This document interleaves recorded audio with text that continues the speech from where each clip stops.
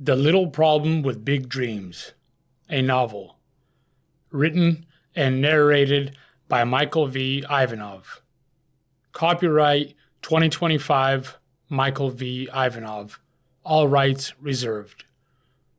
This book, or any portion thereof, may not be reproduced or used in any manner whatsoever without the express written permission of the publisher, except for the use of brief quotations in a book review. For speaking inquiries, please visit Michael's website, www.speaklife365.com. Special discounts are available on quantity purchases by corporations, associations, and others. For details, contact the publisher at the web address below, www.speaklife365.com. 1. You must be willing to step into the unknown. He might have made it to shore if he'd let the current carry him at the bend. Instead, he fought the rapids, one arm hoisting a beer like a trophy, the other flailing in futile strokes. I plunged waist deep into the icy current and wrapped my arms around his chest just as he drifted within reach. Had I missed, he would have gone over the 10-foot fall downstream. The sour reek of booze hit me with every ragged gasp as he clung to me for dear life. It happened in snapshots. Shouts rising over the crackle of fire and wind, a head bobbing in the moonlight, my chair crashing as I leapt forward, the half-second sprint from fire to river, icy water soaking my jeans, a pudgy chest in a snug suit, his wet curls against my chin, and then the loudest thought of all. I'm in the river. I'm hauling a drunk guy out of the river in the middle of the night. The fight against the rapids had drained him. With jagged rocks below, he wouldn't have stood a chance, knocked out cold or dead on impact. Collapsing onto the dirt, he gasped. Raising the can for one last swig, he gagged, spat a mix of river water and beer at his feet, and hurled the can into the brush with a curse. "Thank you," the man wheezed, barely glancing my way as he wrestled off a dripping shoe. I tossed a few more logs on the fire, picking my chair up, and waved him over. "You'd better sit there before you freeze to death." Then I dropped the tailgate of my Chevy and hopped on directly across the fire from him. Mid-November in eastern Oregon isn't the Arctic, but by then, the high desert usually sees its first dusting of snow. So no, the guy wasn't out for a midnight swim. At first, I thought the wind and swaying trees were playing tricks on me when I heard the shouts and curses. But even more bizarre than spotting a head bobbing down the river, a beer can raised like a flag, was what the man was wearing. He wore a suit and tie, dress shoes, and a gold watch that caught the firelight with every movement of his hand. The Deschutes River carved its way through the canyons with long stretches of highway tracing its path across the high desert. In the summer, the river lured whitewater rafters in droves, but this time of year, only the hardiest outdoorsmen dared the rapids, certainly not at night, and definitely not dressed like he was. I hadn't passed a single town, gas station, or rest stop for miles. Where this man had come from, and how he'd ended up in the river, was a mystery. I figured he would tell me once his teeth stopped chattering.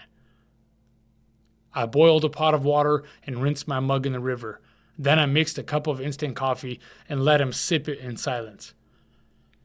His suit jacket, tie, shoes, and slacks were draped over a branch next to my jeans and sneakers, steaming from the heat of the fire. He seemed oddly content, sitting there with my towel over his legs and my hoodie, a few sizes too small, snug across his shoulders. In fact, he looked so at peace, it only deepened the mystery of his arrival. He didn't ask for a phone or seem the least bit concerned with where he was, or how I happened to be in the right place at the right time. He just sipped his coffee and stared into the fire, casual as could be. If someone had wandered into our camp right then, they'd have thought we were old buddies, quietly reflecting after a deep conversation. Was he in shock? Should I go for help? He didn't seem rattled by the experience. In fact, I half expected him to put his suit back on and leap into the river again like some time-traveling leprechaun off to interrupt the next guy's quiet evening. Maybe he'd do just that when he finished his coffee. As I milled around the fire, adding a log here, poking at another there, mostly just waiting for the man to gather his bearings and move on so I can get some sleep, I snuck a few peeks at him under the firelight. He was young, judging by the lack of stubble on his round, rosy face. His tight, natural curls were neatly trimmed on the sides. From all the chattering, I assumed he still had all his teeth, and I certainly never seen a homeless man so well fed. He wasn't a bum. Judging by the way he squinted at everything, his glasses were clearly downstream somewhere. If I were solving the mystery of the drunken river leprechaun, I'd bet he wandered away from a formal dinner or maybe an outdoor wedding to take a leak and somehow stumbled into the rapids. And now, here he was. The end. But then again, how remote was this wedding venue? Aside from the occasional midnight traveler casting their headlights across the glowing dividers, we were miles from anything resembling civilization. A semi-truck thundered by, shaking the ground beneath our feet. It let out a deafening rattle as it released a blast of compressed air, slowing to take a sharp curve as the highway followed the river. I watched its headlights disappear around the bend, and then, just like that, the fire was the center of the universe again. Had he been camping? No. Fishing? No. Was he dangerous? Probably not. Maybe he was wondering the same thing about me. At least I was dressed appropriately. "Where are you headed, sir?" he croaked. His question caught me off guard, abruptly interrupting my private investigation. "Huh? Oh, I'm just going for a drive. Little road trip. New York. I'm headed to New York." I'd hoped to avoid introductions, that he had someone to call for a ride, and I'd be left alone. But why'd he assume I was headed somewhere? What if I were the homeless one living by the river? This could be my home. After all, my sleeping bag was spread out in the back of my truck. He's the one who owed an explanation. Why were we talking about me? His brows shot up. "Whoa! We're a long way from New York." "Yep, we are." Camping out in the middle of nowhere wasn't my plan. I meant to pull off at a well-lit spot. Maybe a gas station, a grocery store parking lot, catch a quick nap, and get back on the road. But after an hour with no town in sight, I was nodding off at the wheel. When I saw a gravel road just off the highway, I pulled over. It crossed a set of train tracks, curved along the highway, and then dipped down the embankment into a flat, open lot where a narrow drive ended at the river's edge, probably a launch point for kayakers. When I thought would be a quick nap stretched into a growling stomach, a meal, and finally breaking camp for the night. I just scraped the bottom of a can of chili when the man showed up, courtesy of the rapids. "Well, I didn't mean to ruin your night and stuff. I was just standing on some rocks and slipped. Dumb, right?" Ha! He forced a nervous laugh. "Guess I should have let go of the beer, huh?" Droplets sprayed in every direction as he flicked his hand through his coarse, springy curls. "What were you doing walking along the river in the middle of the night in a suit and tie?" That was the question burning in my mind, but I just nodded along like this kind of thing could happen to anyone. "It's fine, man," I shrugged. "Glad you're okay. Another 50 feet and you would have gone over that waterfall down there." "Yeah, I couldn't see it, but I heard it coming. Pretty stupid of me. Thought I was done for. This kind of stuff always seems to happen to me." He shielded his eyes from the firelight and looked over his shoulder towards the river, probably trying to spot the drop in the rapids. Maybe, as he relived the moment, he would appreciate just how far I'd waded into the river to reach him. His voice was young, a little nasally, timid in tone and manner. No doubt even younger than I'd first guessed. I pictured someone who'd been picked on or talked over a lot. His voice didn't command a room, it apologized for being there. Jeez, he's just a kid. First impressions were a funny thing. Years ago, at an event for entrepreneurs, a complete stranger gave me a hard lesson in communication that's never left me. During a break, he introduced himself and started some small talk about the event.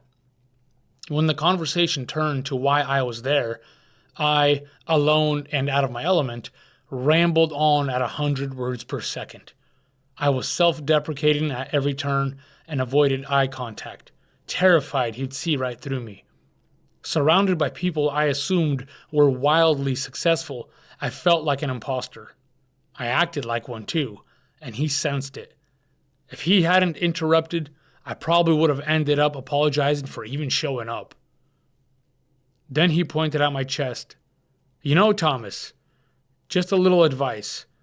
You have a deep voice. You're good looking, you got a firm handshake, and you walk like a man who knows where he's going. But the moment you open your mouth, you told a completely different story. You project insecurity, man. My ears burned with embarrassment, but he kept going. It's okay. We're all here to grow. Millionaires or millions in debt. That's why we come to events like this, to learn from each other. You belong here. I laughed and thanked him for his honesty, but on the drive back to my hotel, anger burned hot in my face. Later, when the fire cooled, I had to admit he was right.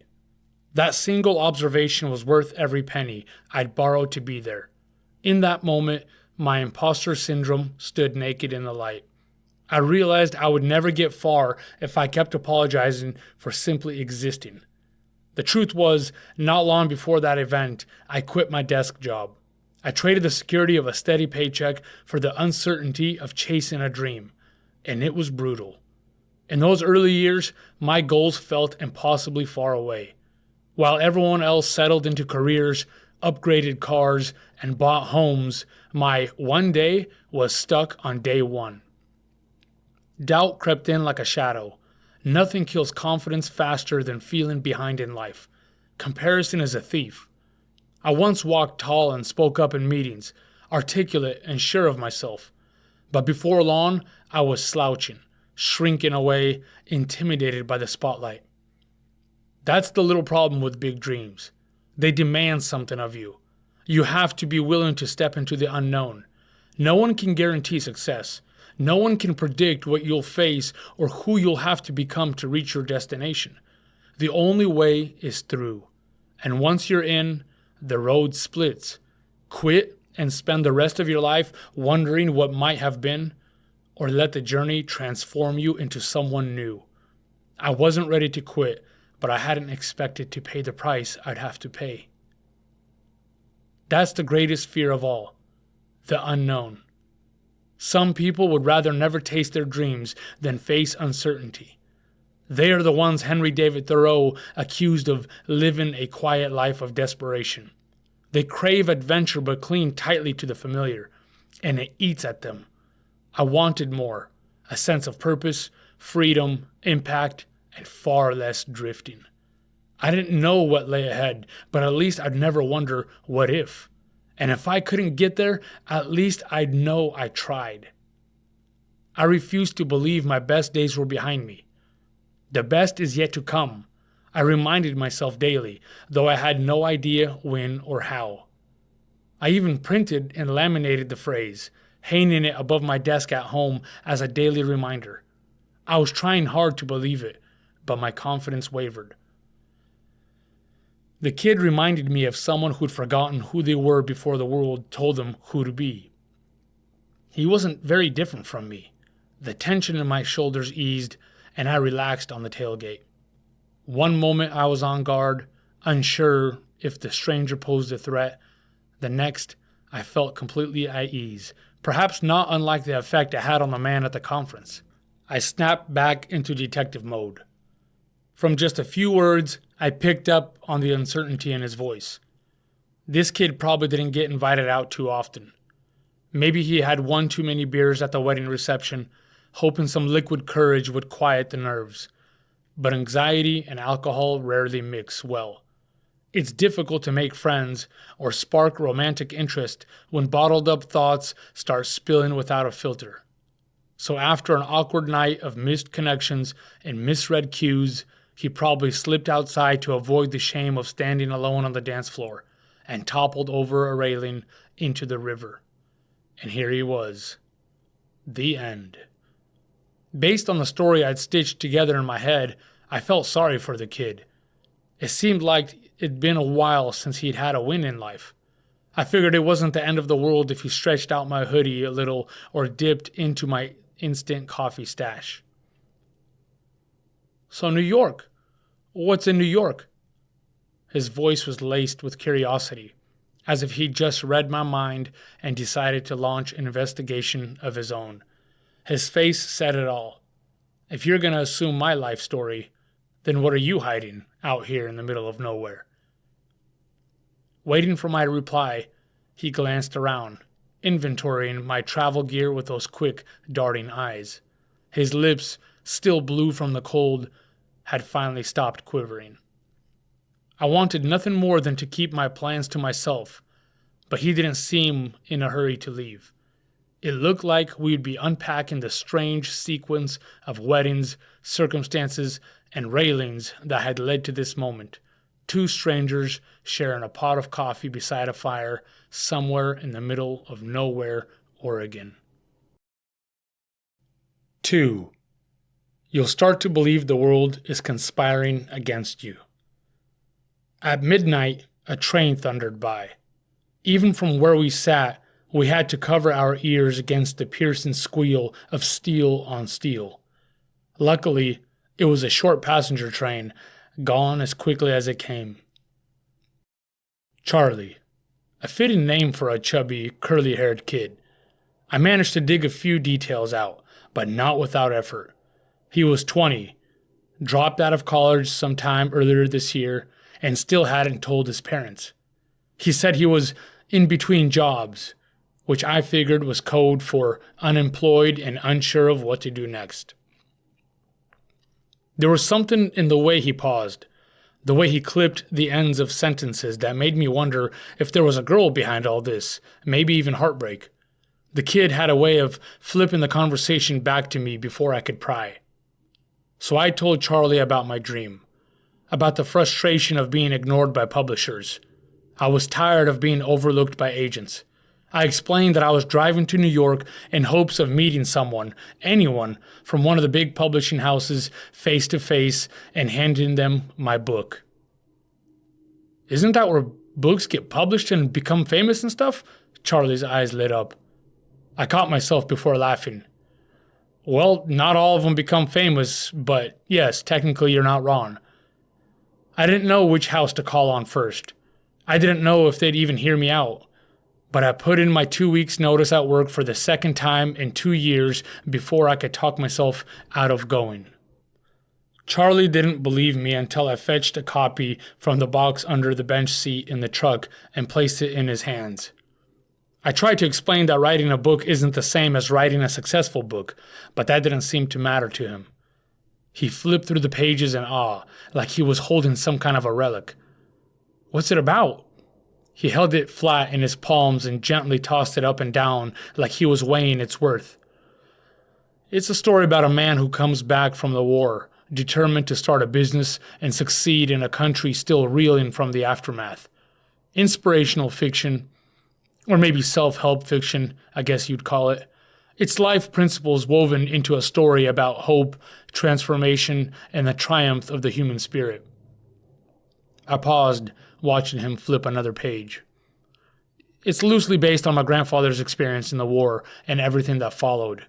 The stories he passed to my dad and the ones my dad passed to me and my siblings. I learned so much from his resilience, and I figured every day people fight their own battles too, mostly in their minds.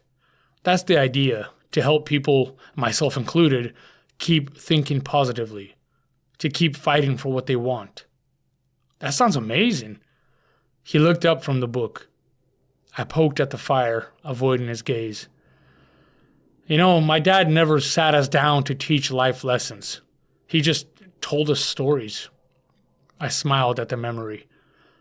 The lessons were in the stories. How to live, how to love, how to fight, how to believe, how to hope, navigate relationships, choose forgiveness, have courage. People learn better that way. You might remember a principle for a day, but learn through a good story, that sticks with you for a lifetime. I looked down at the book in his hands. That's the goal for my writing, to reveal life principles through inspiring stories. We'll see. I piled the coals with the stick to keep the fire alive. When I told people about my dream and how I plan to accomplish it, I usually got one of two reactions. Most people, especially those who followed the traditional path into the workforce, dismissed it as nothing more than a fantasy, or maybe just plain stupid. Not that they'd say it out loud. Silence was the safest response. Like my coworkers the day I first shared my plan. They just drifted back to their cubicles without a word. But I knew what they were thinking. Good luck, buddy. Or poor fool. But there was always that small minority, the ones who lit up, the dreamers. They loved seeing what was possible. Could it be? Was someone just like them actually going for it? They were always the most encouraging.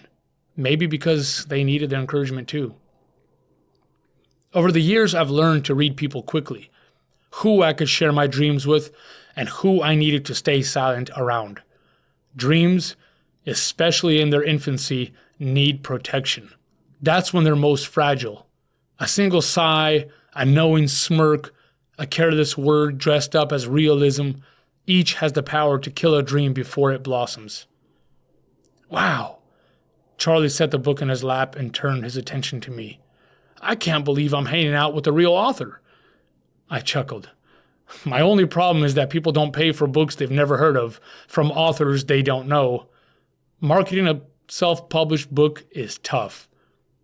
I explained that technically the only thing I'd accomplished so far was transferring my ideas to paper. Sure, coming up with a storyline, then painstakingly shaping words into sentences, sentences into paragraphs, paragraphs into chapters, and eventually into a whole book was an accomplishment. But it was only one step of many in the right direction.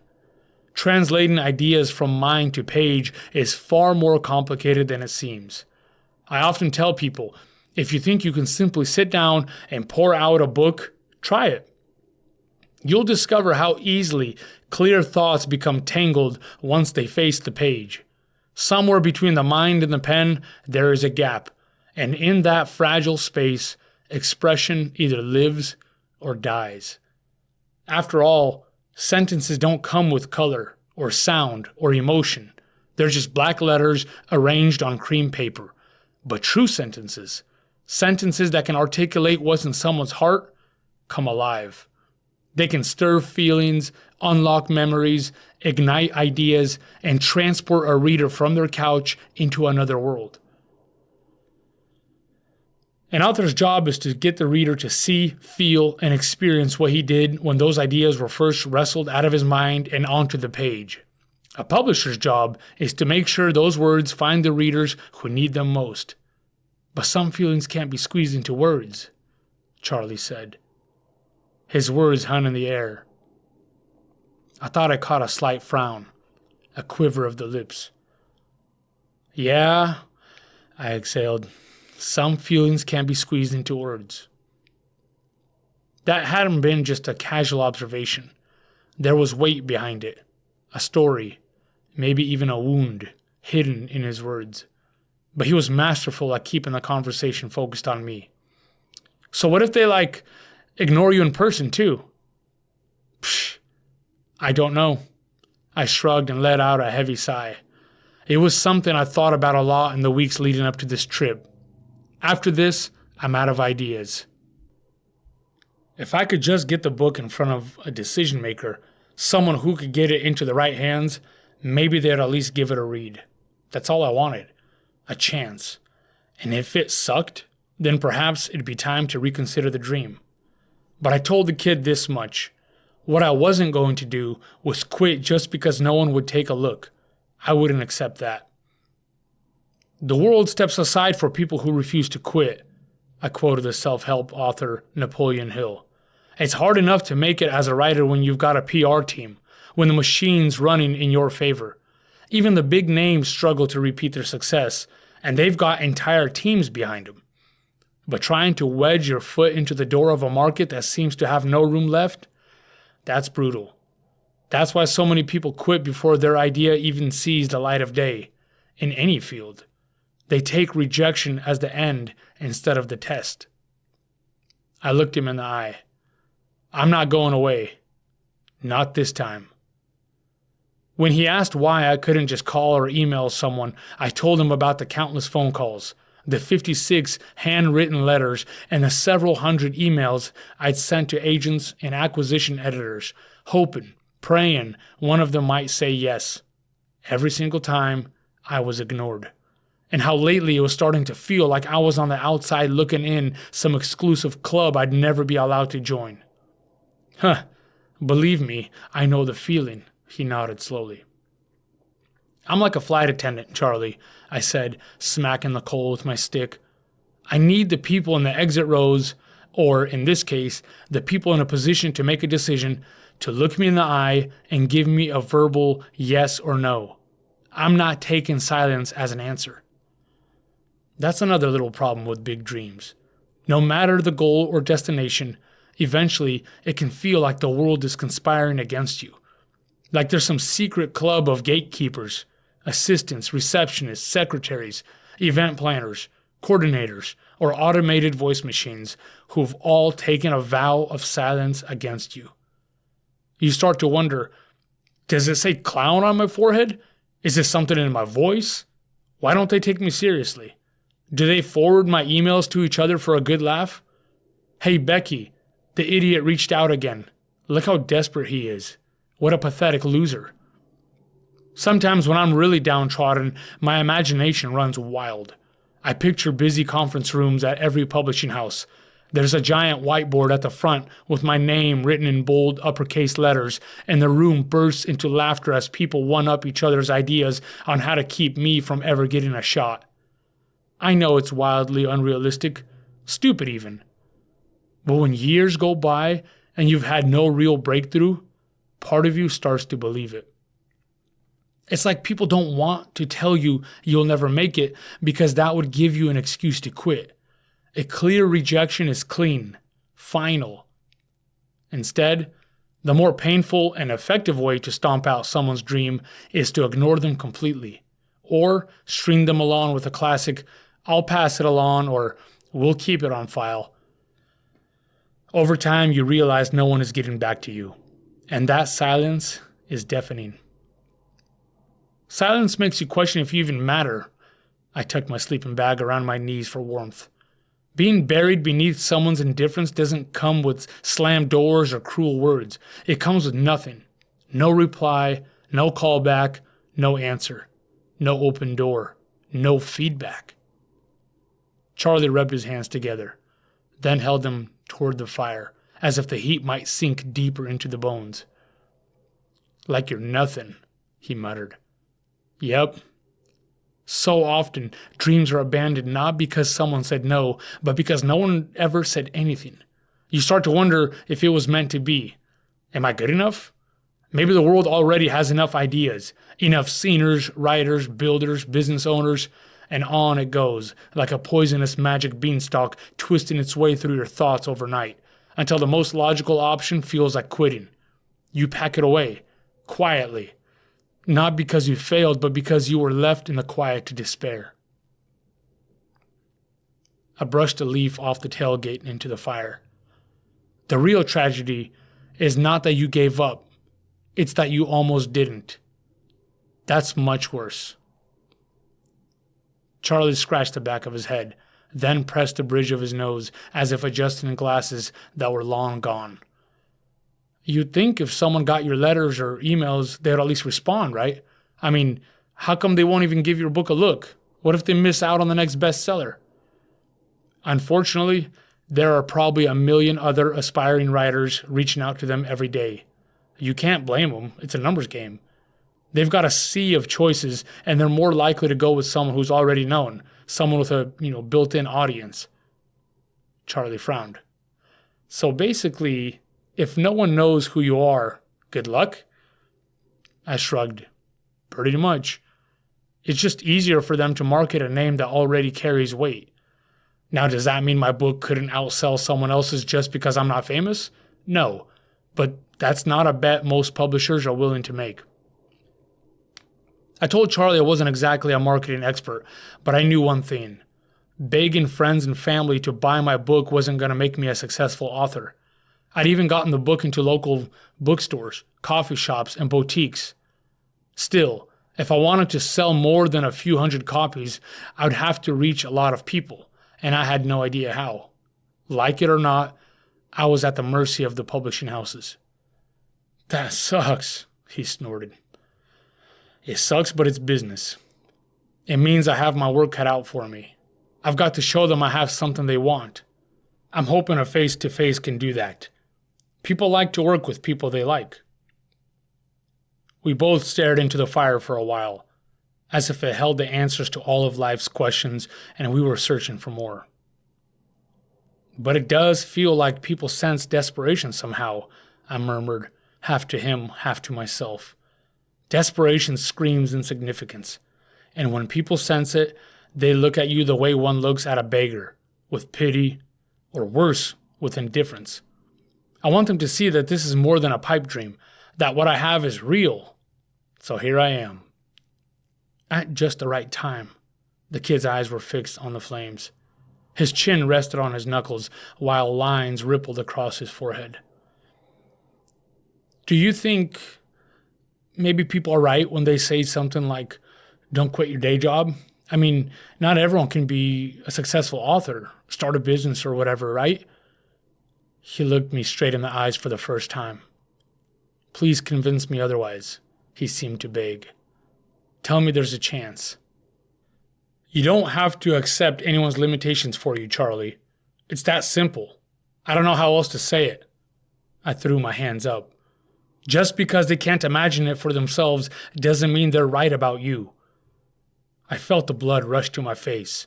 The topic hit a nerve.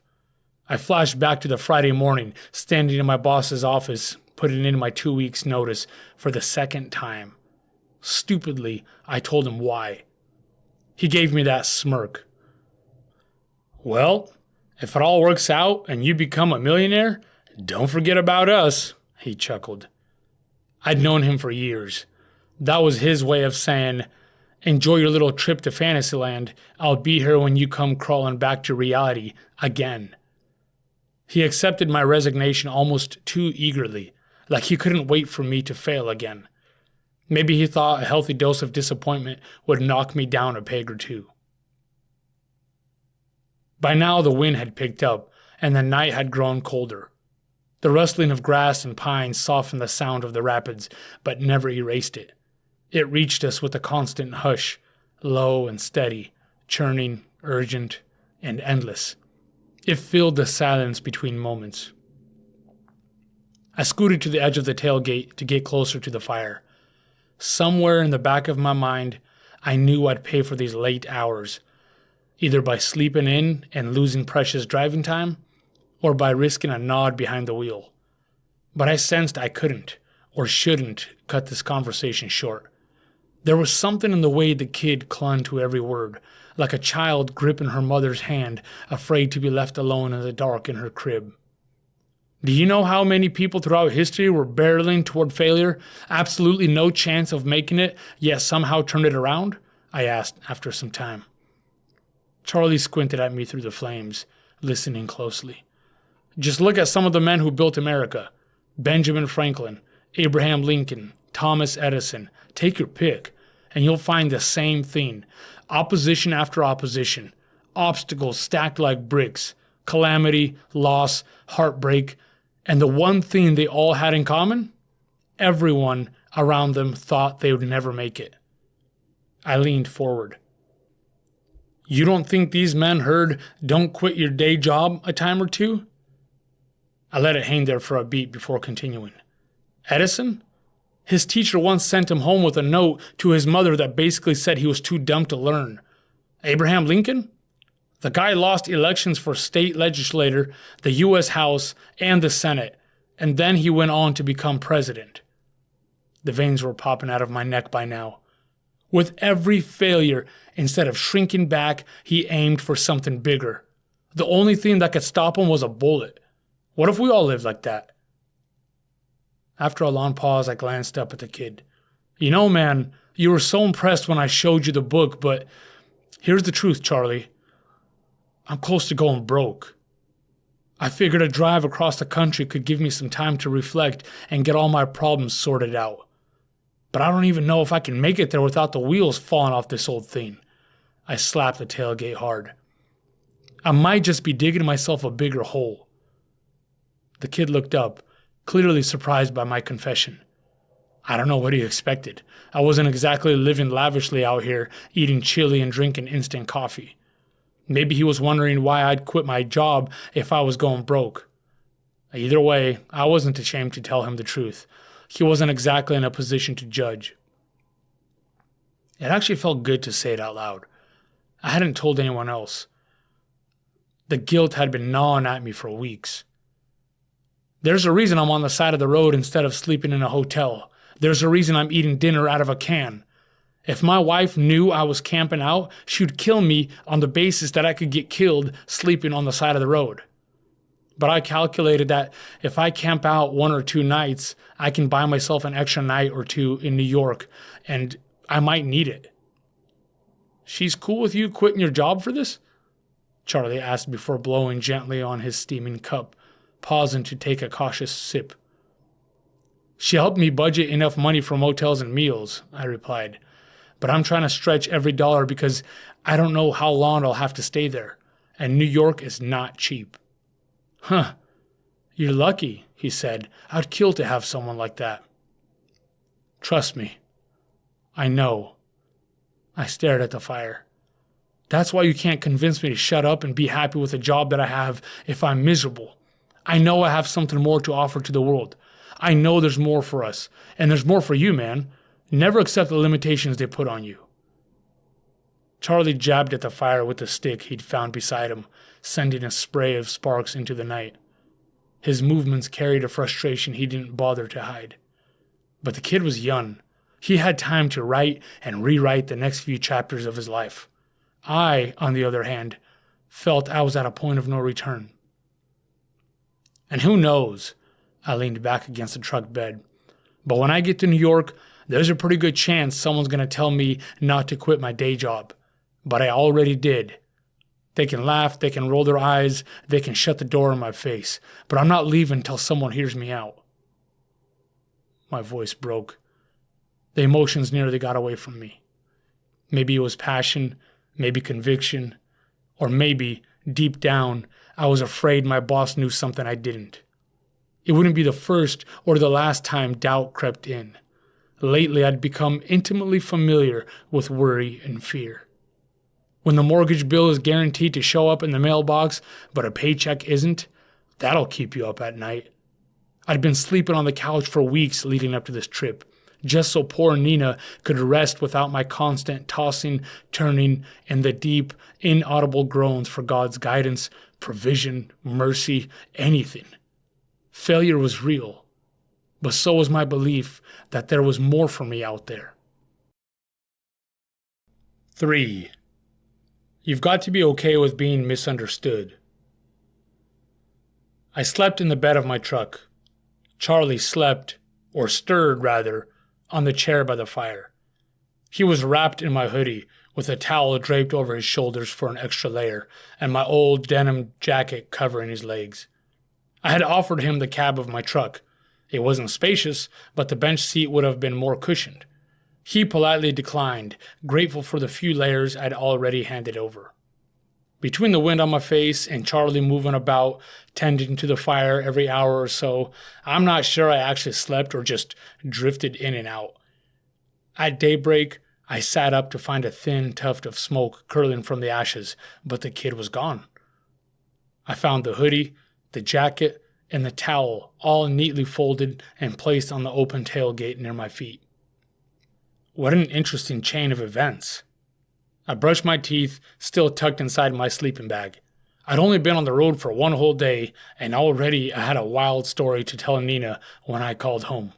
I could picture her reaction perfectly. Are you kidding me? He was just floating down the river? In a suit? What if he was a serial killer? Then she'd scold me for sleeping on the side of the road instead of getting a motel room. I wish the kid luck, both in finding a ride to wherever he was headed and in life itself. It's not a bad thing to be lost for a while. Just don't let a season stretch into a lifetime. As long as you keep searching for your place in the world, you'll find it. That's what I would have told him if we'd said our goodbyes. I was surprised he didn't wake me up to ask for a ride this morning. Maybe he had people worried and was eager to get home. At least now I was confident he wasn't an axe murderer. Truthfully, I enjoyed the conversation with my unexpected guest. Left unchecked, those ruminating thoughts can eat you alive, taking up every inch of space in your mind. Sometimes you don't know what you believe anymore until you hear yourself say it. My talk with Charlie reminded me of that. It gave me a chance to reaffirm my dream. My digital wristwatch stopped working sometime after I pulled Charlie out of the river.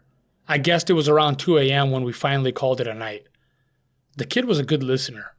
Maybe too good. Perhaps it was his genuine curiosity, or his innocence, or maybe I just saw a bit of my younger self in him. Somehow, he got me to open up about things I'd never told even my friends.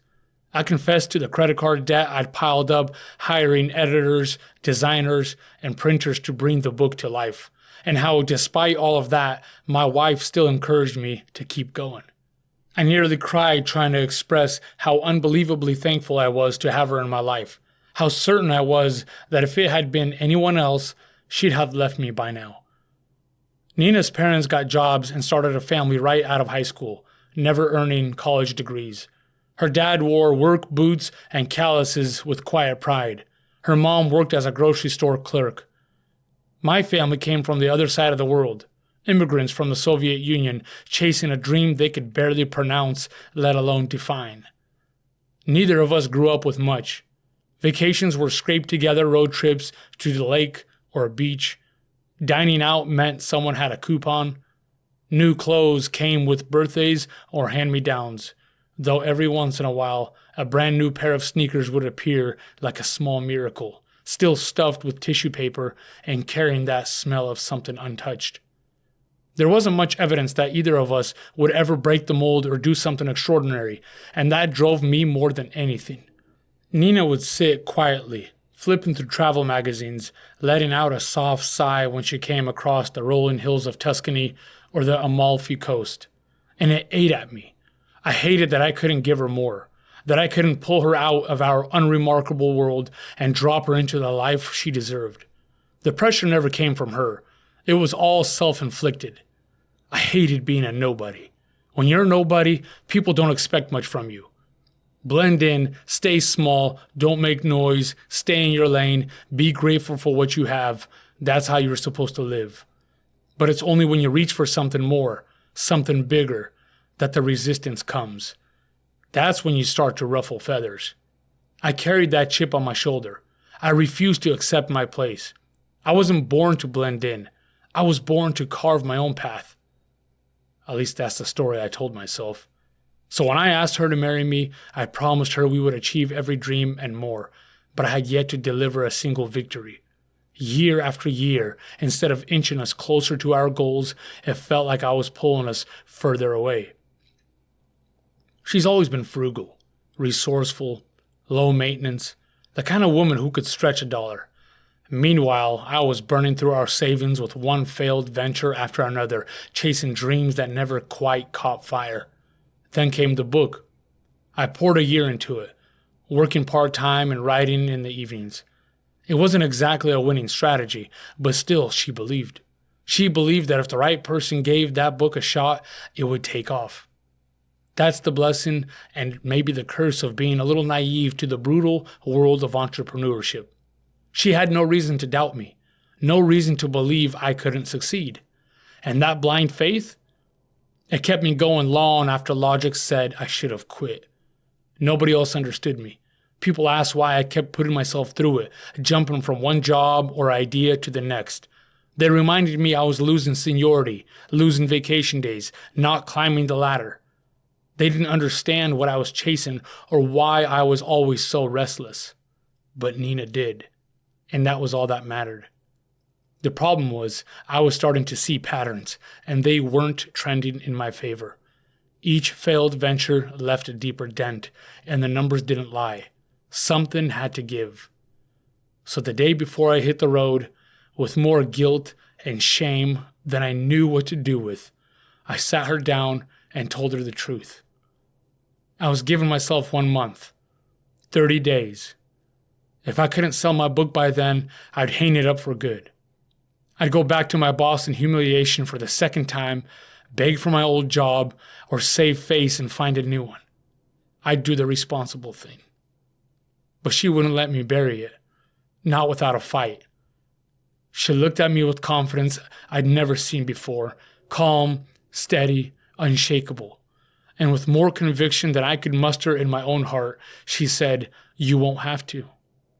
I'd barely been able to hold back the lump rising in my throat. That's another little problem with big dreams. You've got to be okay with being misunderstood.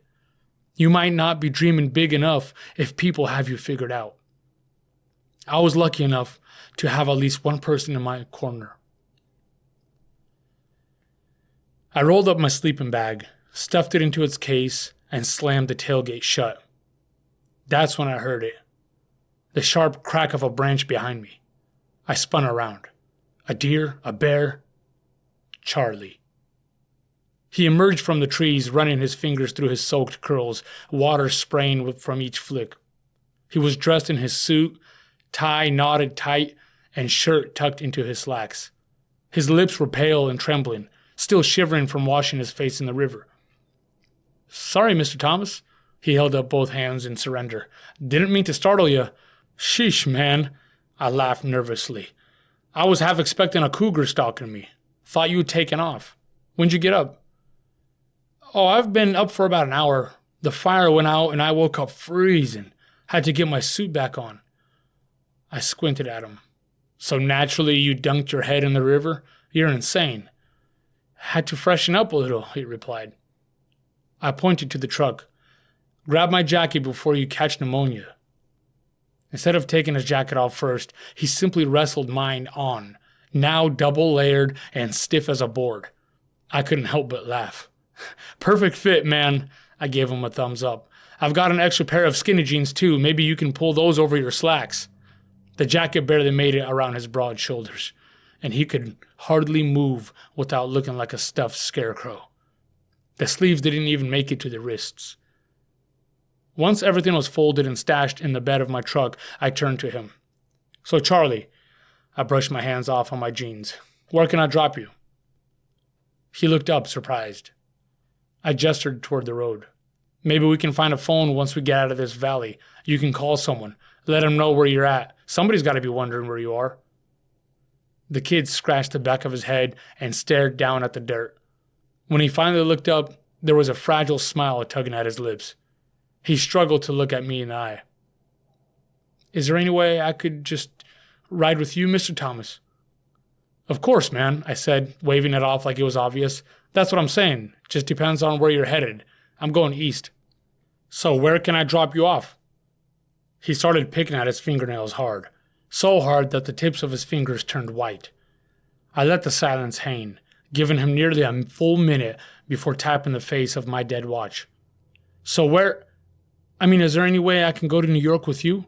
He blurted out, cutting me off.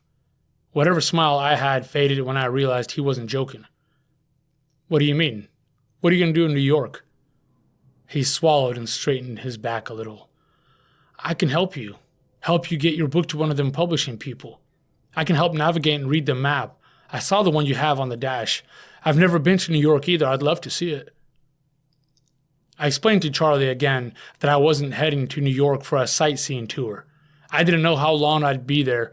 I was on a shoestring budget, and this trip was more of a Hail Mary than some grand adventure. I laid it out plain and honest. Still, the kid stood there, waiting. So I shifted gears. "All right," I crossed my arms. "Let's talk about your family." I had no real intention of bringing him all the way to New York. But if he was that set on catching a ride, then I was going to get some answers first. It turned out he had been at a wedding. He didn't know anyone there besides the groom, an old high school friend. His family thought he was away at college. No one was waiting for him, and no one would even notice he was gone. He had also just been fired from his job at the gas station when his jerk of a boss finally got fed up with Charlie's spotty attendance.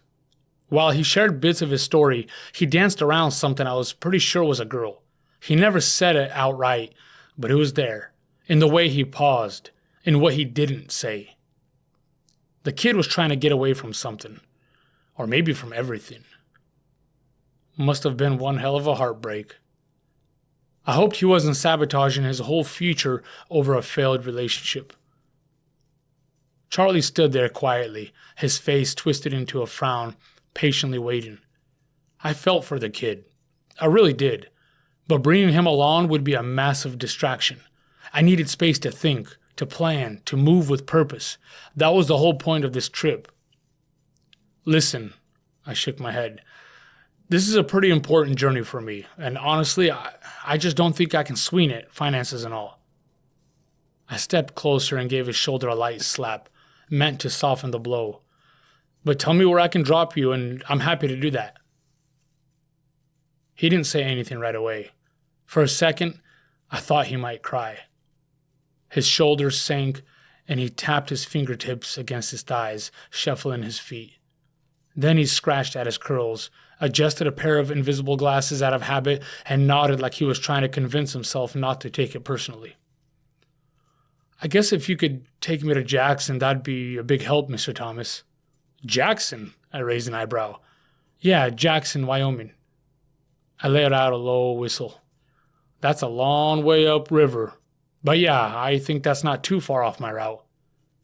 Then I gave him a look, half serious, half smirking. And stop calling me Mr. Thomas, all right? I'm 36, not 66. I'm not your dad. Sure thing, Mr. Tom. He caught himself mid-syllable. Sure thing, Thomas. There you go, I smiled.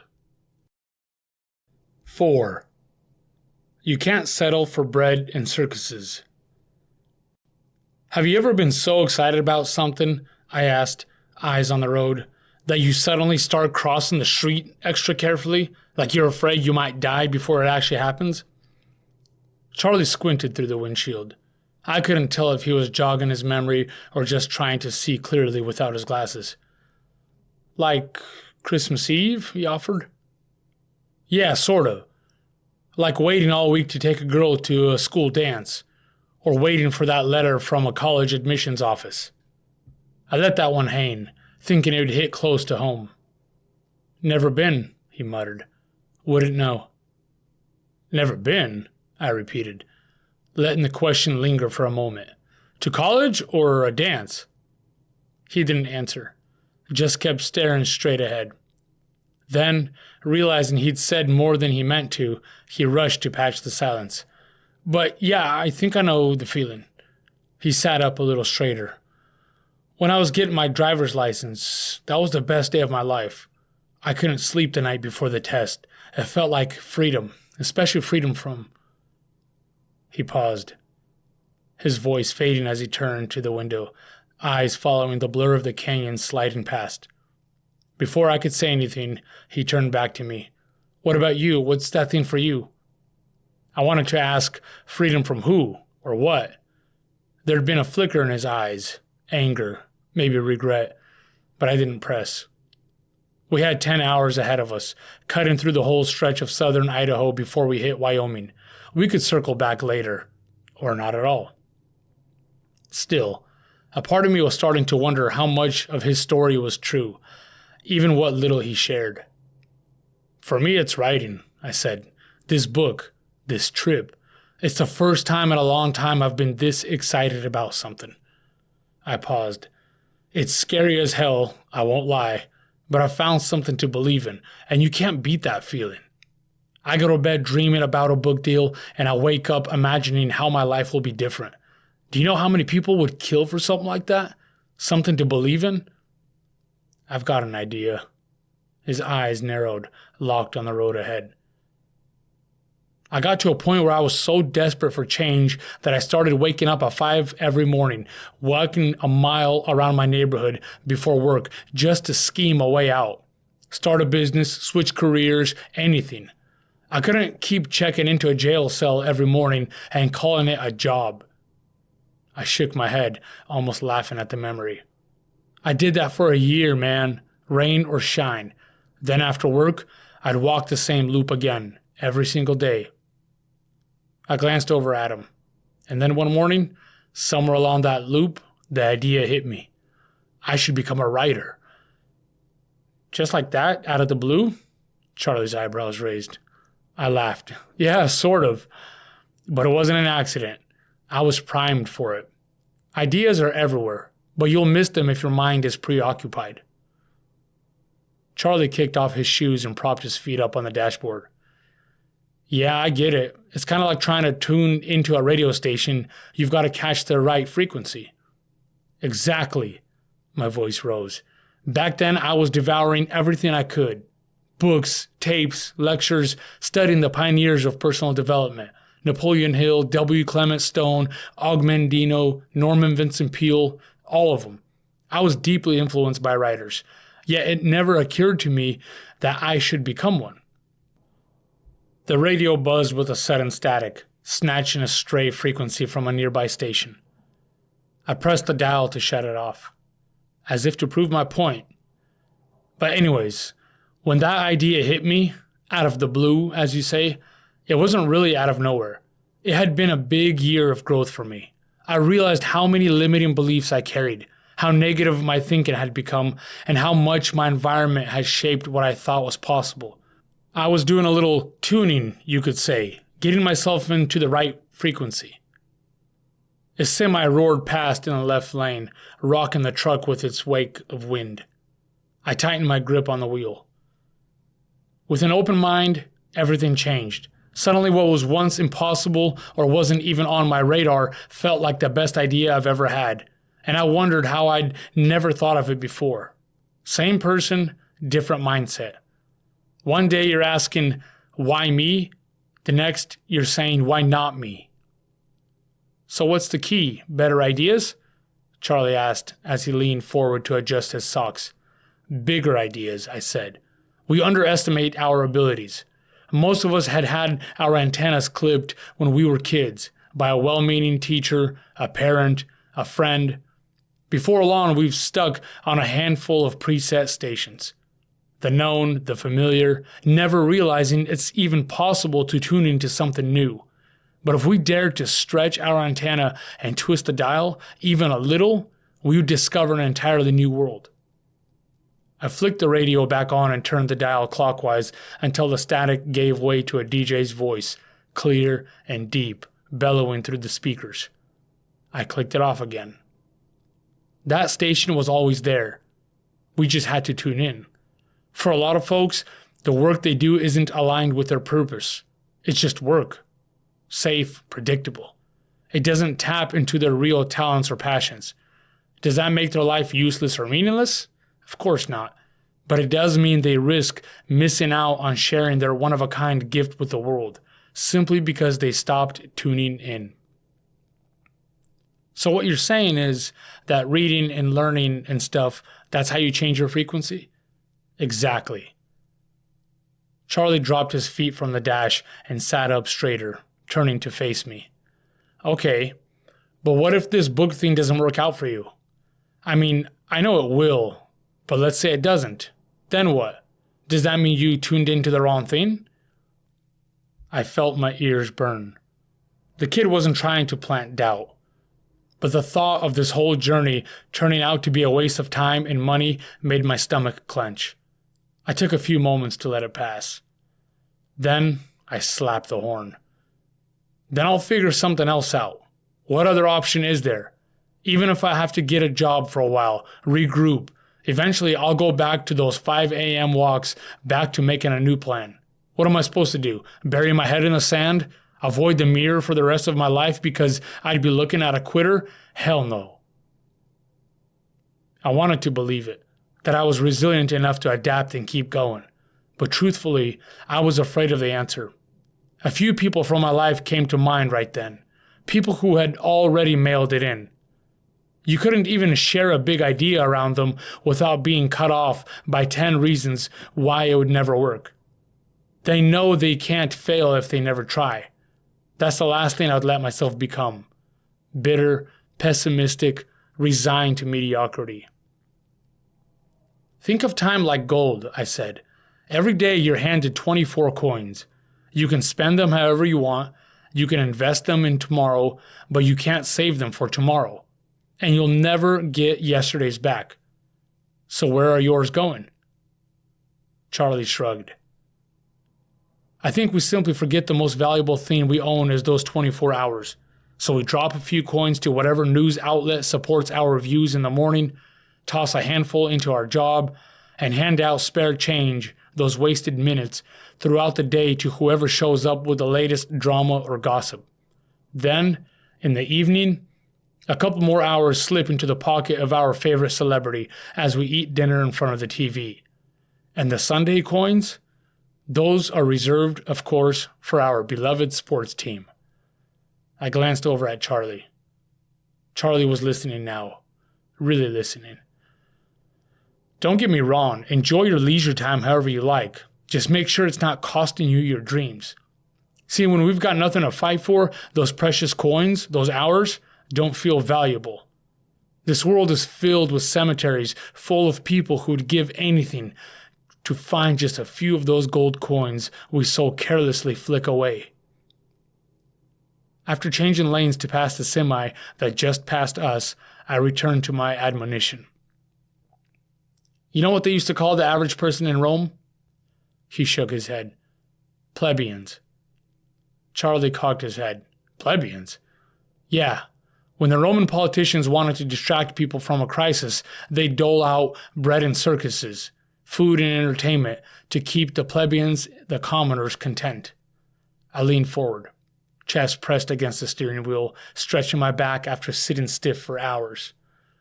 Think about it, Charlie. Isn't that us? We're treated like plebeians today.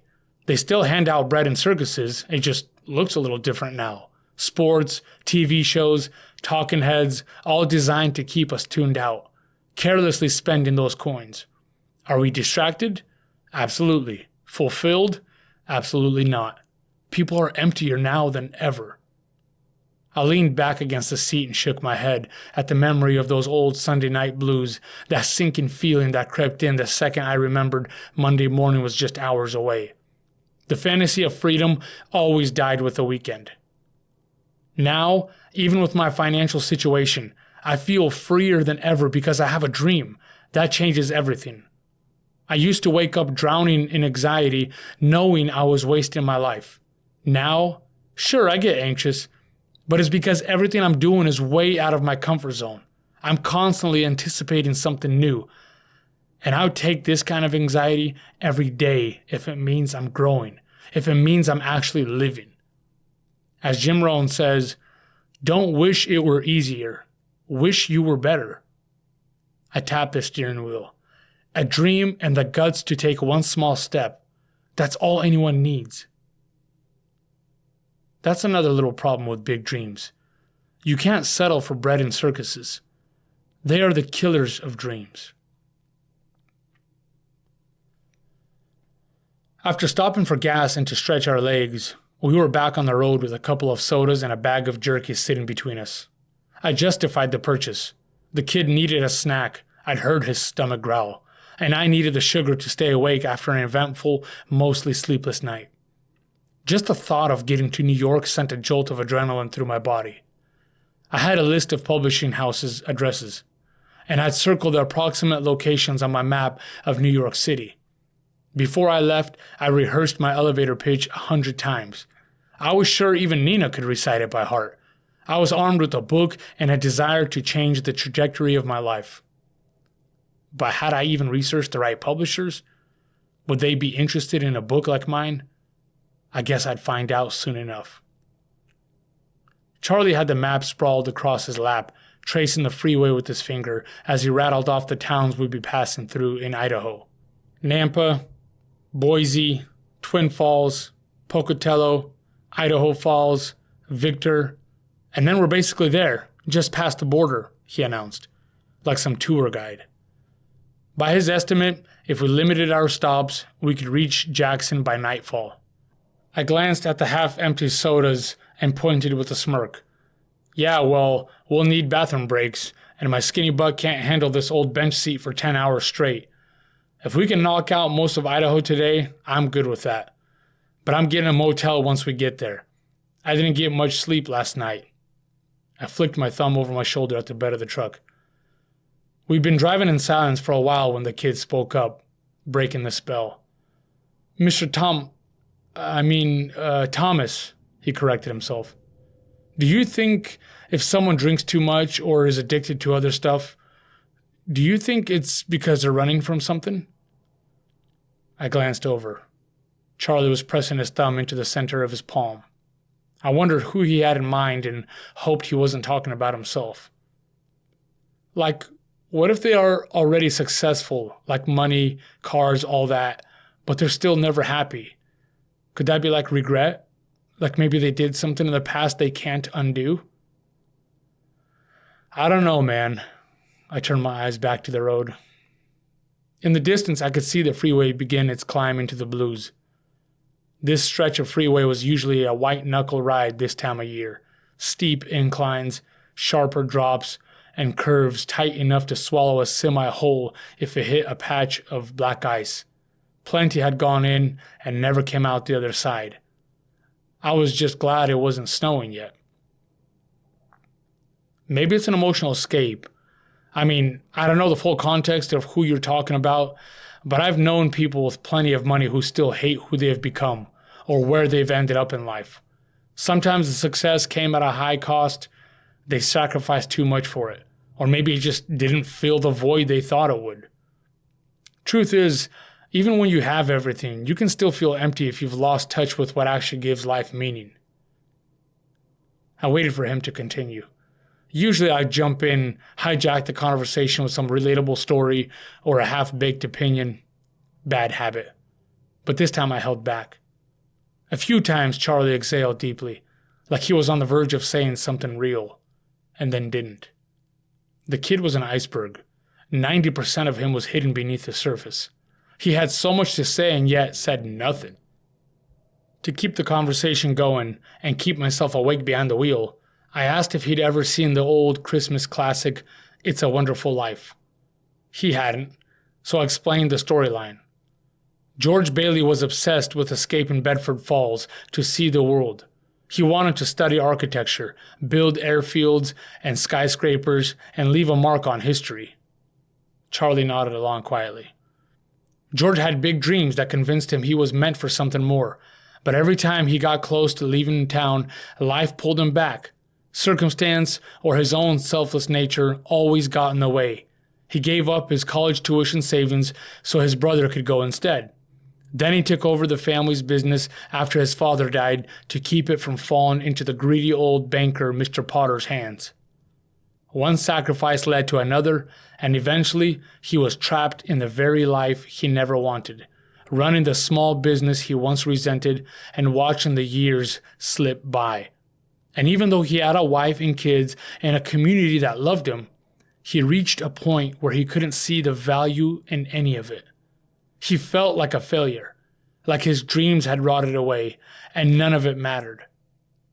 Though I'd seen the movie dozens of times, there's still that moment, every single time, that ties my stomach in knots. George climbs into the car with his new bride, finally on the verge of chasing his long, postponed dream. The rain's falling, the bags are packed, and for the first time, it seems like he's going to make it out of Bedford Falls. Then the townspeople start gathering at the bank in a panic, and every time I find myself gripping the armrest, silently screaming at the screen, "Don't stop, don't turn around, just tell the driver to go." But he doesn't. He never leaves. George reaches into the envelope with their honeymoon money and walks right back into the circus. It's a heartwarming movie. It's about life and perspective, about realizing that the most valuable things are often right in front of us, that every life matters, even when it feels small or wasted. To me, The movie also contains a warning. Life is like a flywheel, spinning faster and faster. And if you don't hit the gas and get out before the local drama consumes you, you might never leave. And then you hate yourself and treat the people closest to you like pincushions, Charlie said. So you've seen it? I turned to him. No.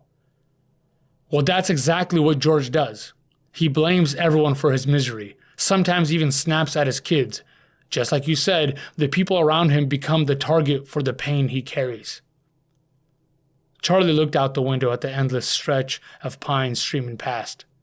I was struck by how deeply he seemed to grasp my analogy between life and the movie.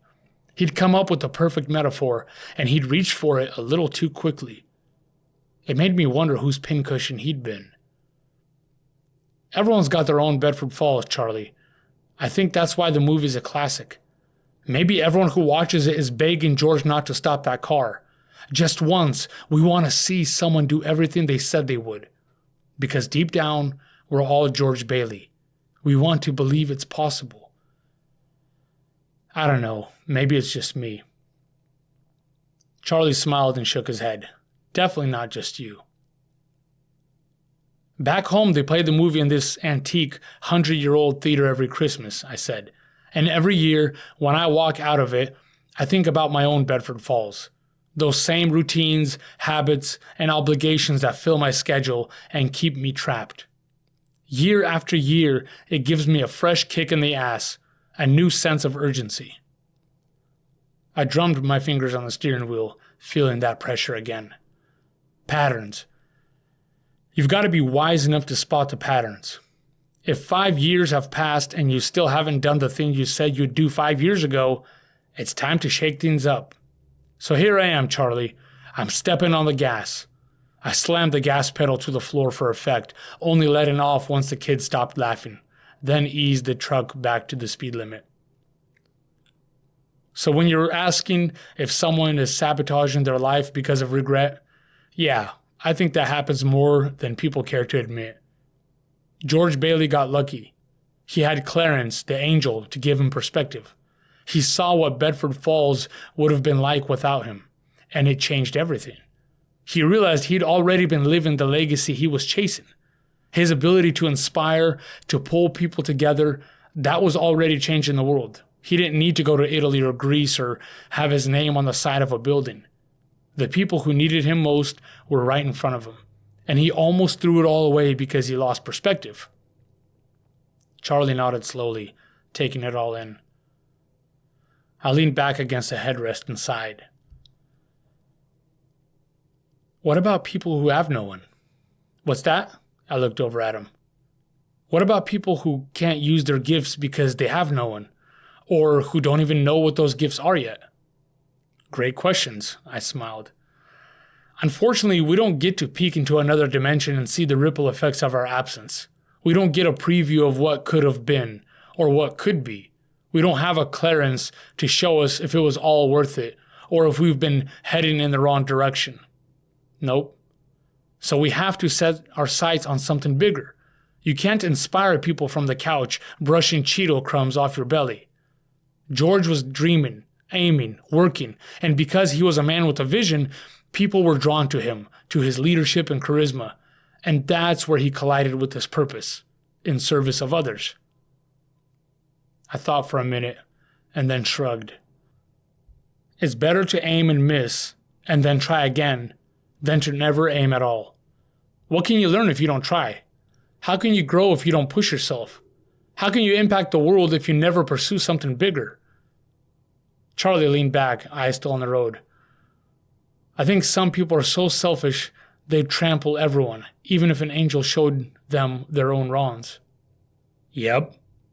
Are you talking about someone in particular? Yeah. His voice was barely audible over the rumble of the truck as it clawed its way up another incline. And that was it. He let the silence speak for him. I cleared my throat, trying to fill the disquieting pause and tie off the thought.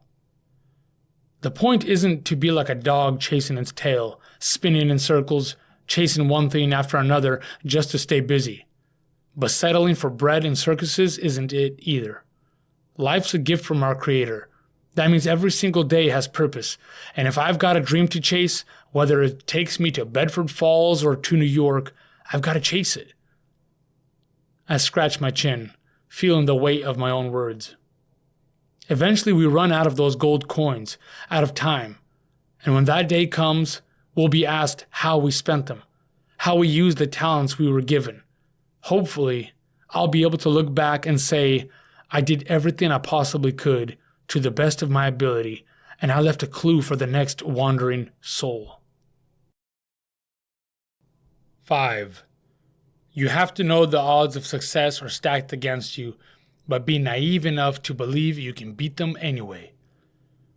With his head against the window and his mouth hanging open, Charlie slept like a dead man through every bump and jolt on the freeway. The suspension on my old truck had been shot for years. There wasn't much left to cushion the cracks and potholes in the road. And ever since I clipped a curb making a U-turn a few months back, the wheels had been out of alignment. I had to keep the steering wheel pulled slightly to the left just to stay in my lane. If we had had the money, I would have fixed it. For now, I just accepted that this was how the truck ran. Between the wheel's stubborn pull, the rhythmic creak of the bench seat springs, and the country radio station fading in and out as we navigated through the mountains, it wasn't exactly the ideal setting for a nap. Charlie must have been exhausted. Every few minutes, his head thudded softly against the glass. I glanced at the temperature gauge. So far, so good. Just get me to New York, I whispered to the faithful beast. My mind wandered through all the ifs. If the truck held up, if I met the right people, if I somehow sold the rights to my book, what then? Getting a publishing deal is not like winning the lottery. How much could they risk on an unknown author? I'd have to be careful not to sign the rights away without cautious consideration, if it got to that point. Without an agent to negotiate for me, I'd be wading into the lion's den.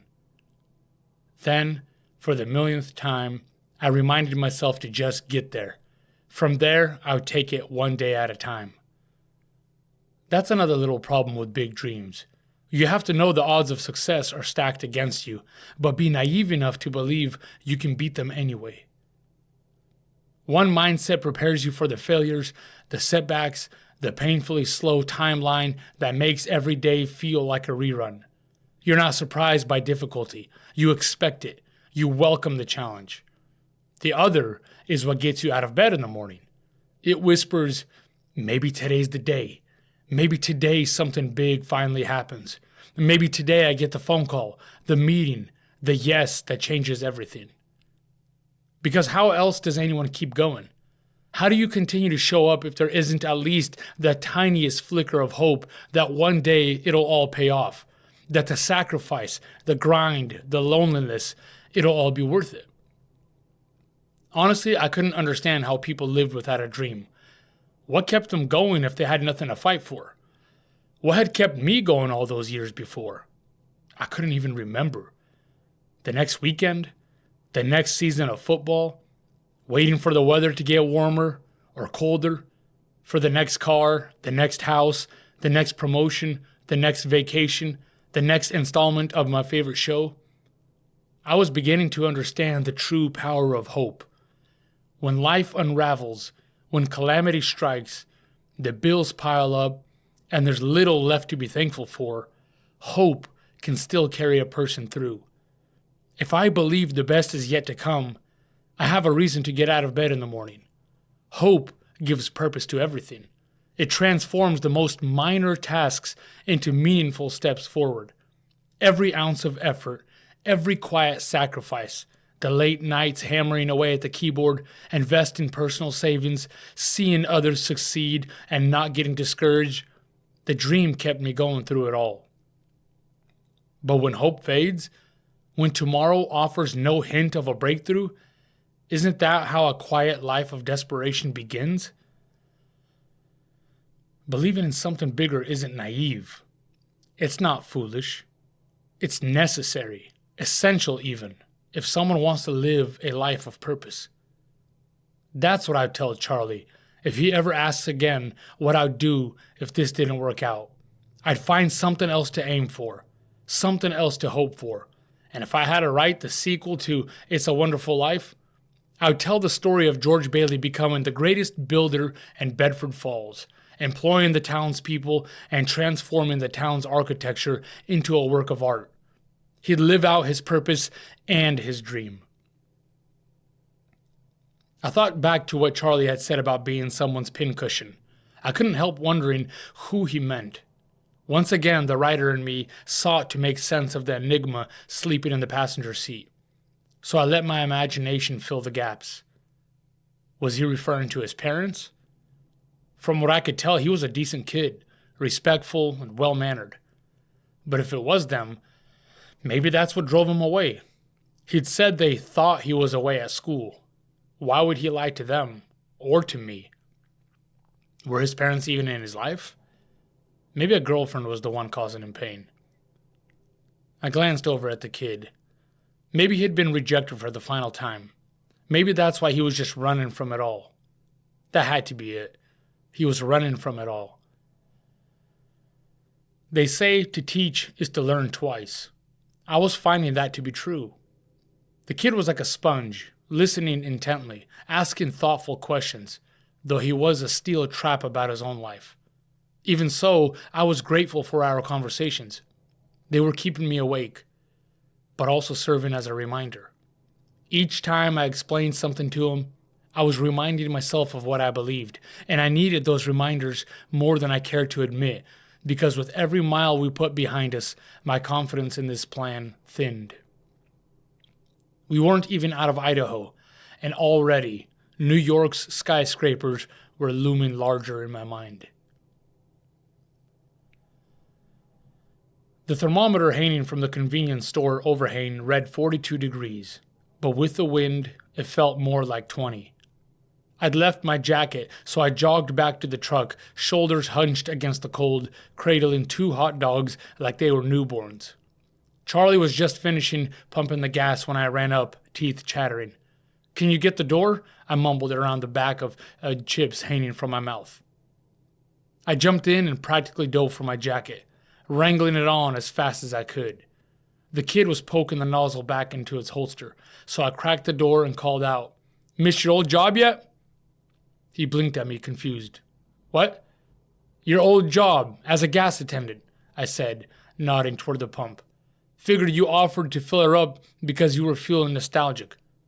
He just stared at me. Had he lied about the job, too?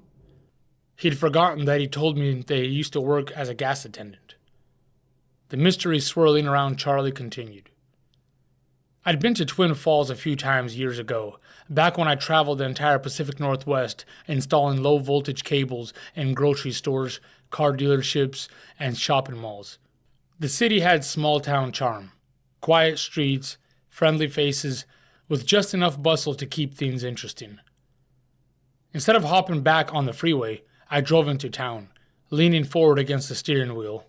I scanned each shop, pub, and boutique that passed my window until I finally saw it. Perfect! I was relieved to see the open sign glowing. Eyebrows. Charlie squinted at the sign as we finally rolled to a stop in front of the little shop.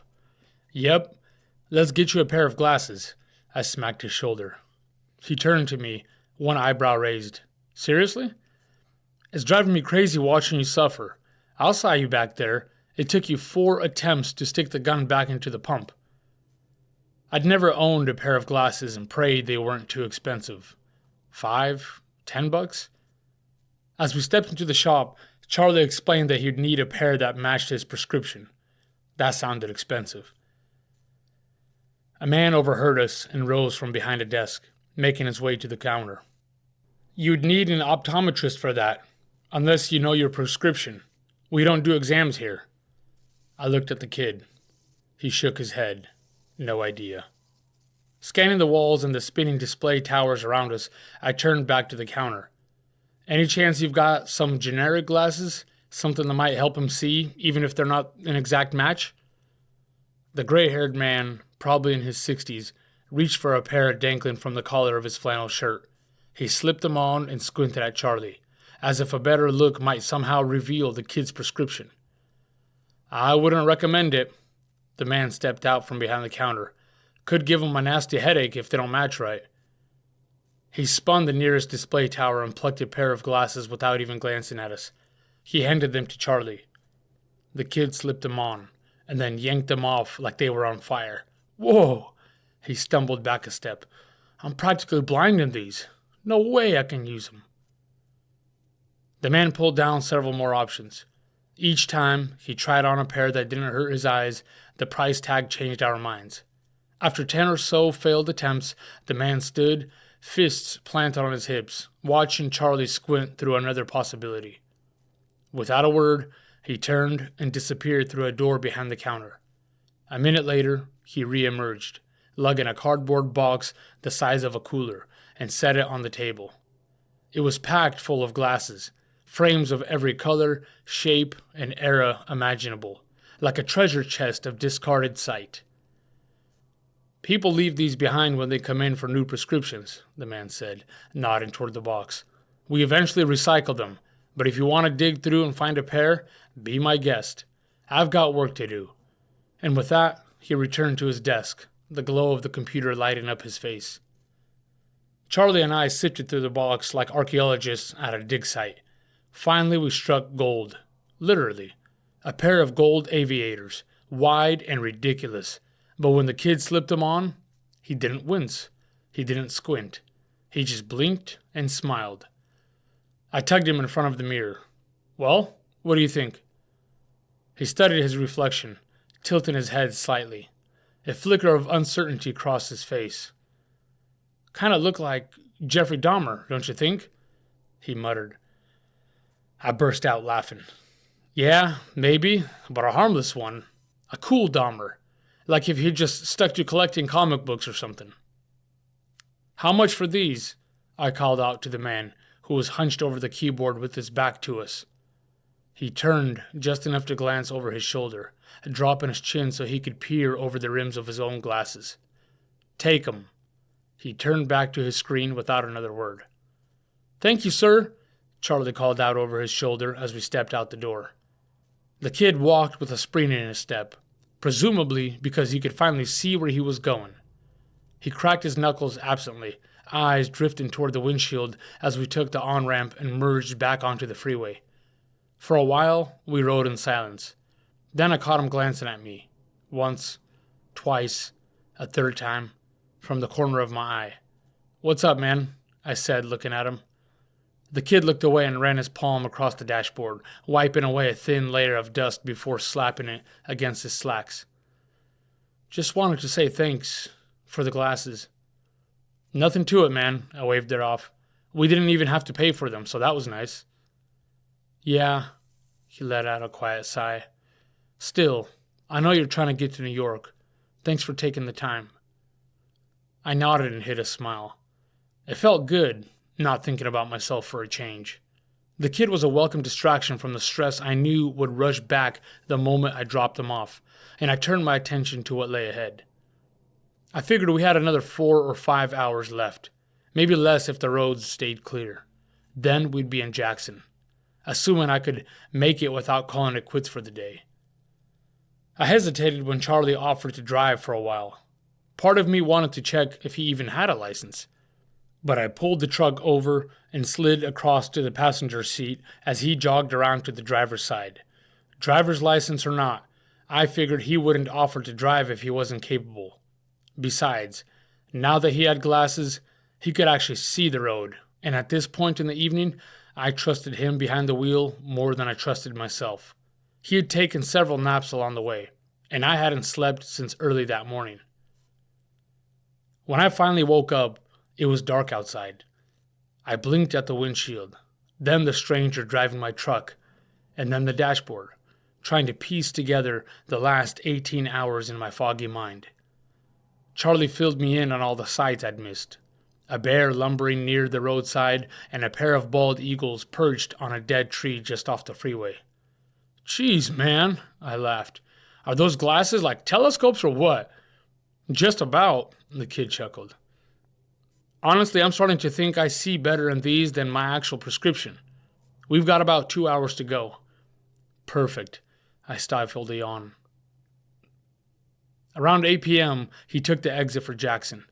It didn't take long to find a motel. After checking in, I headed across the street to a diner, craving a proper, hot meal. Meanwhile, Charlie went off to find a phone and arrange a ride home.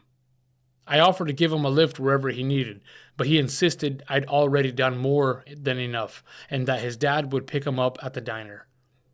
With a hot cup of coffee warm in my palms, I figured the detour to Jackson had added about 2 extra hours to my trip. Not exactly something I'd have agreed to under any other circumstance, considering the additional fuel and lost time. But I was glad to help him. Maybe this little favor would help him get his life sorted. A fresh start at home would do him good. I ordered an extra burger with a side of fries for the kid, convincing my frugal self that it'd be rude to send him off to face the music on an empty stomach. But 20 minutes after the lady brought our food, Charlie was still missing, so I decided I'd earned the burger and I wasn't about to eat it cold. With each bite, it became clear. He wouldn't be joining me. I tried to pay for the extra meal, but the sweet lady waiting on me and a couple of tired truckers refused to charge me. On the house, she smiled like she knew something I didn't. On the walk back across the parking lot to my room, I tried to piece together what might have happened. It had to be one of two things. Either the kid had been lying about needing to get to Jackson and about who he was, and had talked some trucker into carrying him off to the next stop in his wandering life, or his parents had been so thrilled to hear from him that they rushed over and whisked him away before he had the chance to say goodbye. Yeah, that was it. That had to be the story. His parents, overjoyed with their son's surprise visit home from college, didn't wait a minute longer than they had to. 6. You're going to change in the process, for better or for worse. Dawn was just breaking as I stepped out of my room and dropped the key into the splintered wooden box by the main office. The air bit my skin, and I shivered as I jogged toward the diner, chasing warmth and the promise of hot coffee and a greasy breakfast. I wanted to get on the road early. Charlie had been on my mind as I drifted off to sleep, and he was still there this morning, lingering, a question I couldn't quite answer. I kept wondering where he'd gone. Whatever the truth was, I just hoped, for his sake, it was somewhere far from a river. Jackson wasn't the kind of small town I'd imagined when I pictured Wyoming. As a gateway to national parks, it was a rare blend of working-class locals, rugged outdoorsmen, and ultra-wealthy transplants drawn by the views or the chance to capitalize on the steady stream of tourists. Surprisingly, it even boasted vacation homes owned by celebrities. It was a place where billionaires, ski bums, and street bums all crossed paths. A town where cowboy boots and designer sunglasses shared the same sidewalk. It had elk antler arches, high-end boutiques, and snow-capped mountains straight out of a postcard. Though I had the sports page from the last customer folded up in front of me, my real breakfast entertainment came from the local chatter floating across the diner. Over one shoulder, someone griped about the ski resort bringing in too many tourists. Over the other, two entrepreneurs were workshopping a business plan to cash in on even more of those very same thrill seekers. Just as I waved the waiter down for my tab, I glanced out the window to catch the sun rising over the rows of shops and boutiques across the street, when a figure moving briskly down the sidewalk caught my eye. The broad shoulders and curly hair were unmistakable, but it was the torn suit jacket, one shoulder ripped clean away, that confirmed it. "Charlie!" I banged on the window and shouted, startling the early morning crowd in the diner. Realizing there was no way he could hear me, I quickly scanned the menu, estimated the cost of my meal, rounding up to the nearest tenth, then dropped some bills on the table and slid out of the booth. I startled Charlie when I came sprinting up behind him. He whipped around and, for a second, looked like he was ready to bolt, but stopped short when he realized it was me. "Charlie!" I panted, still catching my breath from the run through the morning cold. "What are you doing here? And what the hell happened to you?" He didn't answer. There was a gash above his left eye. Blood crusted across his brow, and the eye itself was nearly swollen shut. The bridge of his Dahmer glasses was bent. Bruises painted his forehead, chin, and both cheeks. His whole face looked like it had been used as a punching bag. His tie was yanked tight around his neck, scrunching the collar like someone had used it as a handle, one hand choking, the other swinging. Charlie stared at me. The fear in his eyes cracked, and suddenly it wasn't fear anymore. It was heartbreak. His shoulders slumped, then the tears came. They carved clean lines through the blood on his face, down to his chin. A lump rose in my throat. I tried to swallow it, but it stuck. That's when my shock turned to action. "Come on, man."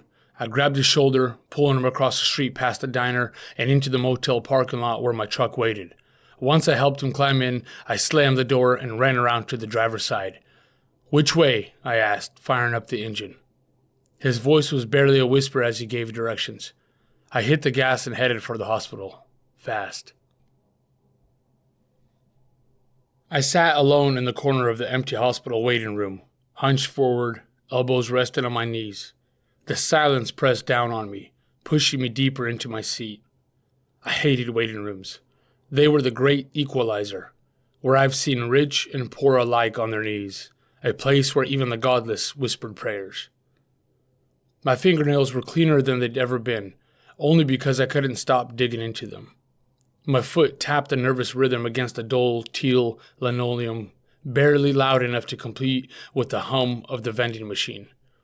Somewhere down the corridor, Charlie was getting stitched up above his eye, x-rayed, and examined for a possible concussion. Around me, the harsh fluorescent lights, the dull paint on the walls, and the sharp, antiseptic smell clung to everything. He hadn't said much during the drive, and I hadn't pressed him. But before I was asked to leave the room, I caught fragments of his story as the doctor scribbled notes. He claimed he'd gotten into a fight with a drunk guy at a friend's wedding. More lies from Charlie. When he was released, with warnings and a list of precautions from the doctor, I asked Charlie where he wanted to go. I suggested we go straight to the police or call someone to explain what happened. But with that same desperate look in his one good eye, he pleaded to come to New York with me. I took a deep breath, ready to scold him. There were a dozen things he should be doing. I wanted to tell him to get help, to report it, to stop running, to tell the truth. But instead, I just dropped my shoulders. Yes. I felt the guilt, a deep, heavy kind, as if it had been my fault. I'd forced the kid to go home for my own convenience, and now I was beginning to suspect home was hell. The man who did this was still out there. For now, at least, the kid would be safe with me. Before we left the hospital, I made him promise to tell me the whole story. Everything. From the day you were born to this very hour, I said. And if even one part turns out to be a lie, I swear I'll leave you on the side of the road. I don't know if it was something in my eyes or the way I said it, but he knew I wasn't bluffing. In a quiet corner of a coffee shop, Charlie finally told me what happened after I'd left for the diner the night before. His dad came to pick him up, not long after Charlie called him from the motel. Charlie suspected his dad was drunk, possibly high, and when he found out the kid had stolen his gold watch to wear to the wedding, he snapped. Rage took over. When Charlie had taken enough of a beating, he bolted out the front door and spent the night in a public restroom at the park. By this point, I had more questions than answers. Stop. I threw a hand up. Before you go any further, tell me where you've really been leading up to all of this, because I thought you were out of state for college. When did you have time to borrow his watch? Was it the night you ended up in the river? How'd you get all the way to Oregon? Charlie gingerly patted his cheekbone, assessing the swelling. His eye had turned a wicked mix of purple and blue, and the stitches above it were hidden beneath a fresh bandage. Turns out, the kid had never gone to college. In fact, he'd barely graduated high school, though he had good reason. In his sophomore year, Charlie's father left his mother for another woman. A year later, his mother was diagnosed with cancer. She fought, but eventually succumbed. Charlie moved in with his grandmother, and then she passed not long after. With nowhere else to go, he moved in with his father, a man who had all but moved on, barely remembering he had a son at all. It had nothing to do with his watch. He always had a short fuse. Ever since I showed up at his door after Nana died, I don't think I've seen him in a good mood or even sober. Guess I'm just a walking reminder of his mistakes. Maybe it's guilt, regret. I don't know. I began writing another chapter of Charlie's story. I pictured his dad wasting away in some dim tavern, typical bum. Probably spends what little money he has on booze and pills, then takes it out on the kid. Probably stole the watch and needed to pawn it for beer money. I had half a mind to call the cops. But what could they do to a man who had nothing? He was likely broke, holed up in some rundown trailer at the edge of town. Life had already handed him what he was worth. At the pace he was going, he'd be dead in a few years anyway. Then the kid's an orphan. So you used your friend's wedding as an excuse to get out of town, stole your dad's watch to impress people, drank too much at the reception, and somehow ended up in the river and floated straight into my life? According to my dad, I'm a waste of life. And maybe I was beginning to believe it. Figured I can't be a loser if I've got a Rolex on my wrist. So a Rolex on a gas attendant's paycheck. Who are you gonna fool with that? Charlie was quiet. Oh, okay, let me guess. You never worked at the gas station? He shook his head. I think the only reason he hasn't kicked me out is because he's superstitious. Thinks it'd be bad luck, leaving me after what he did to Mom. He laughed bitterly. Or maybe he just likes having me around, gives him someone to blame for his misery. Someone to use as a pincushion, I suggested. He nodded. Funny thing is, he's the most religious man I know, at least based on how often he invokes God's name. More than anyone I've ever met. Goddamn this, goddamn that. Charlie smiled grimly. It's his favorite prayer. I laughed. Couldn't help it. I was surprised by the humor. Some people collapse when life gets dark. Others crack a joke and keep going. It was his armor. I looked him over. Bruised, stitched, scratches across his throat. He was still in that suit he'd floated down the river in, now torn and wrinkled, looking worse than ever. That's when the plan hit me. I told Charlie would stop by his place on the way out so he could grab whatever clothes and belongings he had. I offered to call the cops, see if they'd give us a police escort. If his old man was home, he would likely blow a fuse seeing the kid, and I wasn't about to let Charlie walk into that alone. He'll be in meetings all day. He won't be home. Meetings? I couldn't help but scoff at the idea. What kind of bum had meetings? AA meetings, probably. It was a busy morning with a bit more drama than I would have liked. My mind was already leaning toward the highway, itching to leave this whole mess behind and get back to the road, to the reason I came out here in the first place. I had my own battle waiting for me. Still, I had to admit, knowing the kid was coming along made the thought of New York feel a little less daunting. The farther we drove into the hills, the bigger the houses got. Streets widened, lawns sharpened into flawless green carpets, and gates guarded private drives. There were sculpted hedges, imported stone, and fountains everywhere. Wealth oozed from every corner. I followed Charlie's directions until we reached a wide double gate, the silhouette of a buck with towering antlers welded into its iron frame. Without a word, he jumped out, punched in a code, and climbed back into the truck as the gate creaked open, slow and mechanical. I watched the estate beyond come into view. Long drive, sprawling property, the kind of place you only see in magazines. Wherever we were, this wasn't the home of a washed-up drunk. Not by a long shot. As we rolled slowly up the long drive, I glanced over at the kid. He was absent-mindedly picking at a tear in the seat and then leaned forward to peer up at the windows of the massive house, though lodge was probably a better word for it. It sat high on a steep hill, a 3-car garage carved into the slope like a bunker, with the rest of the structure rising above it in layered tiers. Thick, raw timber beams jutted out to form heavy gables across the front.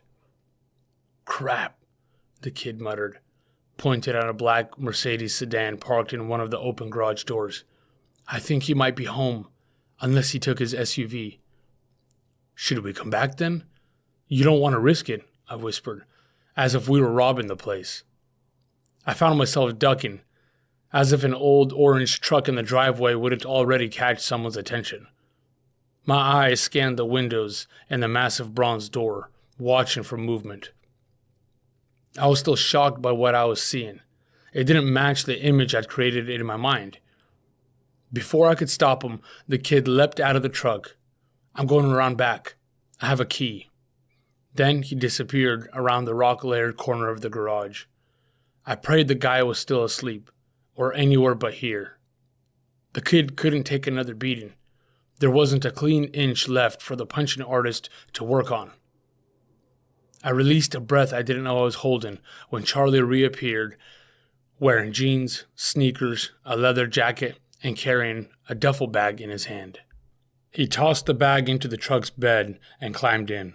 Without a word, we circled the roundabout with its fountain and headed back down the driveway toward the gate. I must have adjusted my rearview mirror 100 times before we hit the on-ramp. I might have laughed at the thrill of it all if I didn't believe I was also putting my dream at risk. We headed south on Highway 191 until it merged into Interstate 80, the original route I'd planned to take all the way to New York. The kid dug a pen out of the glove compartment and used the dashboard as his desk, tracing our route. A few hours out of Jackson, I glanced at Charlie. With miles behind us, I felt it was safe to ask about his dad. But before I could speak, the kid looked at me with his one good eye and smiled, like he already knew. I took a few souvenirs from the bastard. He slid the back window open and reached into the truck bed, wrestling the duffel bag into the cabin. Digging through his mess of clothes, he started showing off his loot, one piece at a time. First, a Rolodex, which he claimed held his dad's most important contacts. Then a bulging envelope, stamped with the bank logo and address. Like a magician unveiling his final trick, he peeled back the flap to reveal a stack of bills, several inches thick. Before I could react, his other hand plunged into the bag and produced a silver .38 special revolver. A semi thundered past, horn blaring, missing my truck by inches as I slammed on the brakes and swerved onto the shoulder, tires screaming. We skidded to a stop in a cloud of dust. "Are you stupid?" I shouted. "Now what? Cops come after us for armed robbery? You think he's not going to call it in? He just beat the hell out of you and you stole his money and his gun. Why does your dad even have a gun? What the hell were you thinking?" I slammed my fist into the ceiling and Charlie flinched, throwing his hands up to shield his face. Guilt hit me instantly, but my hands wouldn't stop trembling with rage. I leaned across and shoved his door open. "Get out. I'm not dealing with this crap. You're not wrecking my dream with your problems." "I'm sorry, Mr. Thomas." "It's Thomas," I snapped, and I said get out. He gripped the edge of the seat, knuckles white. "I figured this way he can't use it on me. And we're going across the country. It wouldn't hurt to have it, just in case." His voice shook. He looked like he might burst into tears. My old pickup shook every time a semi roared past, each one shoving us sideways with a gust of wind like a dinghy tossed on open seas. How dare this kid dump this on me? I fumed. In the last 24 hours, I'd pulled him out of the river, found him those ridiculous glasses so he could see, taken him to the hospital, and helped him get away from his rich, psycho dad. And after all that, he just made me an accomplice to a crime. I'd felt sorry for Charlie. Hell, I'd even grown to like him. But I wasn't about to sacrifice my own life and dream. I owe him nothing. What lengths would his cokehead dad go to hunt us down? Maybe he wasn't a businessman at all, just some drug dealer. That would make more sense. The big house, the cars, the cash, the temper, the gun. As far as I could tell, there were only two ways this ended up if I didn't dump the kid on the side of the road. I'd get killed by Charlie's dad or end up in jail. But just as I was about to shove him out, I remembered the surveillance cameras mounted above the black Mercedes in the garage. Even if I left him, it was my truck they'd be hunting. A few minutes later, we were back on the road.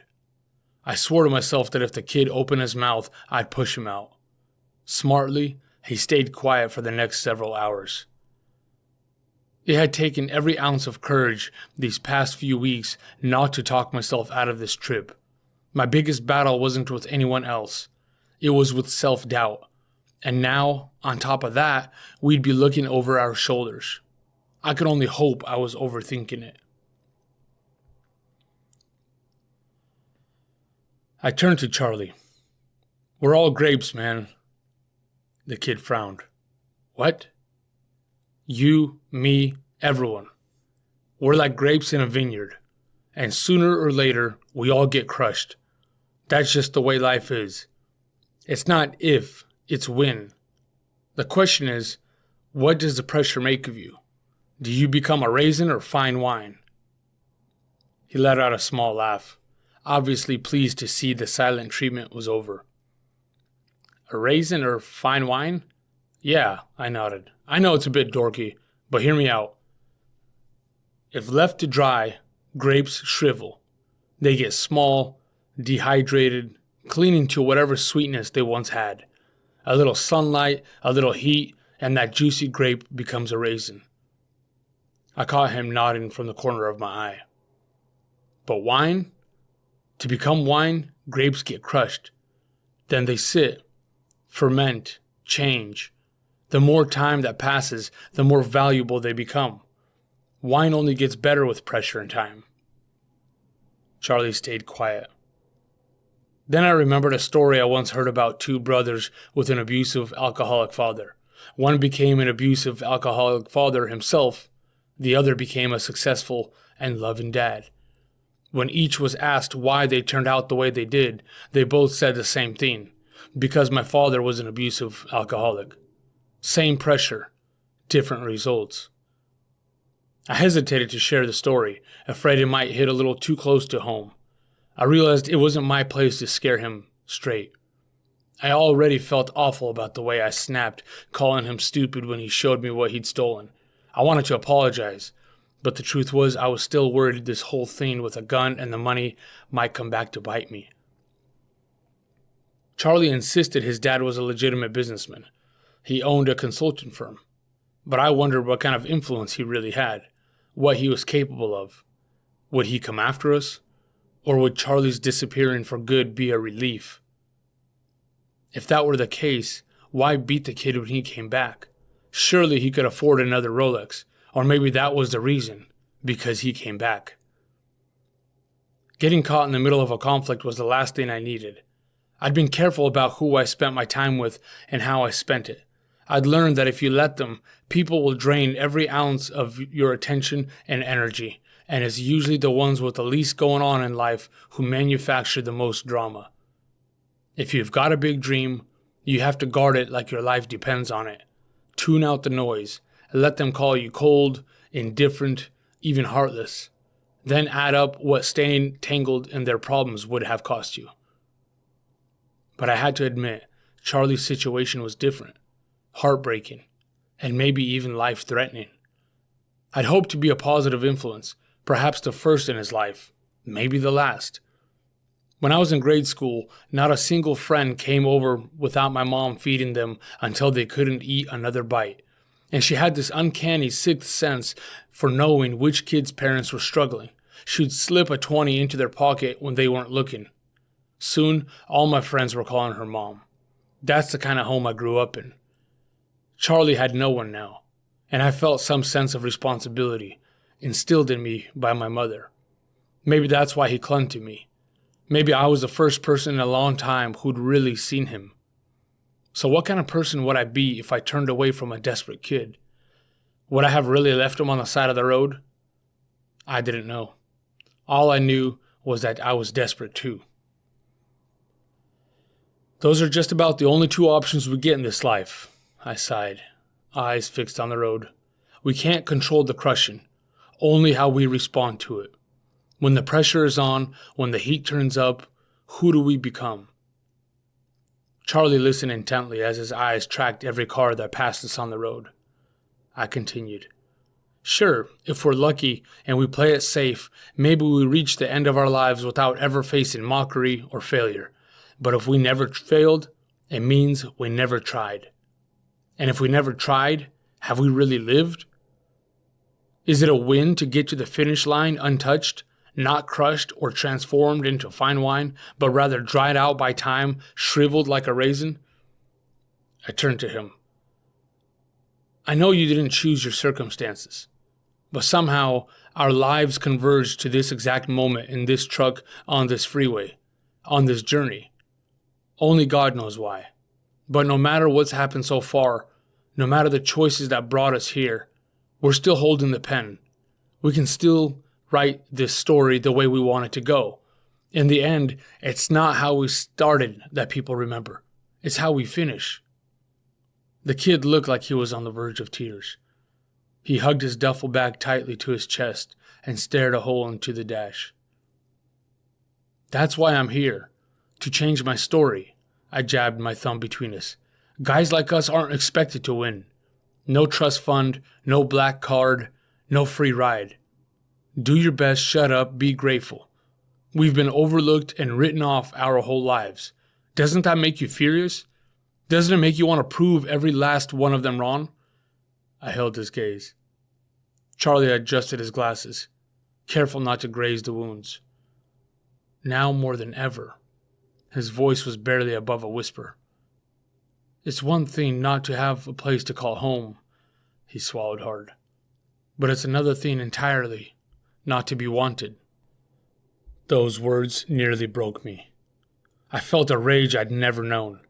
My fists tightened around the steering wheel. I wanted to smash the window. I wanted to smash his father's face. For one dangerous second, I thought about turning the truck around, shoving that .38 special under the bastard's chin, and making him beg for his life. Who does that to their kid? Bruises fade. You can drive far enough to escape the yelling.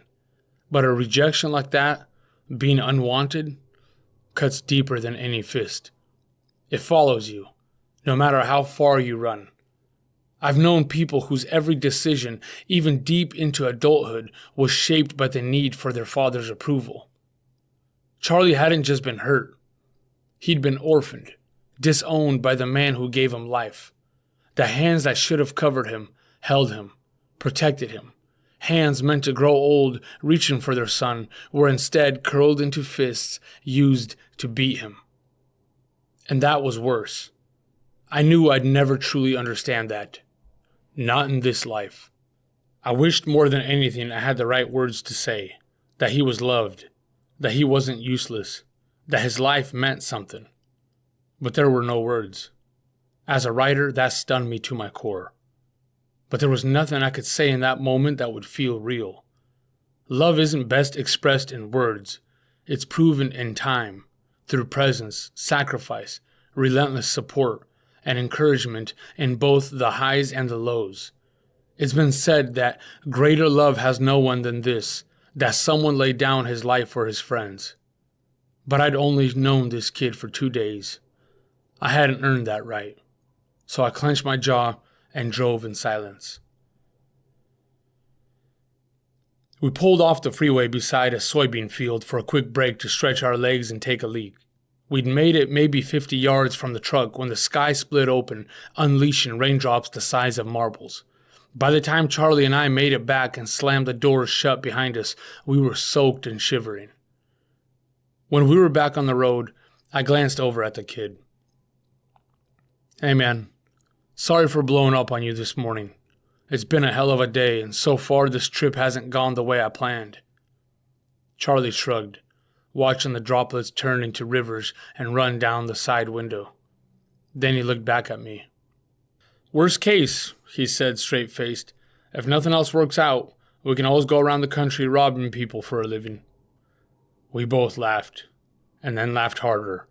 I had to ease into the right lane just to keep us steady on the freeway. Maybe it was the tension finally breaking. Maybe it was the adrenaline still running in our veins. Or maybe we were both just bone tired. Whatever it was, it felt good to laugh. Really laugh. You're going to change in the process. For better or for worse. That's another little problem with big dreams. There is no such thing as staying stagnant in life. You're either growing or you're dying. Time moves on, unbothered. Change is guaranteed. The only real question is, what waits on the other side? Shriveled raisins or fine wine? 7. Life is both short and long. By the time we arrived in Prairie City, a small town just outside of Des Moines, Iowa, I felt like I'd been on the road my entire life. Charlie and I took turns behind the wheel, tackling Wyoming, Nebraska, and half of Iowa in one straight shot with a few stops for gas and cheeseburgers. The kid insisted on paying for gas and food, peeling bills from his father's envelope whenever he got the chance. Each time, I thanked him, but reminded him he'd need every dollar. I'd already drifted over budget with the extra stops, snacks, and meals, but I couldn't bring myself to take his money. So he promised we'd get a nice place in New York to celebrate making it through the trip. I told him he'd go broke in a month with that kind of mindset. This is a circle the wagons kind of moment for you, I said. His blank stare prompted me to elaborate. I told him how the phrase came from the old American frontier days, when settlers in covered wagons would form a circle at night to protect themselves from danger. The circular formation meant it made it easier to defend everyone inside against Indian attacks or wolves, or to simply keep the livestock from wandering off. Sometimes you have to dig in and rebuild, cut out the noise, remove distractions, defend your dreams, circle the wagons. I told him how I tried to juggle a social life, side hustles and obligations, most of which were just distractions from the dream. Eventually, I had to draw my own defensive lines just to keep it alive. I explained how having a little chunk of change could help him start over. If he blew it all, it would just make it that much harder, considering his circumstances. I cleared my throat 3 times, but it wasn't until I knocked on the counter that the man behind the desk jolted upright, blinking himself awake. I couldn't blame him. It was 3 a.m., and honestly, I was surprised anyone was even on duty. Charlie and I had planned to push through the night, trading off behind the wheel, but when he drifted toward a guardrail just outside Des Moines, I made him pull over and hunt for the nearest motel. One wrong turn later, we were 20 minutes south of the freeway in Prairie City. If I'd been alone, I would have just curled up in the truck's cab and called it a night. But I wasn't about to make this kid sleep in the bed of the pickup, not in the cold night air. Prairie City it was. We checked into a double king, flopped face first onto our beds, and didn't move until 10 the next morning. I hadn't even taken off my shoes. When I finally cracked one eye open, Charlie was already up, tinkering with the mini coffee pot, one that clearly hadn't worked in years, judging by the layer of dust in the basin. With a groan and a groggy voice, I told him we'd need to switch up our schedule. No more late night hauls. From now on, we'd turn in early and be on the road before sunrise. I hated late starts. By 10 a.m., in my book, half the day was already wasted. I used the lobby phone to call Nina. I mentioned the kid, told her he was a good one and needed my help, and assured her she didn't need to worry. I didn't mention the near crash outside Des Moines, how bone tired I was, or Charlie's father. I just said we were taking our time, that everything was fine. She had 1,000 questions, of course, but I promised I'd call her again once we made it to New York and tell her the whole story. Before we said goodbye, she reminded me she believed in me. I had to blink back tears as I hung up. God, I hoped I wouldn't come home in disappointment. She'd taken a job managing a storage unit to help cover the bills. If she hadn't, she would have been right here beside me. The thought settled over me like a weight I couldn't shake. On our way out of town, we stopped at a coffee shop that looked like a former laundromat. After placing our orders, we found a small nook by the window. As we sat down, Charlie leaned forward and asked when I'd first known exactly what I wanted to do, writing the book and all. I told him how I'd left high school early through a program called Running Start, which lets students earn college credits while still in high school. We had a good laugh when I admitted I'd copied off another student's test just to qualify for the program. But by the time I graduated high school, I'd already earned a 2-year computer science degree from community college. Soon after, a friend connected me with an opportunity to work as a computer service tech at a call center, even though I was utterly unqualified. The problem is, none of that stuff, the Running Start program, the computer science degree, the job, was what I really wanted. It's not that I didn't want to do those things, I just never stopped to ask myself what I actually wanted. I was following the crowd. My friends went to community college, so I did. They picked careers, so I picked one. They got jobs, so I got one. That's a dangerous way to live. You can't copy your way to purpose. Unless, Charlie interjected, you don't really know your purpose. Then tagging along with someone ain't such a bad idea. True, I nodded. The kid rubbed his hands together and avoided my eyes. I think I've learned more from you in these few days than I have in my entire life. I'm glad to hear it, man, but I'm just living this life for the first time, just like you. I glanced out the shop window and took a slow sip, thinking back on those college days. If you want to do extraordinary things, Charlie, you'll have to learn to think for yourself. My worldview won't always match yours. Our values and priorities may differ. So yes, learn, imitate, be inspired, but also remember that being a follower is like jumping into a river and hoping you don't end up in the sea. Hey, it works for me. Now I'm going to New York, Charlie chuckled. Sure, I smiled. Just remember, no one does anything extraordinary by accident. I blindly followed someone else's footsteps, assuming that where they were going was good for me too. But it only prolonged my discovery of real purpose.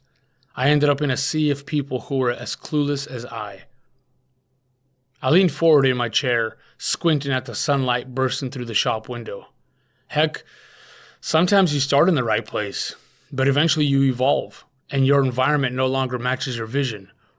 Goals change, values shift, and if you stay stagnant, you'll be swept away. When the barista set our toasted bagels on the little table between us, Charlie asked for a side of cream cheese. As she walked away, I caught her glancing back, curious, almost cautious. I couldn't tell if it was his bruised and battered appearance, like he'd been to hell and back, or if she'd overheard bits of our conversation. Charlie folded his hands and leaned forward. So basically, you were working a crap job and you were ready to quit. I nodded. I wasn't lazy if that's what you're thinking, but I'd outgrown the life I'd built. Honestly, it's a good place to be, unsure of what's next. It felt awful at the time, but looking back, I realized it forced me to think bigger. Bigger questions lead to bigger answers. It's better to shake things up before life does it for you. Except that sometimes once it starts shaking, it doesn't really let up, you know? I let out a deep exhale. Yeah, you've helped me see that sometimes that's the case, Charlie. But maybe one day it'll make more sense. Maybe, Charlie shrugged. Anyways, so you're driving home from work one day and it hits you? Like that whole antenna and radio frequency thing you talked about? Not exactly.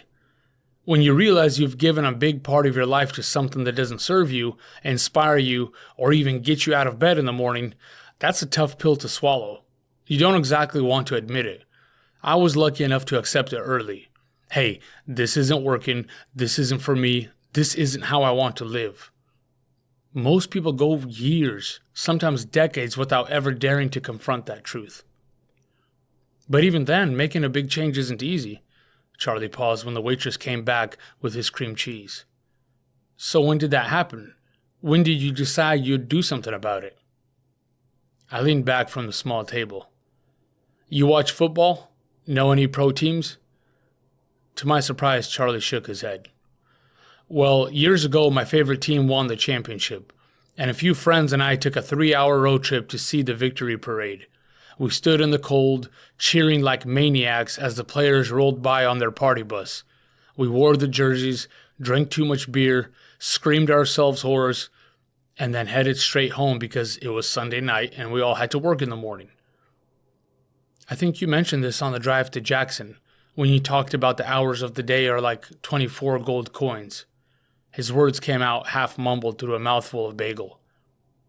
I did. I was impressed he'd remembered. But I left out the part where I said I was the one wasting those coins on everything but my dreams.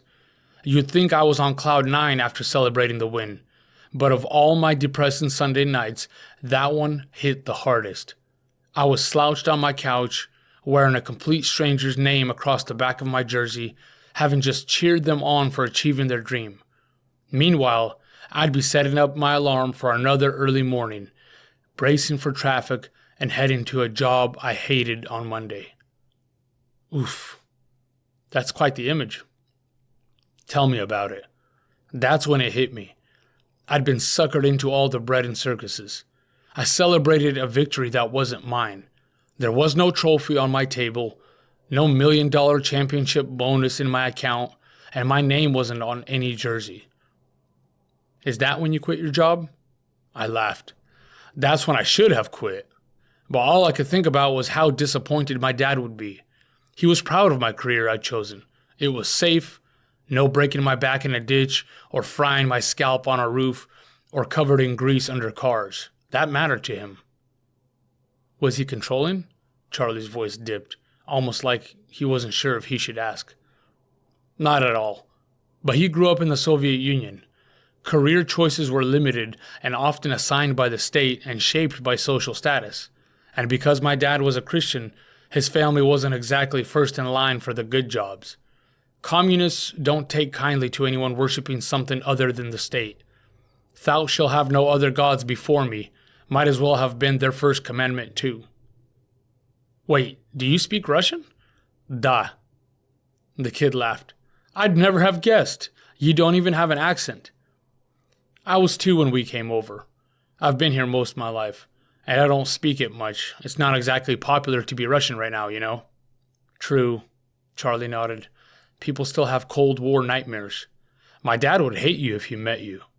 But then again, he hates his own kids, so don't let that thought bother you. I'll try not to. So anyway, he wanted you to take advantage of the new opportunities? Exactly. My dad pushed me to choose a safe career. He didn't believe in finding yourself or taking a year off to explore your passions, things like that. He believed in hard work. Chasing a dream was a hobby. Work was what you did to feed your family. Charlie smiled, but I caught a flicker of sadness in his eyes as he looked away. Reminds me of my mom. Wish I'd listened to her a little more back then.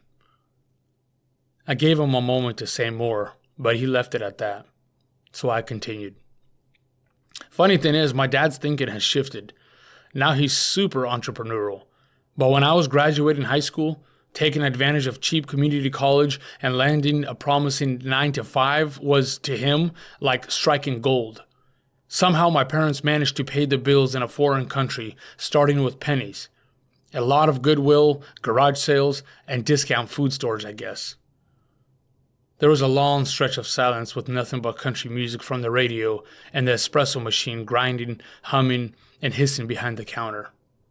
I was about to suggest we hit the road when the kid looked straight at me. So in a way, you're a failure in your dad's eyes too. No. He doesn't know about the debt, or that I quit my job twice to chase this dream without any real plan or promise. If he did, he'd try to help financially, and I'm not taking a penny from him. I straightened a corner of the rug with my feet. I want to prove that it's possible to achieve anything you set your mind to, and that work and purpose don't have to live in separate worlds. Okay, so you pick a career to make your dad happy, realize you hate it, but keep going anyway because you don't want to let him down? Then what? Your team wins the championship, you have your big moment of clarity, and you quit? No. Then I get married, and years pass, because now quitting my job feels like an even bigger risk, and I still don't know what I'd do instead. So I'm coasting, just making it to the next weekend, one day at a time. Then one evening, a friend invited me to a business meeting.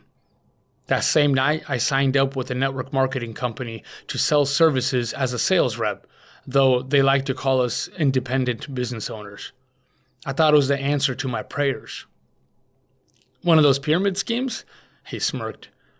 Pyramid schemes don't last long. They get shut down by the state pretty quickly. Network marketing can be a great way to make money if you're dedicated and want to work for yourself but don't have the means or the know-how to start a business. A lot of successful entrepreneurs got their start that way. So you quit your job and tried sales? No. Sheesh. Give me a chance to explain. You're the one asking for every detail. Let me finish. I chuckled. Okay. Charlie carefully patted a piece of bandage tape that was starting to peel.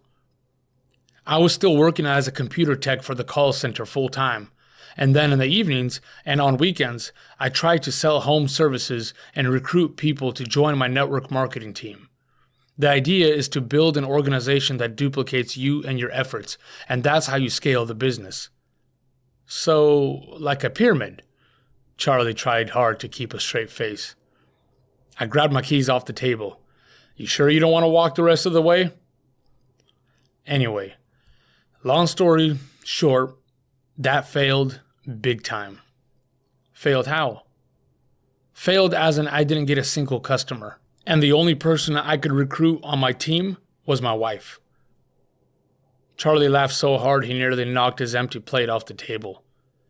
I let him have his fun and continued the story as he wiped remnants of cream cheese off his forearm. I was desperate, man, and I caught the bug. Bug? Yeah. The first endeavor didn't pan out, but by then I was hooked on entrepreneurship, personal development, and the idea of earning a passive income. I wanted to control my time and do work with purpose instead of trading hours for dollars. And my wife and I wanted kids. We didn't want them raised by a nanny while we worked jobs we hated just to pay for the nanny.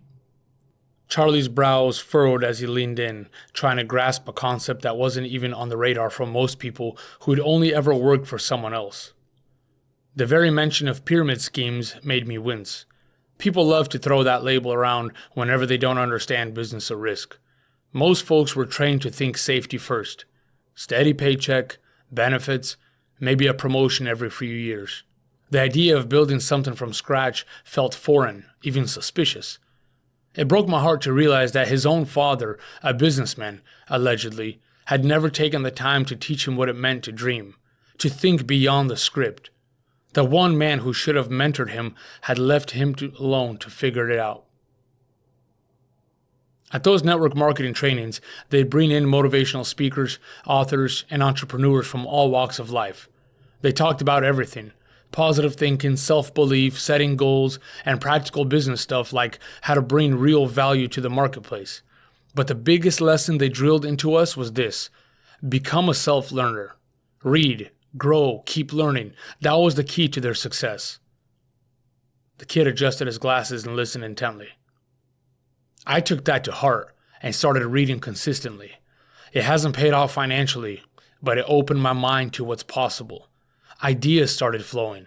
I carried myself differently, and suddenly I was showing up at the office excited to start the day because each day felt like a step towards something bigger. And that feeling that your best days are still ahead beats everything. The money will come. I know it will. Like I told you the other day. I rubbed my forehead, trying to make sense of the blur of the last few days. I told you how I was walking the loop around my neighborhood every morning when it hit me. If I could become an author, I could inspire people the same way those books inspired me. Charlie leaned in once more. So that's when you started writing? No, not quite. That's when I finally quit. The first time. I should have started writing right away, while I still had savings in the bank. But I convinced myself I needed more time to establish credibility, learn more, and wait for the perfect moment. I had all the excuses and delay tactics. So you took the leap, and yet you didn't. Ha, yep. I ended up jumping into other business ventures, thinking I could make fast cash in the meantime. Unfortunately, one downside of network marketing is the excessive hype at sales trainings. Everyone talks about making millions, becoming financially free, and retiring early to do philanthropic work, as if it's cake. So when I quit my job, I had this mindset that it was only a matter of time until I was rich. Hey, it's not a bad way to attract people into your pyramid, Charlie laughed. I ignored his teasing.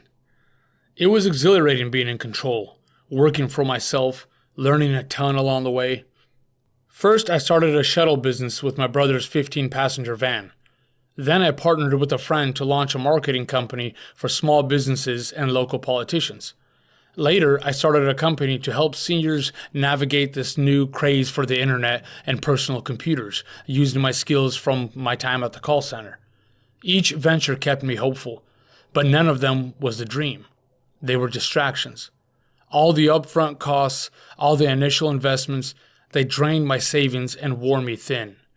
In the end, I swallowed my pride and walked back into my old office to ask for my job back. That's the cost of hesitation. Yikes. So you dared to do all that, but not become a writer?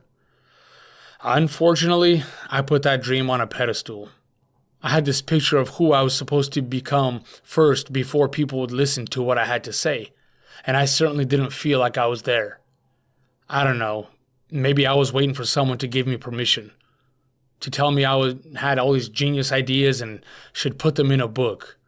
It's scary putting your innermost thoughts and personal philosophy out there in the world to be judged and scrutinized. This is something you put your name on, forever. I was waiting to feel qualified, but that feeling never came. Charlie was quiet for a long moment, nodding and gently rubbing his bruised chin, lost in thought. So it's a bit of an oxymoron, he finally said. You can't succeed unless you try. You don't try unless you feel ready, but you'll never feel ready, so you just have to dive in? I laughed. I think you meant to say paradox, but yeah, that's pretty much it. So that's what we're doing here. I waved my hand between us. We're on our way to New York. We're diving in. Promising Charlie would continue the conversation on the road, we picked up our mugs and plates and set them on the counter.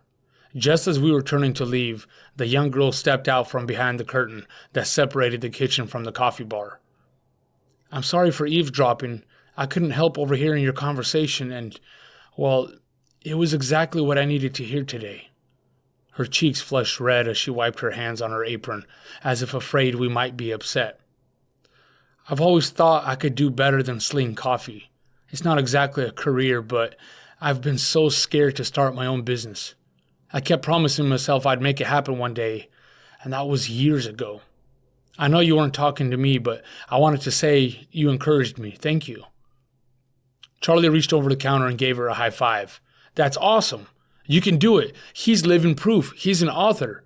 He practically shouted across the coffee shop, pointing at me. Now it was my turn to burn up with embarrassment. My face felt like it was on fire. I appreciate the hype, Charlie. I glanced at the girl. Her eyebrows were raised, and I couldn't tell if she was genuinely surprised or just humoring the kid. Let's just say we're still working on it. We're not quite there yet. With a bit of encouragement from the kid, Angel, the barista, shared her dream of starting her own business as a personal stylist, putting her business degree to use. Charlie jumped on that and asked what she'd recommend he do with his hair to complement his bruised face, prompting laughter from the young barista. She told him the curls were just fine, but advised him to steer clear of whoever gave him that makeover. I was pleasantly surprised by how easily Charlie could dish out and take self-deprecating jokes. Humor can be a lifeline, a smokescreen, or sometimes both. I'd seen it before in people who had been through more than they let on. A well-timed quip could do what medicine or therapy couldn't. It could say aloud what pride or pain wouldn't allow you to voice. Humor could shield the soft underbelly from the world. Merging onto the freeway, I flicked my thumb behind me toward Prairie City welcome sign as it disappeared in the rearview mirror. Did you catch what she said back there, man? The girl at the coffee shop? He adjusted his glasses. Yeah, she was cute, he sighed. I noticed. I think you might have to keep that patch long after you're healed. Makes you look tough, and you definitely got her attention. Yep, was thinking that too. Anyway, she brought up something I thought about a lot, about continuing to make the same promises to herself year after year, but nothing's changed. Charlie leaned against the window, knuckles propping up his cheek, possibly contemplating our conversation or kicking himself for not asking for her number. That's the problem. We think that one day everything will magically change. We'll wake up suddenly knowing our purpose, brimming with happiness and gratitude, and success will just be there. But the years pass, those gold coins slipping through our fingers faster and faster, and we're mostly unchanged, just a little older. When I noticed a pattern, it hit me hard, and if I hadn't kept a journal, I might have never caught on. What pattern? Charlie's daydreaming shifted into curiosity. Remember when we were talking about George Bailey, and I said you've got to spot the patterns? If 5 years go by and nothing has changed, it's time to shake it up? Sort of. Charlie scratched the back of his head. When you're a kid, it's hard to picture anything past turning 16. That age feels massive. It's the first time you kind of feel like an adult. Time crawls up to that point. But then the grown-ups start telling you to think about the future. One day in high school, my teacher asked the class to write our 5-year goals. That felt like an impossibly distant time. I couldn't imagine life past the weekend. But before I knew it, those 5 years blew by. Like a tornado, Charlie muttered. One day you're a freshman, ducking past the giant seniors in the hallway. The next, you're tossing your cap in the air. Then come the years when our paths really start to diverge. Those are the years when dreams are born and abandoned. By 25, some are just dipping a toe into the real world after college, while others have already been beaten to a pulp. I glanced at the kid. Sorry for the metaphor. Literally nailed it, he smirked. 15 to 20, 20 to 25, 25 to 30, and on it goes, faster and faster. I snapped my fingers for effect. Charlie shifted in his seat, the old upholstery groaning under his weight. We've watched the plans we made take detours. We've seen our New Year's resolutions come and go, unfulfilled. But we tell ourselves, I'm still young, I've got time. On your 30th birthday, you might mistakenly tell people you just turned 28 or 29, and when someone corrects you, you nearly fall out of your chair. At this, Charlie laughed. Is that what you did? That sounds oddly specific. Yes. It took me a while to wrap my head around being 30. In my teens, people in their 30s seemed old. Part of me still believed I was 20 and that I could take my time deciding what I was supposed to do with my life. I flicked the wipers to clear the bugs splattered across the glass. In the back of my mind, I made a mental note to use the squeegee at the next fuel stop. You're 20, Charlie. You've already been through the first cycle. There's probably a small part of you that still feels like a teen. The kid nodded. Wish I was. Things haven't exactly gone like I thought they would. The next 5 won't either if you aren't intentional about them. I held up 4 fingers. I've seen 4 cycles. 4 times I pictured where I'd be in 5 years, and 4 times when I looked back, I realized I'd overestimated what I would accomplish. I straightened my back. I used to keep a journal, something I picked up from a speaker at a network marketing conference. Something you should do, by the way. Charlie looked skeptical. What, to keep track of my feelings and stuff? I laughed. Not that kind of journal. Though you'd be surprised by how much that can help you process things. I'm talking about a journal to track your goals, your wins, your ideas. One New Year's, I opened my journal to write down my goals and resolutions. But before I started, I glanced at the previous year's entry. There it was, starting writing my first book. But a whole year had passed, and I hadn't typed a single word. I shook my head, that moment feeling like just yesterday. So that got me curious. I flipped back 2 years. Same goal, same lack of progress. 3 years back. Yep, still there. I went 5 years, and sure enough, I'd made that same declaration, This is the year I'll write my first book. If you had asked me how long I've been wanting to write a book at the time, I would have told you it had been a year or two at most. But the proof was in my neglected resolutions. So now, at 36, I'm finally taking action, because it already feels like the next 5 are thundering by. We talked mile after mile, rolling past wind turbines, farms, and endless cornfields, racking up bug kills on the windshield with every stretch of asphalt we conquered. There's no better way to burn through the hours of a long drive than with good conversation. Coffee, sunflower seeds, and sodas can only do so much to keep one awake, but discussing the big issues of life, that'll keep you engaged. Life is both short and long, I said after a long stretch of silence. Short because you can be gone in the blink of an eye. None of us are promised tomorrow. Opportunities come and go. People come and go. The years come and go. So you have to take action, even if you are afraid, feel unqualified, or are hoping for the perfect timing. But, I held up a finger, life is also long. Like that old Chinese proverb says, the best time to plant a tree was 20 years ago. The second best is now. That's good. Charlie tilted his head, thinking about the proverb. That means no matter how big a mess you've made, no matter how many mistakes, no matter how many times you have to start over, you can start fresh today. This is true even if you have to start from the bottom, with nothing, or even start in a hole. If you're not dead, you're not done.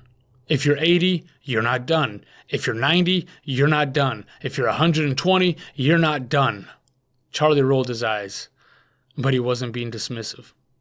The most inspiring thing to me is to witness someone fail hard, get completely written off by everyone, and then make a comeback. It gives me hope. It should give you hope, Charlie. That's another little problem with big dreams. Life is both short and long. You have to act quickly, but even if you fail, you can rebuild yourself 1,000 times over. So just keep going. 8. You've got to get out of the crab pot. We made it to Chicago just after 7 p.m. The plan was to find a motel somewhere away from the city, but Charlie's good eye went wide as a pizza pan when he declared there was no pie on earth better than a classic Chicago-style stuffed deep dish. According to him, we'd be idiots to pass through the Windy City without trying one. It was his treat, he insisted. His grandma had once taken him for pie in Chicago, and now he wanted to return the favor. Charlie described the cheese that stretched for days, the crust that crunched like toast, and the sausage that tasted like heaven. By the time he was done, my mouth was watering. I kept telling him to save his money, but he wouldn't hear it. I wondered if the kid was trying to get the most out of this adventure, but after his sales pitch, I couldn't imagine eating anything else. Before we knew it, we were in the heart of downtown. I hated driving in big cities with all the one-way streets. Miss a single turn, and you're stuck circling the same block 3 times like a vulture. Still, I figured it was good practice for New York, especially with Charlie navigating using the pizza joint instructions he'd gotten from the gas station cashier. After a few frustrating loops, luck was on our side. A car pulled away just as we passed. I carefully backed in, hardly believing we'd snagged a spot right in front of the shop. After gorging ourselves on the thick delight, we were stuffed to the brim. I had to give the kid credit. I'd be thinking about that pizza for a long time after we left Chicago. We waddled outside, ready to head back to the suburbs to find a motel and get a good night's sleep. But just as we were about to climb into the truck, I noticed Charlie, frozen, staring up at the sky. I followed his gaze. Looming above us was the tallest building I'd ever stood beneath. My neck craned so far back I nearly tripped over the curb trying to see the top. Approaching the city, we'd marveled at the skyline. But once we were caught up in the traffic, I had to keep my eyes glued to the taillights in front of me. I hadn't been able to take in the sights like Charlie beside me. I think that's the sky deck. He pointed toward the top of the tower where something jutted out from the building. The what? The sky deck. Julio, the pizza guy, said they have a glass deck up there. You can walk out over the edge and look down 103 stories. Hell no, I shook my head. A few minutes later, we were on the elevator. I couldn't believe I let the kid bully me into it. He said I'd be facing a lot more scary stuff in New York and this would be good practice. I opened my mouth to argue that staring death in the face from a quarter mile up wouldn't exactly prepare me for rejection, but I stayed quiet and prayed this wasn't the day an earthquake decided to hit. My stomach sank as we carefully stepped onto the thick glass platform. Far below there was nothing but space and concrete. People on the sidewalk looked like tiny dots. We hovered above a galaxy. Chicago's sparkling skyline stretched endlessly. Neatly organized, divided by glowing streets, headlights flowing like rivers of molten lava.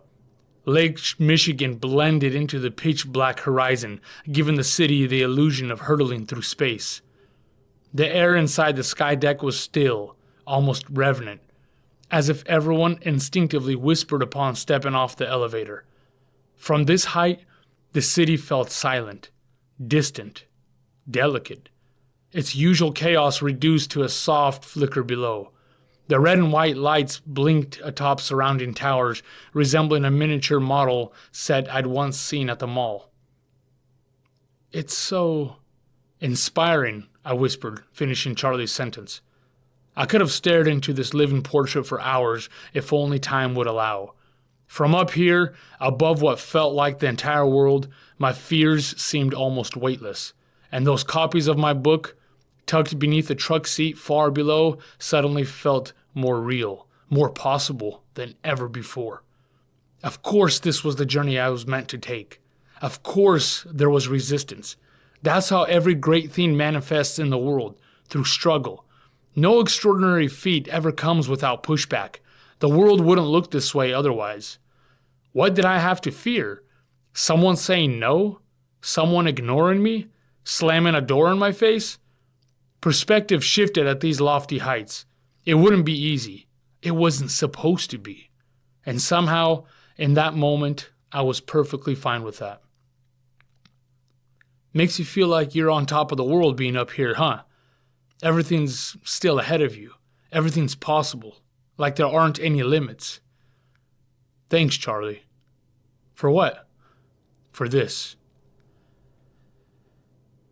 At 5 a.m., I stepped out of the motel into a cold that bit through every layer. The sky was still dark, and the parking lot shimmered with frost, reflecting the glow of the lampposts. I started the truck and let the heater groan to life, the old Chevy idling rough and coughing out puffs of white exhaust. I cupped my hands and blew into them, rubbing warmth back into my fingers. A few minutes later, Charlie emerged, shoulders hunched, his hoodie pulled halfway over his head. His curls had been flattened on one side by his pillow and were wild on the other. He looked half awake. Swelling's gone down, I said, nodding toward him. Now you're just rocking a pretty decent shiner. He gave a half smile, not bothering with a reply. The night before, we'd agreed to hit the road early. Indiana, Ohio, and the long stretch of Pennsylvania still lay ahead, and we figured we'd chew through as much of it as we could. But the second that old motel clock screamed to life like a panicked crow, we both regretted it. Neither of us said a word. We just groaned, stretched, and got to it. There was no way we'd make it all the way to New York City in one day, but we could at least get close enough to smell it. I was ready to face whatever waited in New York. When you anticipate something long enough, you eventually run out of what-ifs to chew on. All that's left to do is to step into the unknown and see what happens. She's buried here. My mom. I glanced over. We were on a monotonous stretch of highway in Pennsylvania. He was staring at the map. Buried where? Here. He lifted the map, with his finger pressed on a little town just south of the interstate. You want to go? He didn't answer at first. Then he nodded slowly. Yeah, I think I do. But we don't have to. It'd probably be better for another trip. It would add another hour. I reached for the map. After several sporadic glimpses, glancing up at the road every second, I estimated we'd need to spend one last night in a motel anyway. A slight detour would put us on the turnpike leading straight to New York from the area Charlie pointed out. If we got another early start, we'd likely be in the city before noon the next day. I directed Charlie to navigate toward the little town of Bedford.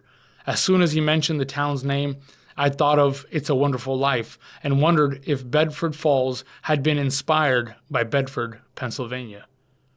We rolled into Bedford just before sunset, a tiny colonial town tucked into the foothills of the Allegheny Mountains.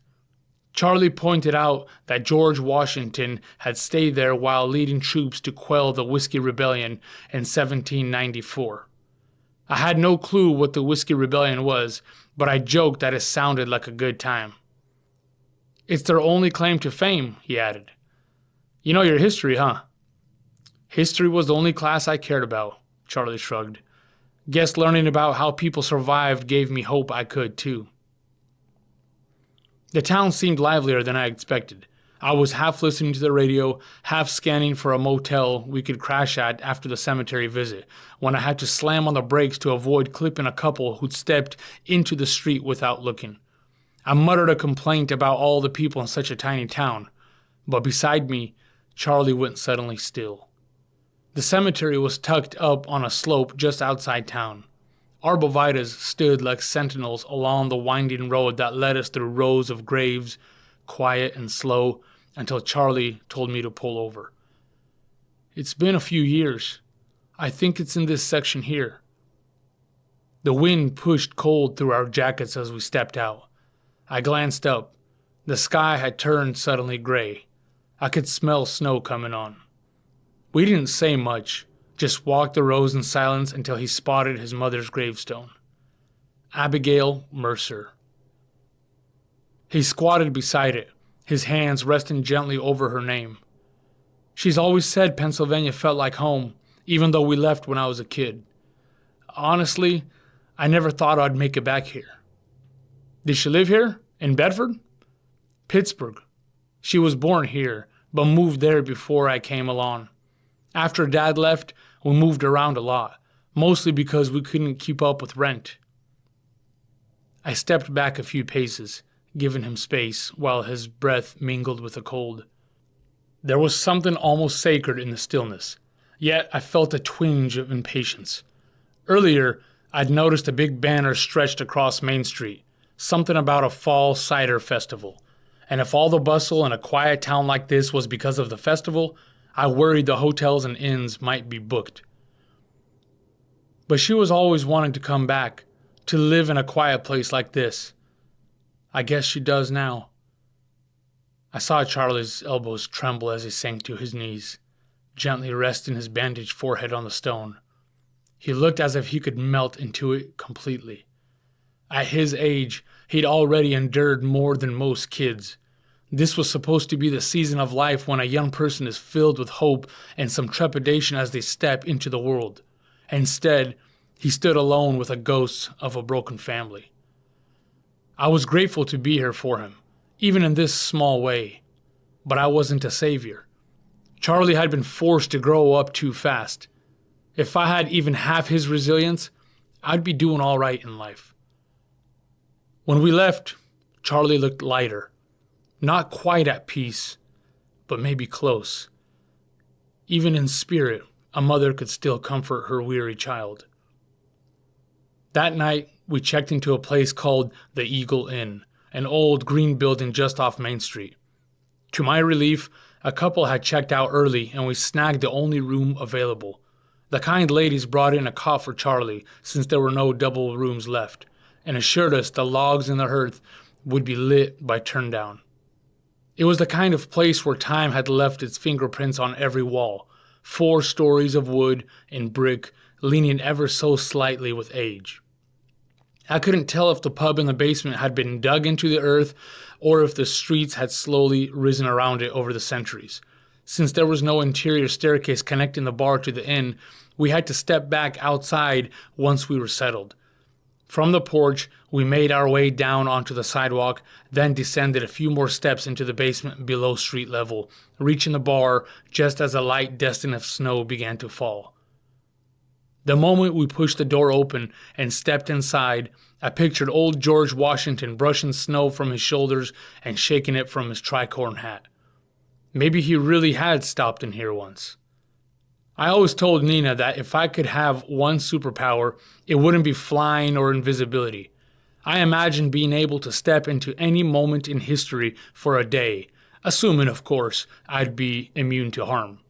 I'd dodge cannonballs at Gettysburg, wander the streets of ancient Rome on an ordinary Tuesday, or run alongside my grandfather as he charged the German front during the siege of Leningrad. Maybe I would even tell him that after all he endured, all those years in Dachau, everything would turn out all right. The scent of burning wood and beer hung heavy in the air. Stone walls, held together by clay and time, framed a room filled with blue jeans, beards, and the promise of award-winning burgers, at least according to the blue ribbon tacked above the menu. Johnny Cash's voice rolled out from the speakers, something about a boy named Sue. A group of guys at the bar erupted into cheers and clinked their glasses. Charlie cracked the faintest smile as he kicked fresh flakes from his sneakers onto the entryway rug. He gave a low whistle, eyes roaming the space like a kid stepping into a candy store. The two-person booths along the wall looked like they'd been cut and repurposed from old church pews. Behind the bar, bottles lined what had once been a fireplace, now cleverly transformed into a liquor shelf recessed into the stone. A big aluminum trash can filled with ice kept the house beers cold. In the corner, near the fire, we claimed two stools with backs shaped from the curved slats of old whiskey barrels. Charlie ordered a lager, and I went with the bartender's recommendation. A smooth bourbon that caught in my chest and warmed me from the inside, while the fire did the same from the outside. Halfway through my drink, it struck me. Charlie wasn't old enough to be in the bar, let alone sipping beer. If anyone cared to ask, I leaned closer, keeping my voice low. What would you have done if the bartender asked for an ID? The kid smirked and dug into his pocket. A driver's license slid across the table between us. I picked it up. Looked legit. State of Wyoming, laminated with a faint seal in the corner. How the hell? I know some people. His grin widened. I shook my head, equal parts impressed and unsettled. Charlie kept smiling, as if the whole thing were a game. We didn't talk about the grave or Charlie's dad or anything heavy. It felt like we were both ready to start fresh, to leave our history here, in the place where history belonged. Bedford or Bedford Falls, it was all the same now. Like George Bailey, we were itching to move on. The best was still ahead. It wasn't just the bourbon talking. Charlie let out a long sigh, the kind you make after shrugging off a 50-pound pack at the end of a challenging hike. Here's to the last night before New York. He glanced around with a soft smile. We clinked our drinks, and I took a slow sip, letting the warmth settle in. Outside the narrow windows, the street lights flickered as the snow began to fall in larger, unexpected flakes. Across the street, the festival was coming alive. Handmade booths bustled with people, every hand holding cider in styrofoam cups. Hay bales served as benches for the unprepared, those without umbrellas, waiting out the sudden snowfall under cover. We watched as a folk band scrambled to pull a tent over their makeshift stage. Charlie tipped his head toward the window. We're lucky we came in when we did. In about 20 minutes, this place is going to be standing room only when people come in to warm up. And he was spot on. Before long, I had to squeeze between people to get to the restroom, though I didn't mind. After so many days on the road, there was something cozy about being in such a lively place. I'd chosen to drive instead of fly, thinking the silence and solitude would give me the time I needed to think. That's what I believed I needed. What I got instead was an uninspected companion, and conversations, perspectives, and memories that did more for me than any solitary drive ever could. Tomorrow, we'd be in New York, the end of something or the beginning of everything, but not yet. Tonight was for rest, for deep breaths and long sighs, for the quiet before the storm. We talked about what home was like, what my wife was like, what my family was like. Were they all as determined as I was? Did they support my dream? What was it like to have siblings? What was it like to have older brothers, younger ones? Were we friends? Did we fight a lot growing up? Who was I closest with? Charlie spun his mug in slow circles, eyes curious. What's it like, he asked, having all those people around? I mean, a big family, a bunch of friends. Sounds like such a blessing. I read books, watched TV, played my Game Boy, and listened to my mom and dad screaming at each other down the hall. And that was my childhood. I stopped swirling my bourbon. Like you said, it is a blessing, and also a curse if you're not careful. How could that ever be a curse? Well, on one hand, you're never bored. I wouldn't trade my childhood for anything. We'd build forts, play backyard baseball, the usual stuff, and we'd also get in trouble a lot. My friends and I almost burned a park down one summer when we threw a firecracker into a dry field. No way. Yep. We tried to stomp it out, but gave up when it spread too far. Luckily, a neighbor called the fire department, and we watched them put it out from our garage roof. That sounds like fun, Charlie laughed. Sure beats a childhood behind the TV. Even now, there's always something going on. Someone's birthday, some celebration, someone's baby shower, someone's wedding. And you're never alone. Don't get me wrong, I'm grateful for it every day. But the curse? I pressed back into the whiskey barrel stool. You forget how influenced you are by your environment. When you step out to do something different, the familiar pulls you back. People mean well, but they often hand you their fears disguised as advice. I let him digest that for a moment. Envy is another thing. Turns out, it's a much bigger deal among adults than I realized it would be growing up. I used to think it was something people grew out of, along with other playground problems, but that's a monster in its infancy. It grows nastier with age. Charlie nodded slowly, still spinning his mug. Some people don't like it when you dream too big, I said. Your ambition exposes their mediocrity. They'd rather you take it down a notch. Stop shining so bright. I leaned forward, elbows on the table. Choose your friends carefully. The ones who don't let you settle are rare. Cherish them. I glanced toward the group of guys at the bar. I've realized that many of the people I used to call friends were really just acquaintances, friends by proximity. Just because you hang out in the same places, have mutual friends, or your kids play together doesn't make someone a friend. Okay, so how do I make friends who have the same goals as me? They don't need to have the same goals, but they should at least have the same values. Faith, family, humility, ambition, whatever you value most, get around people who make those things a priority in life, and you'll have friends for a lifetime. Know them by their fruits, essentially. Yes, where'd you hear that phrase? Mom, smart woman. In a world starved for real connection, Charlie, it's easy to latch on to people just to feel like you belong, and in the process, compromise your dreams. Some people seem well-meaning or curious, but really, they're sizing you up, or collecting intel to gossip about later. Charlie rubbed his chin. Can't argue with you there. You wouldn't believe the kind of things that were said about me when people heard about my dad. I thought people cared, but they just wanted details. I almost didn't go to my friend's wedding because of that. Didn't want to give old acquaintances more to talk about. Is that why you stole your dad's Rolex? To look a little bit more like you've got it all together? Maybe. He waved when he caught the bartender's attention and motioned for another beer. In psychology, there's something called crab mentality, I said. He squinted. Crab mentality? Like being pinchy or something? Hard to get along with? I shook my head. No, more like being hard to get away from. When crabs are trapped in a bucket and one tries to climb out, the others pull it back down. Some people are the same. They don't want you to rise. They'd rather you stay miserable along with them. See, because if you end up making it out of the bucket, well then, they're alone in their misery. Charlie looked down into his mug as he spoke. Sounds like you're speaking from experience. I smiled, a little bitter, a little knowing, more than I care to admit.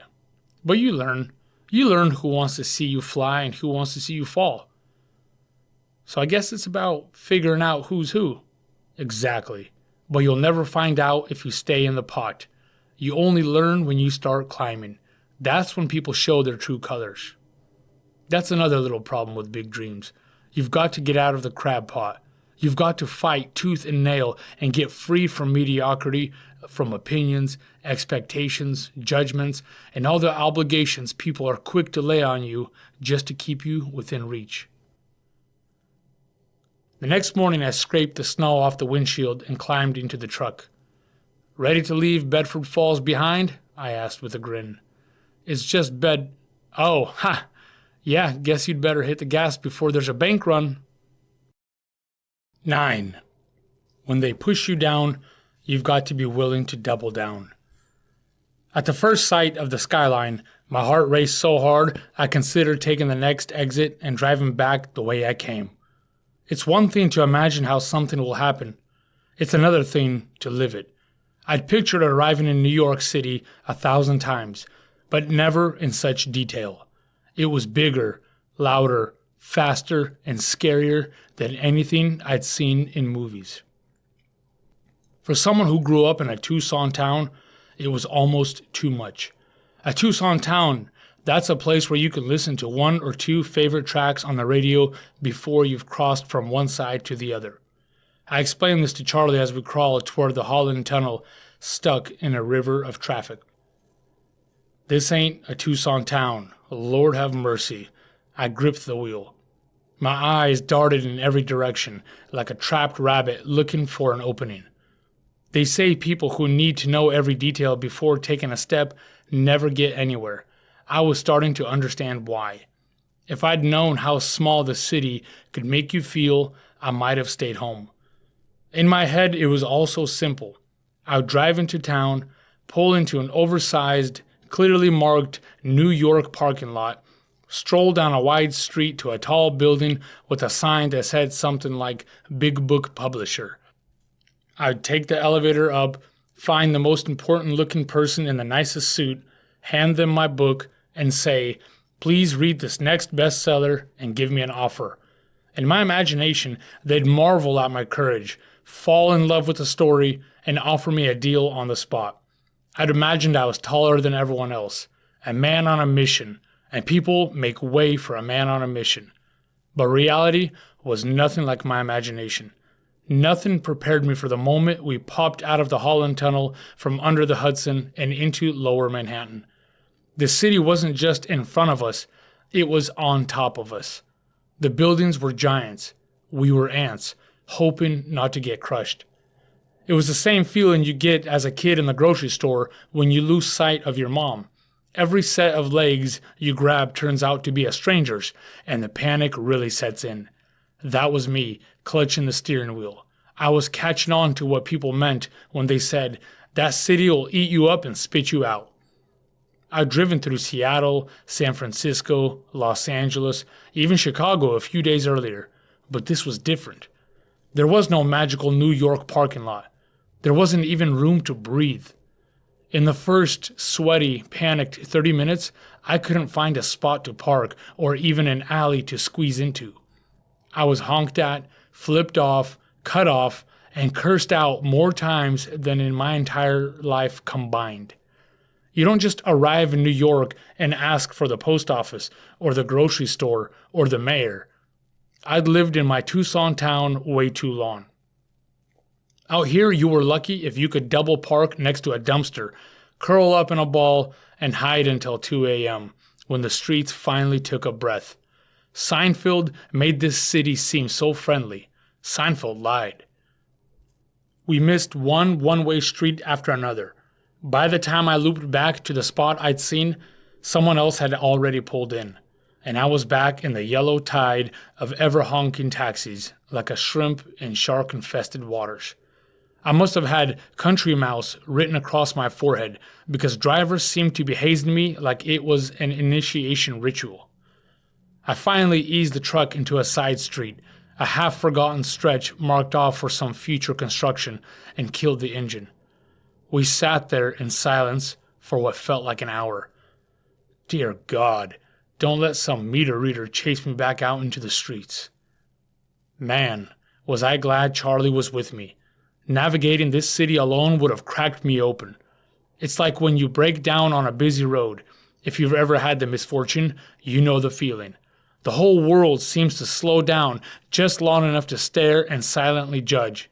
Should have checked your oil, buddy. But if someone's in the passenger seat, sharing the burden, you might even laugh. It doesn't matter who's watching. You just say, doo-doo happens, jump out, and start pushing. I felt like I was inconveniencing the entire city just by existing. In the weeks leading up to the trip, I'd planned on booking a hotel near the big publishing houses, most of them in Midtown around Times Square and Fifth Avenue. What I forgot to do, in my infinite wisdom, was actually make the reservation.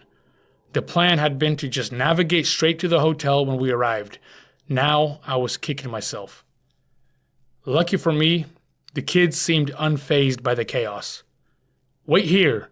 Charlie hopped out of the truck before I could respond. He darted across the street toward a convenience store, swallowed instantly by a stream of people. A few minutes later, he came jogging back, grinning like he'd just won something. What's up? My voice was tight with irritation at the whole situation. All I wanted was a parking spot, a bed, and some quiet. I think I belong here, he said. I fit right in with these people. I just stared at him, waiting for the explanation. The guy at the 7-Eleven was rude, so I was rude right back, Charlie said proudly. Then he gave me directions to a hotel 2 blocks away. He leaned back like he just tamed a lion and didn't see what the fuss was about. I don't know if it's the black eye and the bruises, but I think I'll do okay out here. You just gotta match their energy. How was he rude? I asked, not because I cared much, but to humor his sudden swagger. My mind was already 3 steps ahead, fixated on finding that hotel and getting off the streets. I asked where I could find a budget-friendly hotel nearby, Charlie said. He goes, "Do I look like a travel agent to you?" And I said, "No, you look more like a buffet connoisseur." That's a good way to get punched, man. I fired up the truck. Maybe, but the guy laughed and told me to take 6th Avenue down to 47th Street, the Hotel Edison. Said it was in The Godfather. We found the Edison on West 47th, just off Times Square, and left the truck in a parking garage. I half expected the front desk to laugh us out the door when I hesitated and asked about the weekly rate. To my surprise, it was affordable, at least by New York standards. The lady clacked away at the keyboard with long, lacquered nails. We have a street-facing queen bed and a double bed, both with breakfast. Which one do you want? She looked up at us over her glasses. I hesitated. Did I really have $149 a night to burn? Double bed, please. And do you know if it's walking distance to 1745 Broadway? She raised a brow. That's Victorovich Tower, just a few blocks up. Charlie stepped closer to the desk. I'm his agent. Can you set an appointment up for me with them? The lady looked him up and down, as if giving him a chance to admit he was joking. When the kid met her glare without so much as a quiver or a blink, she simply replied, "No." I glanced at Charlie. Boy, he's really embracing this city's energy. Now he's an agent. What's next? A producer? An actor? The mayor? I was glad he was having fun, but for me, it was game time. Charlie caught my eye and winked. The lobby certainly looked like something out of an old movie. Polished marble floors, gold-trimmed columns, chandeliers that had seen their share of Broadway stars walk beneath them. The velvet chairs looked antique but clean. It felt a little too nice for two nobodies hauling a duffel bag and a box of dreams across the city. She handed over the key card with a nod. 9th floor, elevators just there to your left. We passed a bellhop wheeling a man's luggage. Charlie gave him a casual, "Hey," like we were all equals here. Just businessmen going about our business. I nudged him. "What's your commission, agent?" He just smiled. "Let's not discuss finances on an empty stomach, Mr. Thomas." I guess I was back to being Mr. Thomas. Regular Charlie was an enigma. New York Charlie was something else entirely. I shook my head and headed for the elevators. The elevator opened to a hallway that smelled faintly of lemon polish and fresh linens. Room 918 was small but well kept. 2 beds with hardly any walk-in room between, crisp white sheets, a sturdy desk, and a curtained corner window that overlooked the street below and a rooftop scarred with pigeon droppings and veiled in steam from its vents. The radiator worked, the TV was big, though we wouldn't be watching it, and the whole place felt like a step up from sleeping in motels or on the roadside. Charlie tossed the duffel bag on the bed and pulled off his shoes. "We've stayed in worse." I laughed. "We've slept in the truck. This is great." I set the box of books on the desk by the window, took a deep breath, and let it hit me. I was really here. A whole week in Manhattan. Nobody knew my name, but I was closer than I'd ever been. In a way, I felt proud just for making it this far. No matter what happened, at least I was really doing it, not just talking about it. "Tomorrow," I nodded toward the box, "we start knocking on doors." Charlie rolled onto his back and stretched. "We'll get you a deal, Mr. Thomas." Outside, the glow from Times Square spilled into the room in soft colors. I sat on the edge of the bed and let it soak in. We were still nobodies, but somehow, in this city, even nobodies got a shot. I'd once read Don Knotts' story about his early life and how he came to play Barney Fife on the Andy Griffith Show. After learning how he'd packed up and moved to New York to make it as an actor, I tried to imagine what that would feel like. Arriving in a place you've never been, out of place and away from everything safe and familiar. Betting it all on a dream. But I never imagined I'd ever be doing it, yet here I was. I called Nina from the phone and filled her in. Her voice carried a mix of excitement and nervousness as she wished me luck and promised she would be praying for me.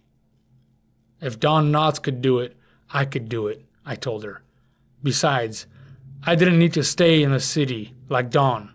One meeting can do it, and I could go home to her. Charlie was already up, sitting at the desk in a white t-shirt, thumbing through a copy of the book. He'd marked a few pages with sticky notes and had a pencil tucked behind his ear like some kind of editor. A coffee steamed in a paper cup beside him, and a light gray suit with a yellow tie hung from the back of the chair, covered in clear plastic. "You went out?" I asked. "Duncan, 1 block over, and a suit shop in the hotel lobby." "What are you working on?" "Marking some chapters we can show off. Gotta hook 'em. They'll be busy. We'll have 30 seconds to grab their interest, tops." I smiled. He was really taking this new, self-appointed role seriously. "You were snoring, by the way," he said, not looking up from the book. "Not possible." "Oh, it happened." He jerked his thumb toward a coffee cup on the table by the closet. "Got one for you, too." I stretched, picked it up, and wandered over to the window. Even 9 floors up, the noise made its way in. Delivery trucks backing in, car horns blaring, some guy shouting about theater tickets, another about the end of the world. Below, a woman paced the sidewalk, a brick-sized phone pressed to her ear. Everyone looked like they had somewhere to be. We did too, and that made me even more anxious to get down there. We showered and dressed, Charlie in his suit, me in my best jeans, a freshly ironed white dress shirt, and a black suit jacket. I tucked a few copies of my book into a binder along with a stack of sample pages, and we headed out. No clear strategy, just a list of addresses and the desire to make something happen. Publishing houses, editorial offices, agencies, anyone we thought might crack a door was on the list. No scheduled meetings, no invites, just faith. "Where to first?" I asked, suddenly leaning on Charlie's confidence as if he really was some sort of an agent with a detailed itinerary. Charlie pulled a folded paper from his back pocket. "Fifth Avenue, near Bryant Park, the place you circled." I nodded. "Let's go." We cut across 47th, dodging cyclists and tourists. Every few feet, someone was handing out flyers, preaching, or playing a saxophone, or upside-down buckets like they were a complete drum kit. When we passed the New York Library, I slowed. The lion statues out front looked tired but proud. It made me feel something I couldn't name. Like maybe we weren't crazy. Maybe this city did create space for stories. You just had to earn the right to have your work guarded by those statues. Charlie nudged me, following my gaze. "Soon. But for now, we're still unemployed." I laughed. Well, well, look who's becoming quite the motivated hustler." The odds weren't in our favor, but that morning, walking through Manhattan with a few pristine copies of my book under my arm and the hum of something electric in the air, I didn't care. For the first time in a long time, I didn't feel like I was chasing something. I felt like I was catching up to it. Like it had already happened, and I just needed to knock on doors, sign documents, and shake hands. That feeling lasted only 30 minutes. The office was colder than I expected. Not temperature-wise. The heater was certainly blowing. But cold in the way a room feels when you're an unwelcomed guest. We stepped off the elevator into a glass-walled lobby lined with neutral carpets and soft jazz. A receptionist glanced up but didn't smile. Her phone was tucked under her chin, one hand typing, the other flipping through a binder. Charlie and I stood there like kids waiting for the principal. He fidgeted with his tie, loosening and retightening it again. My throat was suddenly dry. When she finally looked up, I stepped forward. "Hi, we were hoping to leave a manuscript, a book for someone on the editorial team. We've got it here." I reached into the binder with a shaking hand. Her smile was tight, practiced. "Do you have an appointment?" "No, but we're only in the city for a week." Charlie stepped up. "We just thought..." She held up a finger and picked up a different phone. I glanced at the wall behind her. Framed book covers, most of them titles I'd seen in bookstores. This was a real house, a big one.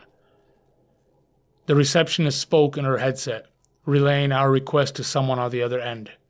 After a minute, she hung up and looked at us. "I spoke with acquisitions." Her tone was flat. "They said you'll need to go through the proper submission channels." "What does that mean?" I tried to mask the edge of disappointment in my voice. She handed me a crisp, white pamphlet. "You'll need a literary agent to submit on your behalf. We don't accept unsolicited manuscripts." I took the paper like it was a parking ticket. Charlie was already nodding. "Of course, yeah, thank you." We turned to leave. As the elevator doors closed behind us, I let out a breath. "Well," Charlie said, "that went exactly how I hoped it wouldn't." I nodded. All I could think about was the last year or so, bleeding the story out, writing in coffee shops and libraries, early in the morning, during lunch at work, late at night. Being dismissed so easily left a bitter taste. It might as well have been done over the phone. I didn't need to drive this far to learn someone's submission policy. I knew the policies. The whole point was to find a back door into this world, because the line at the front door stretched to Pluto. Dreams die while waiting for their turn. Back on the street, the city felt louder.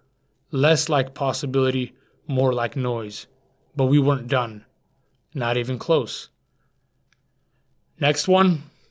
I was more determined. "But we've got to press a little harder, overcome the objections, let them know we know the policy. We can't let them brush us off so easily. Otherwise, we might as well turn around the minute we see a no soliciting sign. You want to go back in?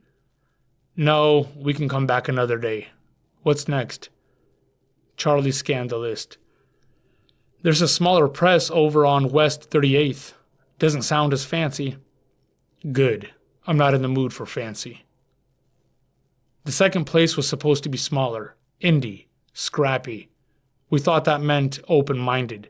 Maybe even grateful for fresh blood walking through the door. We were wrong. The building was narrow, wedged between a deli and a locksmith. No grand lobby, just a buzzer and a handwritten list of tenants. We climbed 2 flights of uneven stairs and found the door half cracked, a brass plate reading AUDIOBOOks. Inside, it smelled like old paper and printer ink. Books lined the walls, spines faded and bent. A young woman with thick glasses and a denim jacket walked down the hallway, flipping through mail. She barely noticed us. Then, through an open doorway, we saw a woman juggling a coffee cup, a tote bag, and what looked like a galley proof. Charlie smiled and stepped forward. Excuse me, are you with Windrow? We got a book we wanted to... She stopped, mid-step, eyes narrowing like we just walked into her apartment uninvited. I'm sorry, what? We have a book, I said. We're in town for the week and... She turned sharply and disappeared into the office, dropping her bag on a desk with a thud. A moment later, a man in a tucked-in polo shirt came out, his expression already loaded. Can I help you? He said flatly. Charlie extended the binder. We're just hoping to get our manuscript into the right hands. We've been working on it for more than a year. You cannot just show up and walk around. He ignored the binder. His voice was low but intense, each word clipped like a warning. We didn't mean to interrupt, I started, but he cut me off. This is a place of business, not a drop box. Our editors are on deadlines. You don't chase them into their offices. We weren't, Charlie began. He held up a hand. We have a submissions process. You go through it or you don't, but do not come in here uninvited. The hallway was silent. I nodded slowly, a flush burning its way up my neck. Charlie opened his mouth, then closed it. We stood like 2 kids being scolded by a parent. Then we turned and walked out. Back on the sidewalk, I leaned against a lamppost. Charlie rubbed the back of his neck. I thought smaller meant more human. They were human, just a part that forgets they used to be on this side of the door. With tired legs and a growling stomach, we hunted for something to eat. The plan was to rest over an early lunch, regroup, and hit the next one. But truthfully, those 2 gut punch rejections had knocked the wind out of me. My enthusiasm was bleeding out on the sidewalk. We didn't say a word as we searched for a pizza joint. I pretended I didn't care about rejections. That's what I told my wife, what I said to Charlie, what I even wrote in the book. Intellectually, I knew they were part of the process. But man, they landed a lot deeper than I'd ever expected. It felt personal, like those 2 had taken it upon themselves to deliver rejection with a little extra sting, as if they were doing the whole publishing world a favor by putting us in our place. Rejection's not about us, Charlie. We're not doing anything wrong. It's about them. I split up the pie. They've boxed themselves in with policies and red tape. That's why so many businesses miss big opportunities. They forget how to think like they did when they were small, hungry. They outgrow their edge, acting like big dogs. I was trying to convince myself more than him. When they push you down, you've got to be willing to double down. Even as I said it, the words felt hollow. You need a literary agent. Call or mail one. You've got to follow the submission process. You can't just show up if you don't have an appointment. Did you guys get an invitation? Who let you up here? That's how the rest of the afternoon went. More rejection. Not even the literary agencies would give us a minute. And if we couldn't talk to an agency, how on earth was I supposed to get a literary agent to follow the submission process to stand out from the thousands of submissions they tossed on the slush pile. In the shower I stood numb, motionless. I wasn't angry. I wasn't on the verge of tears. I just felt nothing. Like the weight of it all had pressed the feeling right out of me. Later we stepped out for some air. Charlie wanted to make a new plan, but I didn't feel like talking about strategy. We sat on a bench and watched the tourists, and after just one day of rejection, I already felt like a jaded New Yorker, ready to roll my eyes at the wide-eyed kids with cameras dangling from their necks. I spotted one guy staring up at the skyscrapers in awe, and for a second, I actually wanted to mock him. "This city will chew you up and spit you out, kid." That's what I wanted to say. Then I caught myself and nearly laughed. Wow, that was fast. A single day of rejection, and I was already projecting negativity. I wasn't mad at the stranger. I was angry at myself. But it was easier to make someone else the pincushion. Charlie wanted to talk about the one lead we did get. By sheer luck, we'd run into a young intern on the elevator, and he mentioned there was a publishing event happening at the Javits Convention Center. Tomorrow was the last day. "If you can get in, it could be a great place to make some real connections," he said. "It's where the conversations happen." Then he hesitated. "But it's mostly big-time players. Editors, agents, distributors, printers, bookstores. You'll need to register. And it's not cheap." His voice softened. You could tell he actually felt bad. "We can't." I watched Charlie demolish his ice cream cone. "That would wipe me clean. I'm not dropping $1,500 just to get scolded again." But Charlie said he had a plan, so we called it a night and headed back to the hotel. The evening ended with a call home. I tried to sound optimistic at first, painting the picture that everything was still ahead of us. But by the end, my voice dropped low so Charlie wouldn't overhear, and I confessed to Nina that I'd probably pack it up and head home the next day. I didn't wait for her reply. I just said I had to go and hung up. I didn't sleep much. My mind kept circling back to the convention. The price of the badge, the so-called big-time players, and the nagging thought that tomorrow was the final day. By now, everyone there would have already heard 100 pitches, 1,000 desperate offers. What chance did I have? It felt like yet another exclusive club I wasn't meant to belong to. The next morning, Charlie and I took a quiet stroll along the Hudson, killing time until the convention doors opened. He still hadn't revealed his plan, but he'd talked about giving the dream another shot. It made me wonder if he'd overheard my call home. Eventually we settled on a stone ledge outside a bodega, just across from the convention center, nursing dollar coffees. We weren't saying much. I think we were both still trying to swallow what happened the day before. Charlie was a godsend.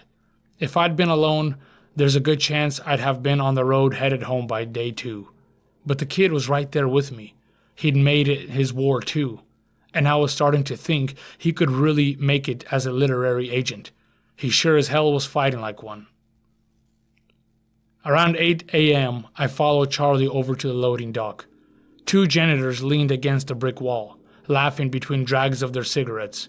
Suddenly, Charlie was right there with them, tie thrown over his shoulder, grinning like he'd been part of the crew for years. He even held a cigarette, upside down, I think. Didn't matter. He had them laughing. I stayed back, flipping through several copies of the book in the folder, pretending to study something important. My heart pounded like I was about to rob a bank.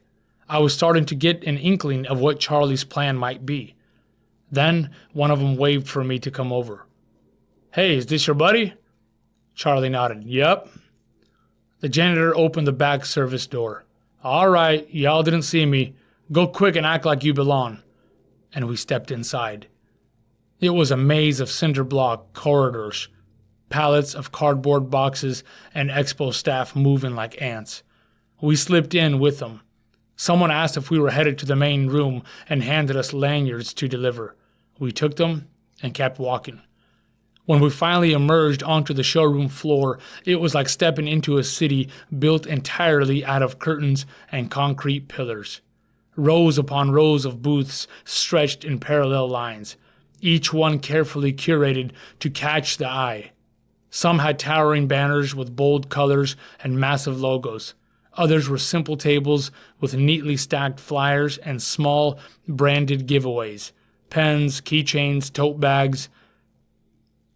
"Since when do you smoke?" I whispered. Charlie grinned, still holding that unlit cigarette like a prop. "I don't. When in Rome." The air buzzed with caffeine, ambition, and way too many tucked-in polo shirts. Charlie and I split up. The goal was simple. Talk to everyone. Literary agents, printers, editors, PR people, anybody who might clue us in on a good starting point. See if anyone would give two guys from nowhere a second of their time. Some did, most didn't. By noon, I'd lost count of how many polite brush-offs and distracted nods I'd gotten. One guy listened for 20 whole seconds, then reached over and stole a cookie off his own display table while I was mid-sentence. Another took my sample pages like they were a gym flyer he'd never visit.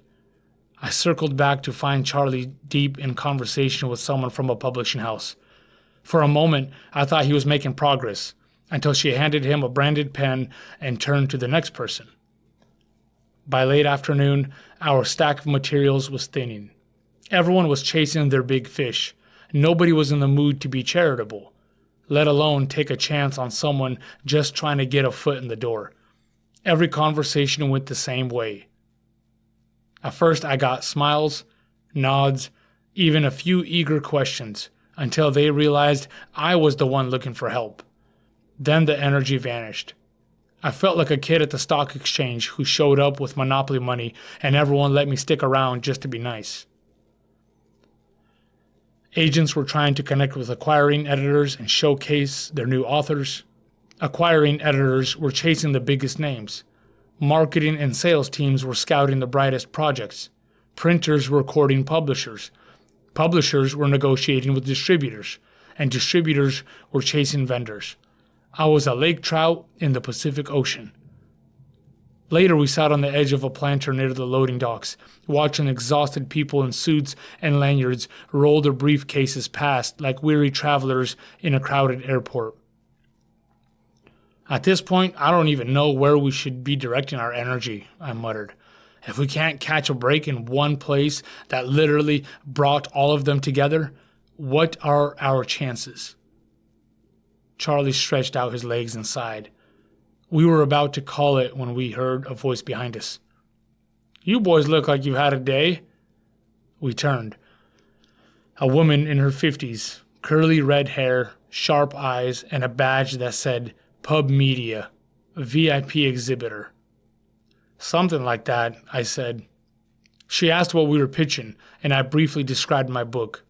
I was bored with my own pitch by now. It sounded dumber every time I said it, but apparently it was just enough to spark her interest. "That's actually a really solid idea." She studied us. "Reminds me of an older era of books written to survive generations, timeless. Augmendino-style work. Love that genre. Nowadays, most personal development books are written and marketed for the quick buck. Whatever's trending. Packaged to sound original, but offering nothing new." She paused. "There's someone here who's been looking to revive that. She ran a workshop today. She's with Viktorovich. Big name, doesn't suffer fools, and she's hard to pin down."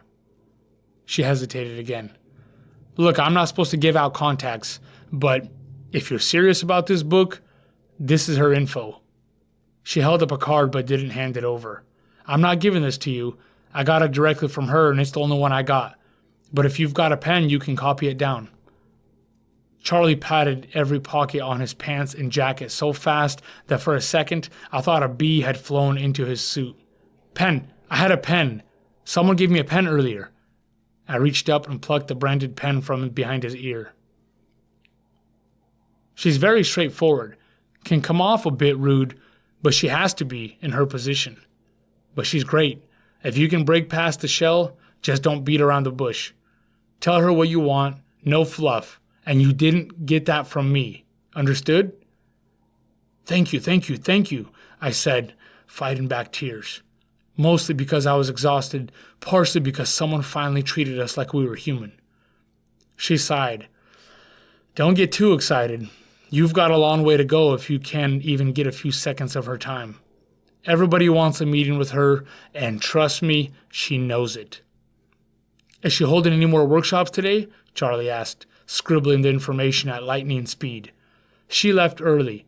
You won't find her now, but if you're serious, and I mean serious, be outside the south entrance at that address tomorrow morning. Early. I work across the street, and I always see her come in through there. She leaned in a little closer, lowering her voice like she was passing along classified information. Her name's McKenna Rhodes. If you get 5 minutes with her, that's your shot.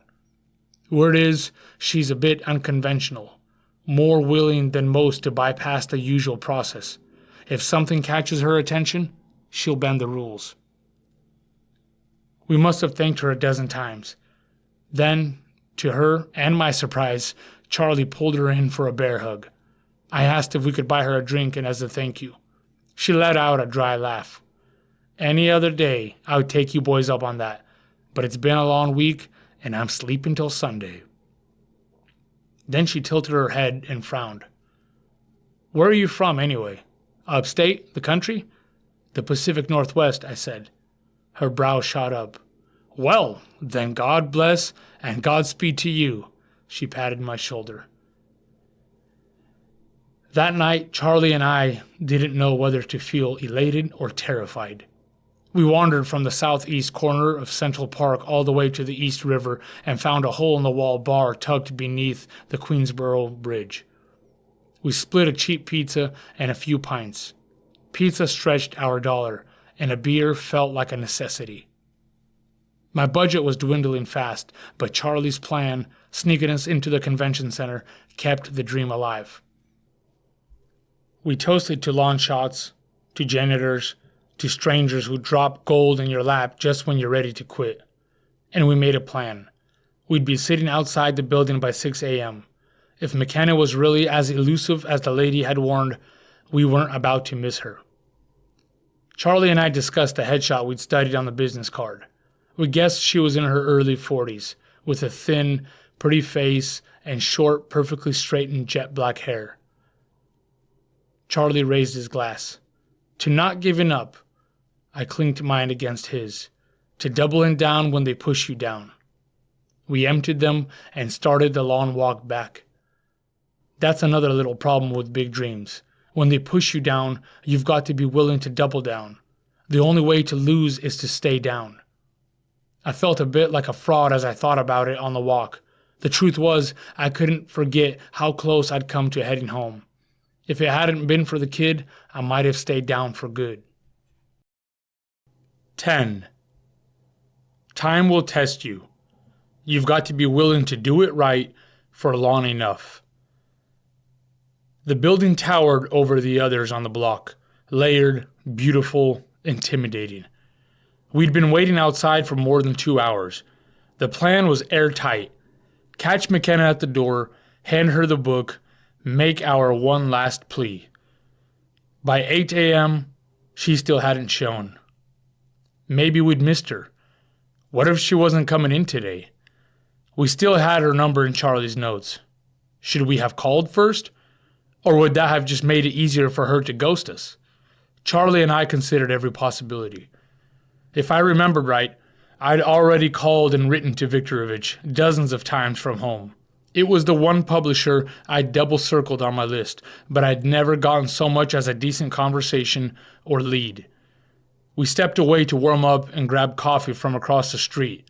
2 minutes, tops. And that's when I heard Charlie shout, "There she is!" He fumbled to cap his coffee as he bolted.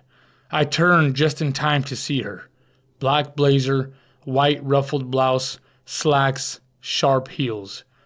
She walked tall, with purpose. No doubt about it, McKenna Rhodes.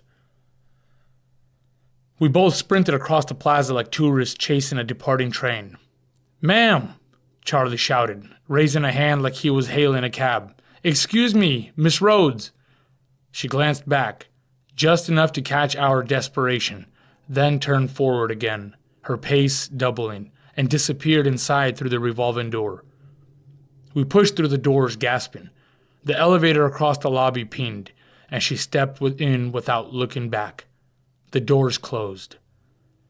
Charlie and I stood frozen for a moment, looking at each other. A security guard stormed towards us, the kind of guy who looked like he used to be a linebacker and was still itching to hit somebody. He stopped in front of us and placed his hands on his hips. "Hey, you two have an appointment with Miss Rhodes?" Charlie started to explain, the book already halfway out of his bag. It was the only copy we had left, dog-eared, marked up, 100 sleepless nights pressed into its pages. The rest had been handed out at the convention. "We just need 2 minutes." "2 minutes?" the man scoffed. "Come on, man. You and everybody else. Do you know the kind of people she works with? You guys can't do that." He stepped closer, his palms pressing into Charlie's shoulders, nudging us toward the door with the weight of his body. I caught the sharp scent of aftershave and the bitterness of coffee on his breath. "Sir, if we could have a few minutes. We were sent here to meet her," Charlie started.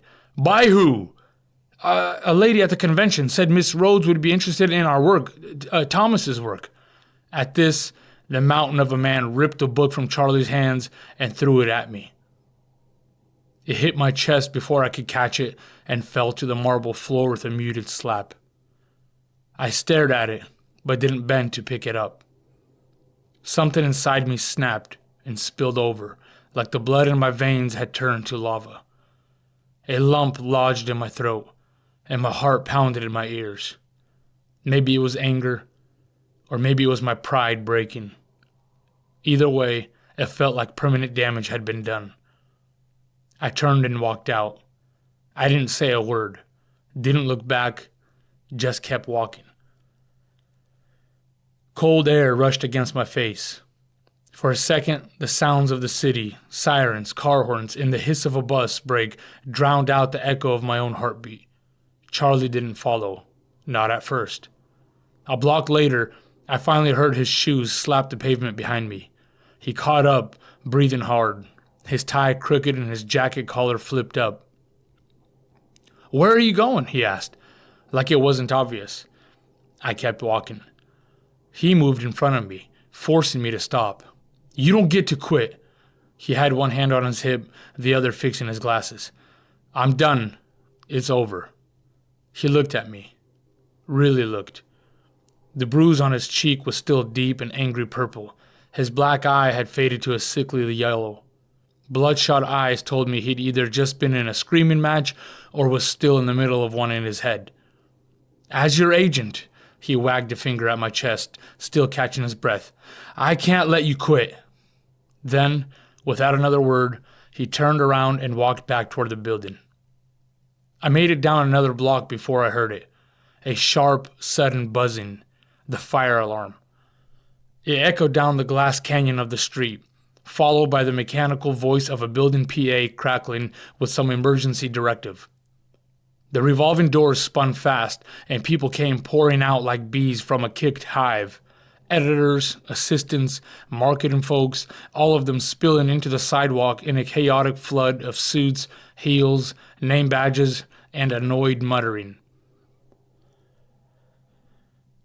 I saw Charlie jogging toward me, holding something in the air. My book. "Let's go find her," he shouted. With his tired face and crooked tie, he looked like a wild man ready for war. "You? What did you do?" I was stunned. I was hoping I had the wrong assumption, but I'd seen some of his master plans in action now. This smelled like one. "I got your book back, that's all." He turned back toward the chaos. "Let's go find Miss Rhodes." I followed him across the plaza, watching him fix his suit and straighten his back like a man who was about to walk into a spotlight in front of 1,000 people. In a way, he was. He moved with purpose, scanning the crowd, but I spotted her first. She stood alone at the far end of the sidewalk, away from the clusters of irritated staff. A tan coat draped over her shoulders. She cradled a small paper cup, steam curling into the cold morning air. Her badge swung gently from her neck, the gold Viktorovich logo catching the light, the V and K elegantly intertwined. It might as well have glowed. My pulse jumped. "That's her!" Charlie nodded once. "Let's go." We moved fast, weaving between the staff. Charlie held the book out in front of him like it was a peace offering or a weapon. I wasn't quite sure which way he intended to use it. "Miss Rhodes," Charlie called out. Her eyes swept the crowd until they landed on us. Charlie didn't hesitate. Taking the advice of the woman from the convention center, he got straight to the point. "Excuse me, Miss Rhodes. Mr. Thomas and I drove into town a few days ago. We believe we've got something special here." I know, that's what everyone says." He held up his hands like he expected her to cut him off. "But he's already sold tons of copies using nothing but word of mouth and good old-fashioned face-to-face salesmanship. He's in local bookstores, coffee shops, everywhere." From there, he went off like a rocket, rattling through my marketing efforts, how we'd missed her at the convention, our admiration for her company, and exactly why Viktorovich was the perfect fit, sprinkling in more than a few white lies along the way. 100 words a second, not a drop of hesitation. Would you give us 2 minutes and take a look?" He finally caught his breath. I'd done a little door-to-door sales in college, just enough to spot raw talent, but not enough to get the hang of it. Charlie had a knack for it. Untrained, unpolished, deadly effective.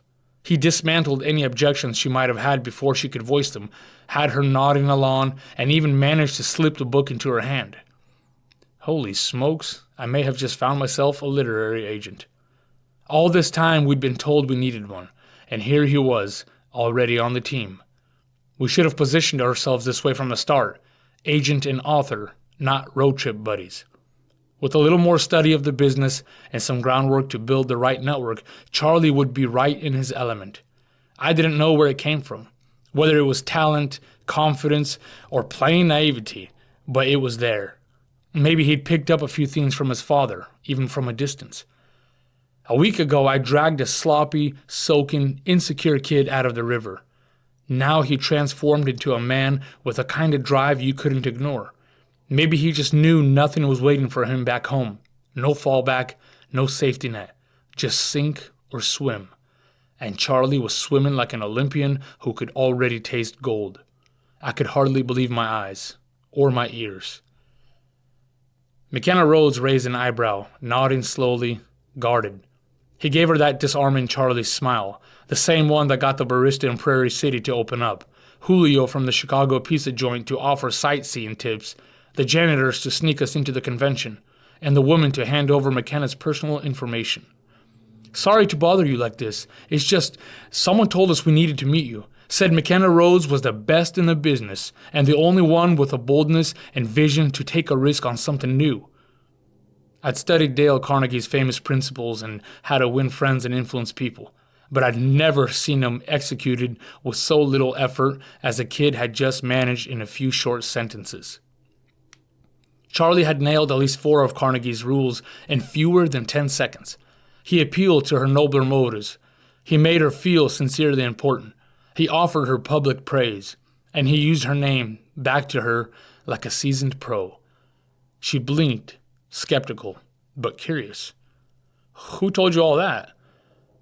Charlie ignored the question and tapped the book in her hand. "This is the one.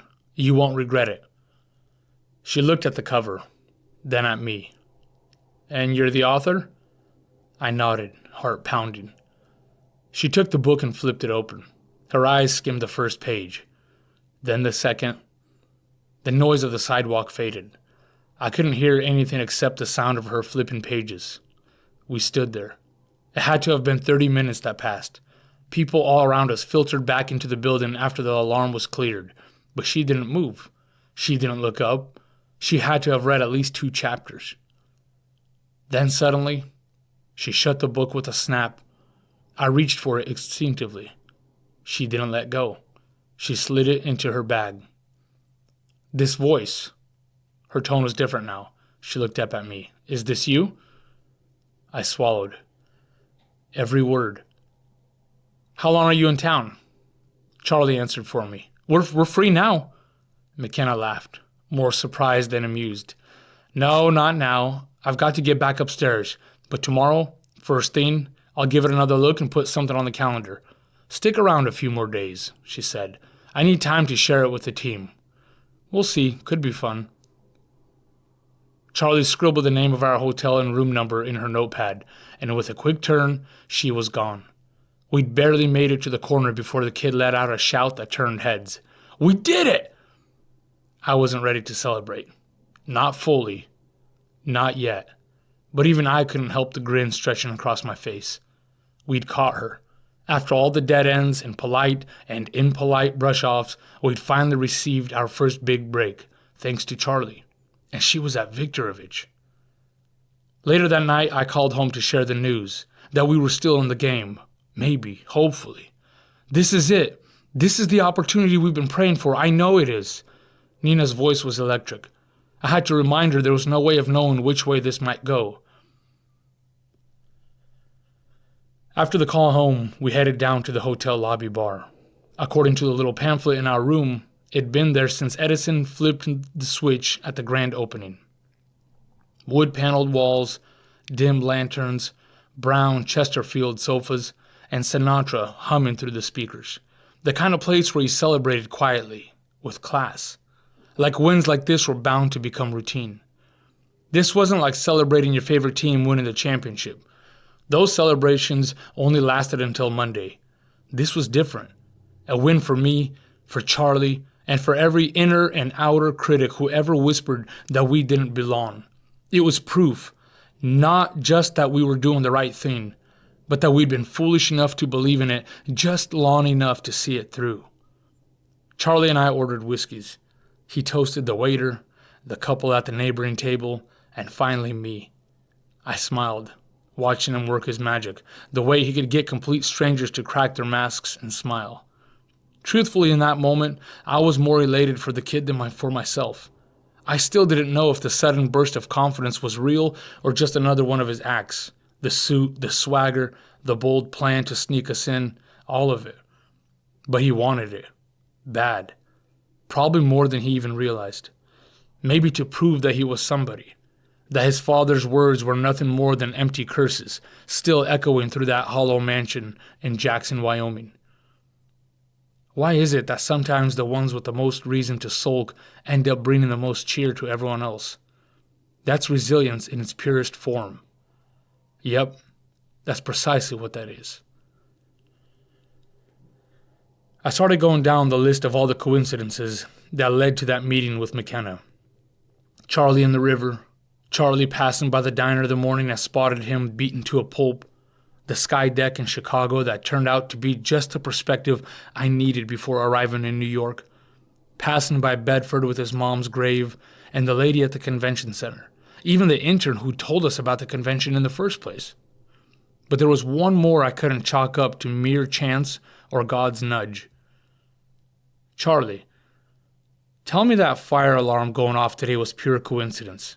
Because if it wasn't, you know that's highly illegal. Charlie pressed his tie against his chest and leaned in, his lips hovering just above the rim of his whiskey glass. After a beat, he spoke, slow and deliberate, as if the drink were a microphone and he was testifying before the Senate. I'm sorry, Senator, I don't recall. I nearly snorted whiskey out of my nose, laughing. Back in the hotel room, I couldn't sleep. We lay there like two kids the night before Christmas, tossing and turning, going over every possible scenario of what tomorrow might bring. You think she'll actually read it tonight? Charlie asked in the dark. I don't know. I think she will. She had that look, like she'd already decided. I hope you're right. She told us to stay a few days. She works for Viktorovich. That's the top. That's the mountain. I closed my eyes, knowing full well it could also be a long fall to the bottom of that mountain. 2 days later, we found ourselves in the very lobby we'd been kicked out of. McKenna was there to meet us. So were two other Viktorovich people, suits, ties, and fancy binders in hand. I didn't know who they were, but they looked important. There was a different security guard on shift, and I breathed a sigh of relief, mostly because I was afraid he'd bring up the fire alarm or pull the security footage. But part of me, the petty side, kind of wished he had been there, so he could watch Charlie and me ride the elevator all the way to the top. If it hadn't been for Charlie, that guard might have put the final nail in the coffin of this dream. I'd never forget that feeling when the spine of my book slammed into my chest and hit the floor. Now, it felt like the kind of story I'd be telling for a long time. Funny how the biggest breakthroughs always seem to come right after the lowest moments, and never a second earlier, like a final test, and I almost failed mine when I tried to walk away. I couldn't help but wonder how many dreams have died because someone mistook the final test for the final nail. In the elevator, after a round of firm handshakes and a few light-hearted jokes about the weather, one of the men asked about our trip. He said he couldn't believe it when McKenna told him. We had to tell him ourselves. So on the ride up, we shared the story of our visits, the publishers, the agencies, the convention, but we didn't say a word about Jackson, Wyoming, or how Charlie and I came to know each other. It's strange how people celebrate underdog stories once they're complete, yet dismiss them as unrealistic or impossible while they're still unfolding. I was thankful we'd spent the previous day shopping for a new suit for me with a loan from Charlie. He said that, as my agent, it was his responsibility to make me look presentable. "You can repay it when we get your advance," Charlie joked. If we hadn't kept ourselves busy suit shopping, I would have gone crazy, waiting for a call. I might have even let fear creep back in. But I had Charlie, talking me up, keeping my head straight. In fact, he spent the second half of the day cold calling PR companies he found in the phone book, jotting down names of people we'd need to contact to help market the book, though I reminded him that Viktorovich probably already had their preferred partners. I told him he was a diamond in the rough, and that I was proud of him, and that the world had no idea Charlie Mercer was about to become a force to be reckoned with. He turned away, pretending to look at something out the window, but I could see him wipe his eyes. When the elevator doors opened, we stepped into a quieter, more polished wing of the building. This wasn't where assistants made calls or interns fetched coffee. This was where the real decisions were made. The air felt different, more important. They led us down a carpeted hallway to a glass-walled conference room. The city stretched out below us, glittering in the afternoon light. It was like a dream. Up to this point, nothing had played out how I imagined it weeks ago. But this moment, I'd visualized 1,000,000 times. Inside the room were two others, an older man in a navy blue blazer with silver-rimmed glasses and a woman with a folder and an unreadable face. They stood as we walked in. McKenna got right to business. "I read the book." She placed a hand on the copy in front of her. "And then a few of us read several chapters this morning." My throat tightened. I was out of my element. I braced myself, glancing over at Charlie. The kid might as well have been part of the Viktorovich team, nodding along, leaning back in his chair, legs crossed, totally at ease. It's powerful. At those words, I nearly passed out from relief. Unpolished in some places, but honest, raw, deeply human. We don't come across something like this often. The man beside her spoke, his voice deliberate. "At least not since the old days. Augmendino, Taylor Caldwell, Norman Vincent Peale days. We think there's a real opportunity here. A message the world needs now. People are desperate for meaning, for hope, but they're bombarded with the same tired advice and cliches that aren't helping anyone. What you've got, it cuts through all that. It's new, but it's not, and we love that." "We believe," McKenna added, "that with the right positioning, a classic cover, and a strategic rollout, this could be something." I just sat there and nodded, pretending I was on the same page, but I couldn't believe my ears. For the next hour or so, they asked me questions about my parents, my childhood, my grandfather, about how many books I'd sold, and how I managed to do it. Would I be willing to do radio interviews and speaking engagements? Could I come back to the city for photo shoots, video interviews, and book signings? The questions kept coming, one after another, as if they had already seen something in me that I was still trying to believe in myself. And with each answer, every hand in the room moved, pens scribbling notes. Then, a woman who'd been taking notes in the corner slid a folder across the glass table toward me. "We'd like to offer you an advance and sign you to our imprint today, contingent on a few standard revisions and a finalized editorial schedule. If the initial print run sells as expected, we'll double the next run," McKenna said. "But that means you've got to stop running around New York giving anyone else a chance to look over," the man in glasses added, and the room erupted in laughter. I felt terrible. I didn't remember his name. I had the feeling he was the wallet behind the operation, but there were too many of them in the room, and it was a lot to take in. "We also want to position you," he continued, "as the modern successor to Augmendino. That's the angle we want to take. His audience, readers of the greatest salesman in the world, the greatest miracle in the world, the greatest secret in the world, they're still out there. We believe you're the next voice in that space. That's why we asked you to come in today. That's a lot of pressure, I know." More laughter from everybody in the room. "But we needed to know if you were someone we could stand behind, someone we could promote." He looked at me for a beat. "After hearing your story, I have no doubt." I gave him a light nod, unable to hold back a smile, and finally opened the folder.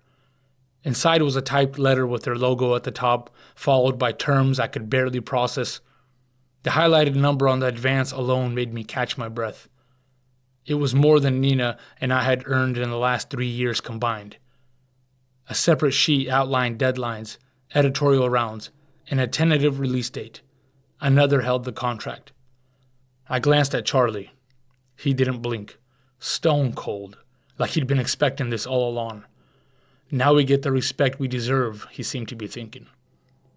I turned back to the others. "You're serious?" The room fell quiet for a beat. Then McKenna smiled.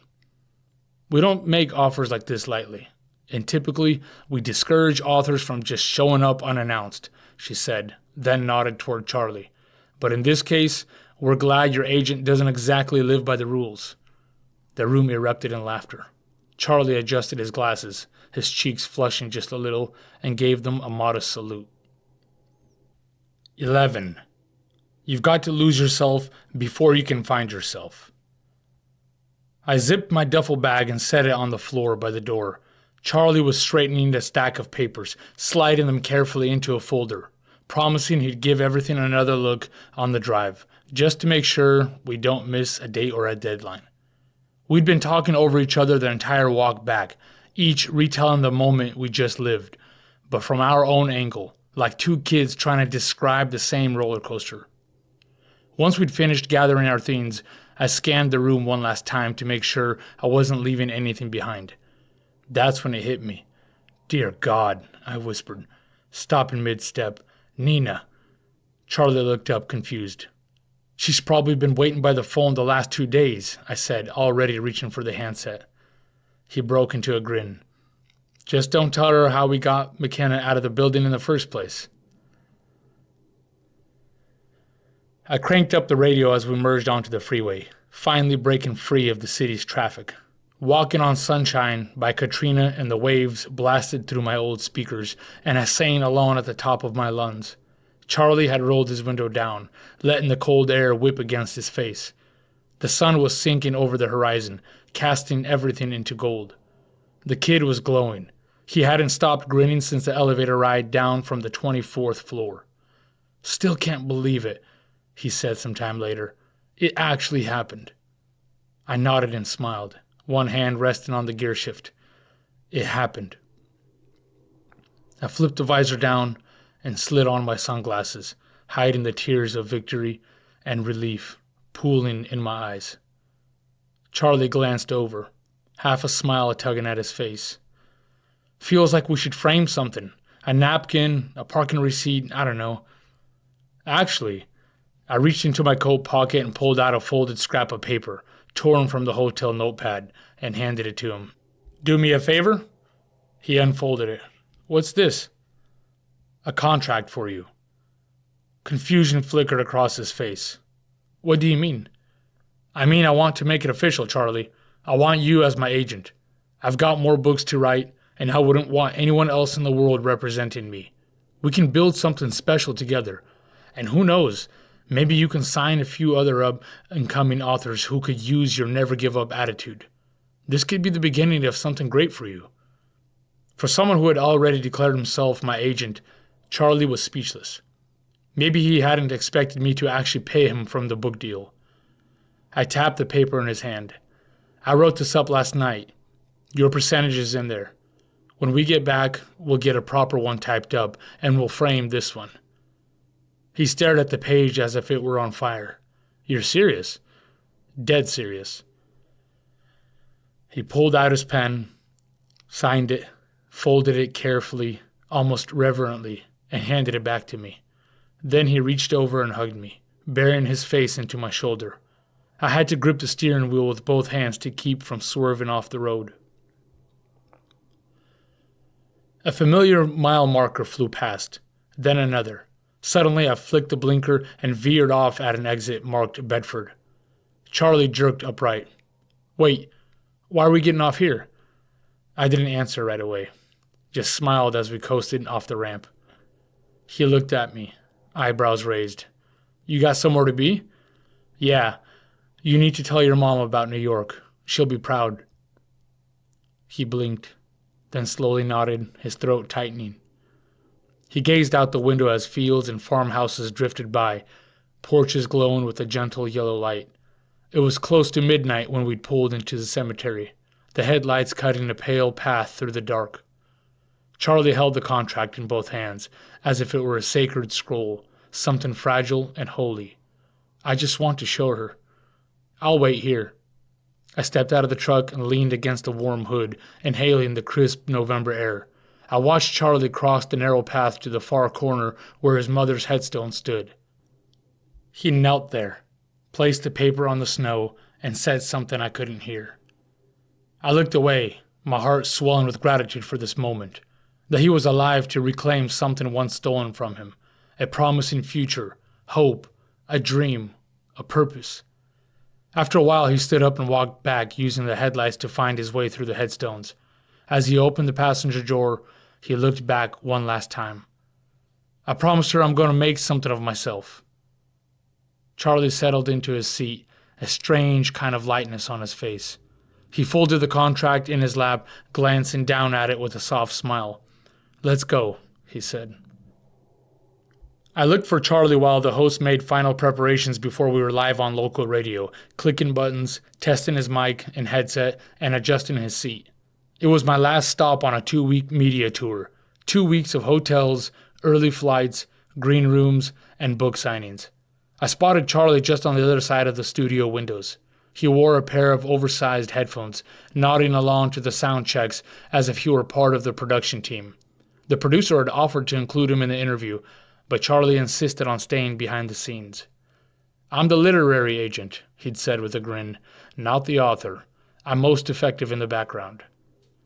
The book had been out for a few months now, and to everyone's surprise, except Charlie's, it was selling like no one could have predicted.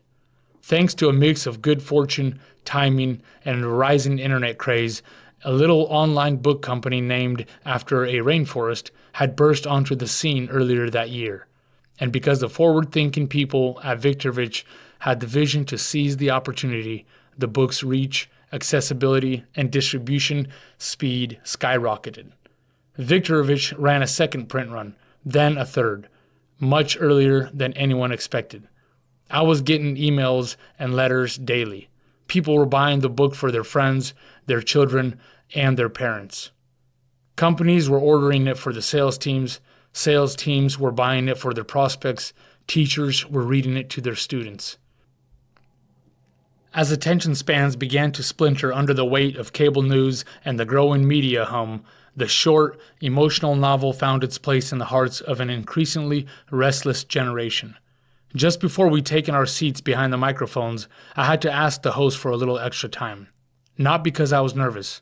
By this point, I had done dozens of radio interviews.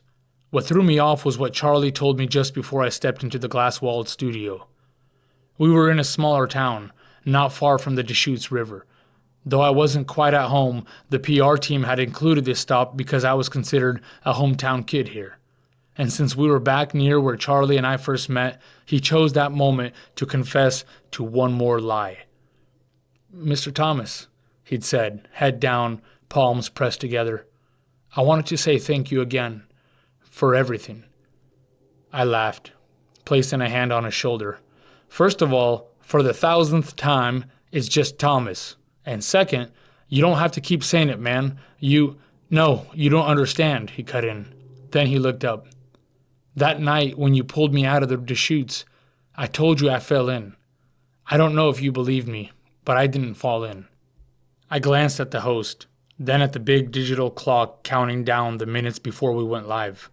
"I jumped." He paused. "I figured I'd drown. My body would wash down river, maybe all the way to the ocean, and my problems would be over. I don't believe it was an accident that you happened to be there that night." In the few moments of silence that followed, I couldn't have been more certain of my purpose. My mind immediately went back to a time when I was barely holding on, rescued by authors, speakers, and others who had stepped into their purpose, despite opposition, heartbreak, and setbacks. Because they did, because of their resilience, their drive, their courage to share their gifts, I was led to mine. As Charlie stood across from me, quietly confessing to his plan, born of hopelessness and despair, it hit me. My journey, my relentless drive to leave a mark on the world, was just a continuation of the same ripple, a ripple that had carried me forward, and now had swept Charlie into it. Because of that, he was still here, and now he could do the same for someone else. I could hardly keep it together, just moments before sitting down for what was supposed to be an ordinary interview. After the usual questions, the same ones I'd answered 100 times over the past weeks, the host leaned forward, voice warm and curious, gently bringing the interview to a close. "So tell me, Thomas, if you had to boil it down to one thing, for all the listeners out there who have a dream of their own, who don't know where to start or are afraid to start, what's the number one thing they need to prepare for? What's the ultimate dream killer?" I took a breath, rested my hands on the table, and leaned a little closer to the mic. Time. Time will test you. Your dreams will push you, but time will test you. Explain that to me. Most people underestimate how long it's going to take. You can leave your comfort zone, take risks, do all the right things, work hard, believe, and push forward. But the truth is, most people don't expect it to take so long, and they aren't prepared to go the distance. It's not that they're doing the wrong things. In fact, most of the time, they're doing the right things, just not long enough. They quit too soon. It's the compound effect, you know? He nodded, listening. I continued. It doesn't feel like anything's happening at first. It's slow, invisible. But behind the scenes, momentum is building. Most people give up right before the tipping point, right before it all breaks loose. That's the illusion, and honestly, I think it's by design. How so? Well, think of it this way. Time exposes everything. People can handle pressure for a time. People can take rejection for a time. People can work with little to no sleep for a time. People can endure financial loss for a time. But time is the desert you must cross to reach the oasis of your dreams. It's the one thing you have to embrace and navigate. There's no shortcut. A desert that strips you bare. The desert. I gotta say, I can resonate with that. That's exactly what it feels like sometimes, the host agreed. Yep. Everything you pack for the journey, your enthusiasm, your commitment, your confidence, everything will be exposed. I felt the veins pop into my neck again, catching my rhythm once more. Time says, oh, you're motivated? Cool. Let's see how you feel a year from now when nothing's budged. Time says, you've got a brilliant idea? Great. Let's see what you do when you hear crickets. Time says, you're ready to do whatever it takes? Perfect. Let's see how you respond when it all falls apart.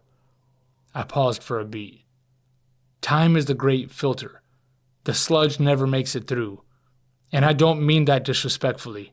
What I'm saying is, if you're not pure-hearted in the pursuit of your dream, time will strain you out fast.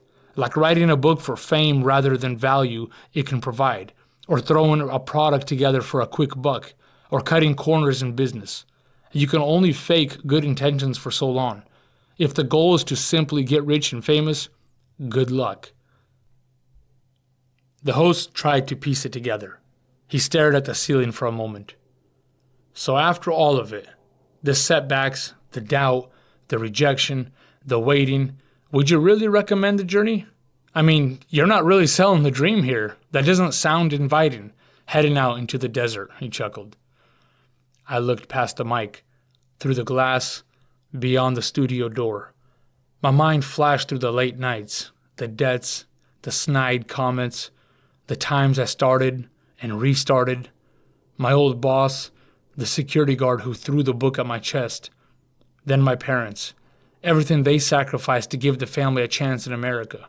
I remembered the phone call with my wife, neither of us speaking, both of us crying the day I told her about the book offer, and Charlie grinning ear to ear when I handed him his first check. I wouldn't recommend it any other way, I said. The host smiled. Why's that? I glanced towards Charlie. He gave me a thumbs up from behind the glass. Because the desert is where you lose yourself and then find yourself, your true self. I paused. That's the little problem with big dreams. The end. About the author. Michael is a best-selling author and sought-after motivational speaker whose powerful message of resilience has touched the hearts of millions. Born in the shadow of the Soviet Union's final days, he immigrated to the United States as a child, carrying with him the legacy of survival and strength.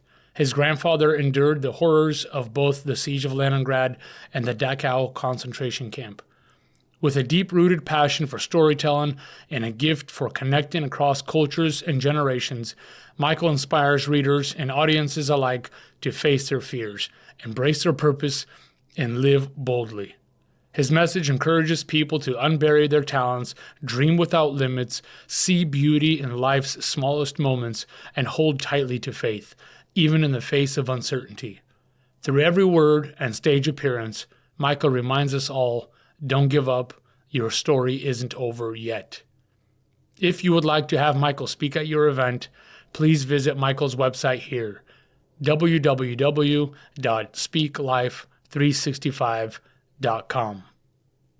Be sure to find Michael's other novels, The Mount of Olives, The Traveler's Secret, The Servant with One Talent, The Cabin at the End of the Train, The Ones We Wait For, This Is Why I'm Here. The Little Problem with Big Dreams. Written and narrated by Michael V. Ivanov.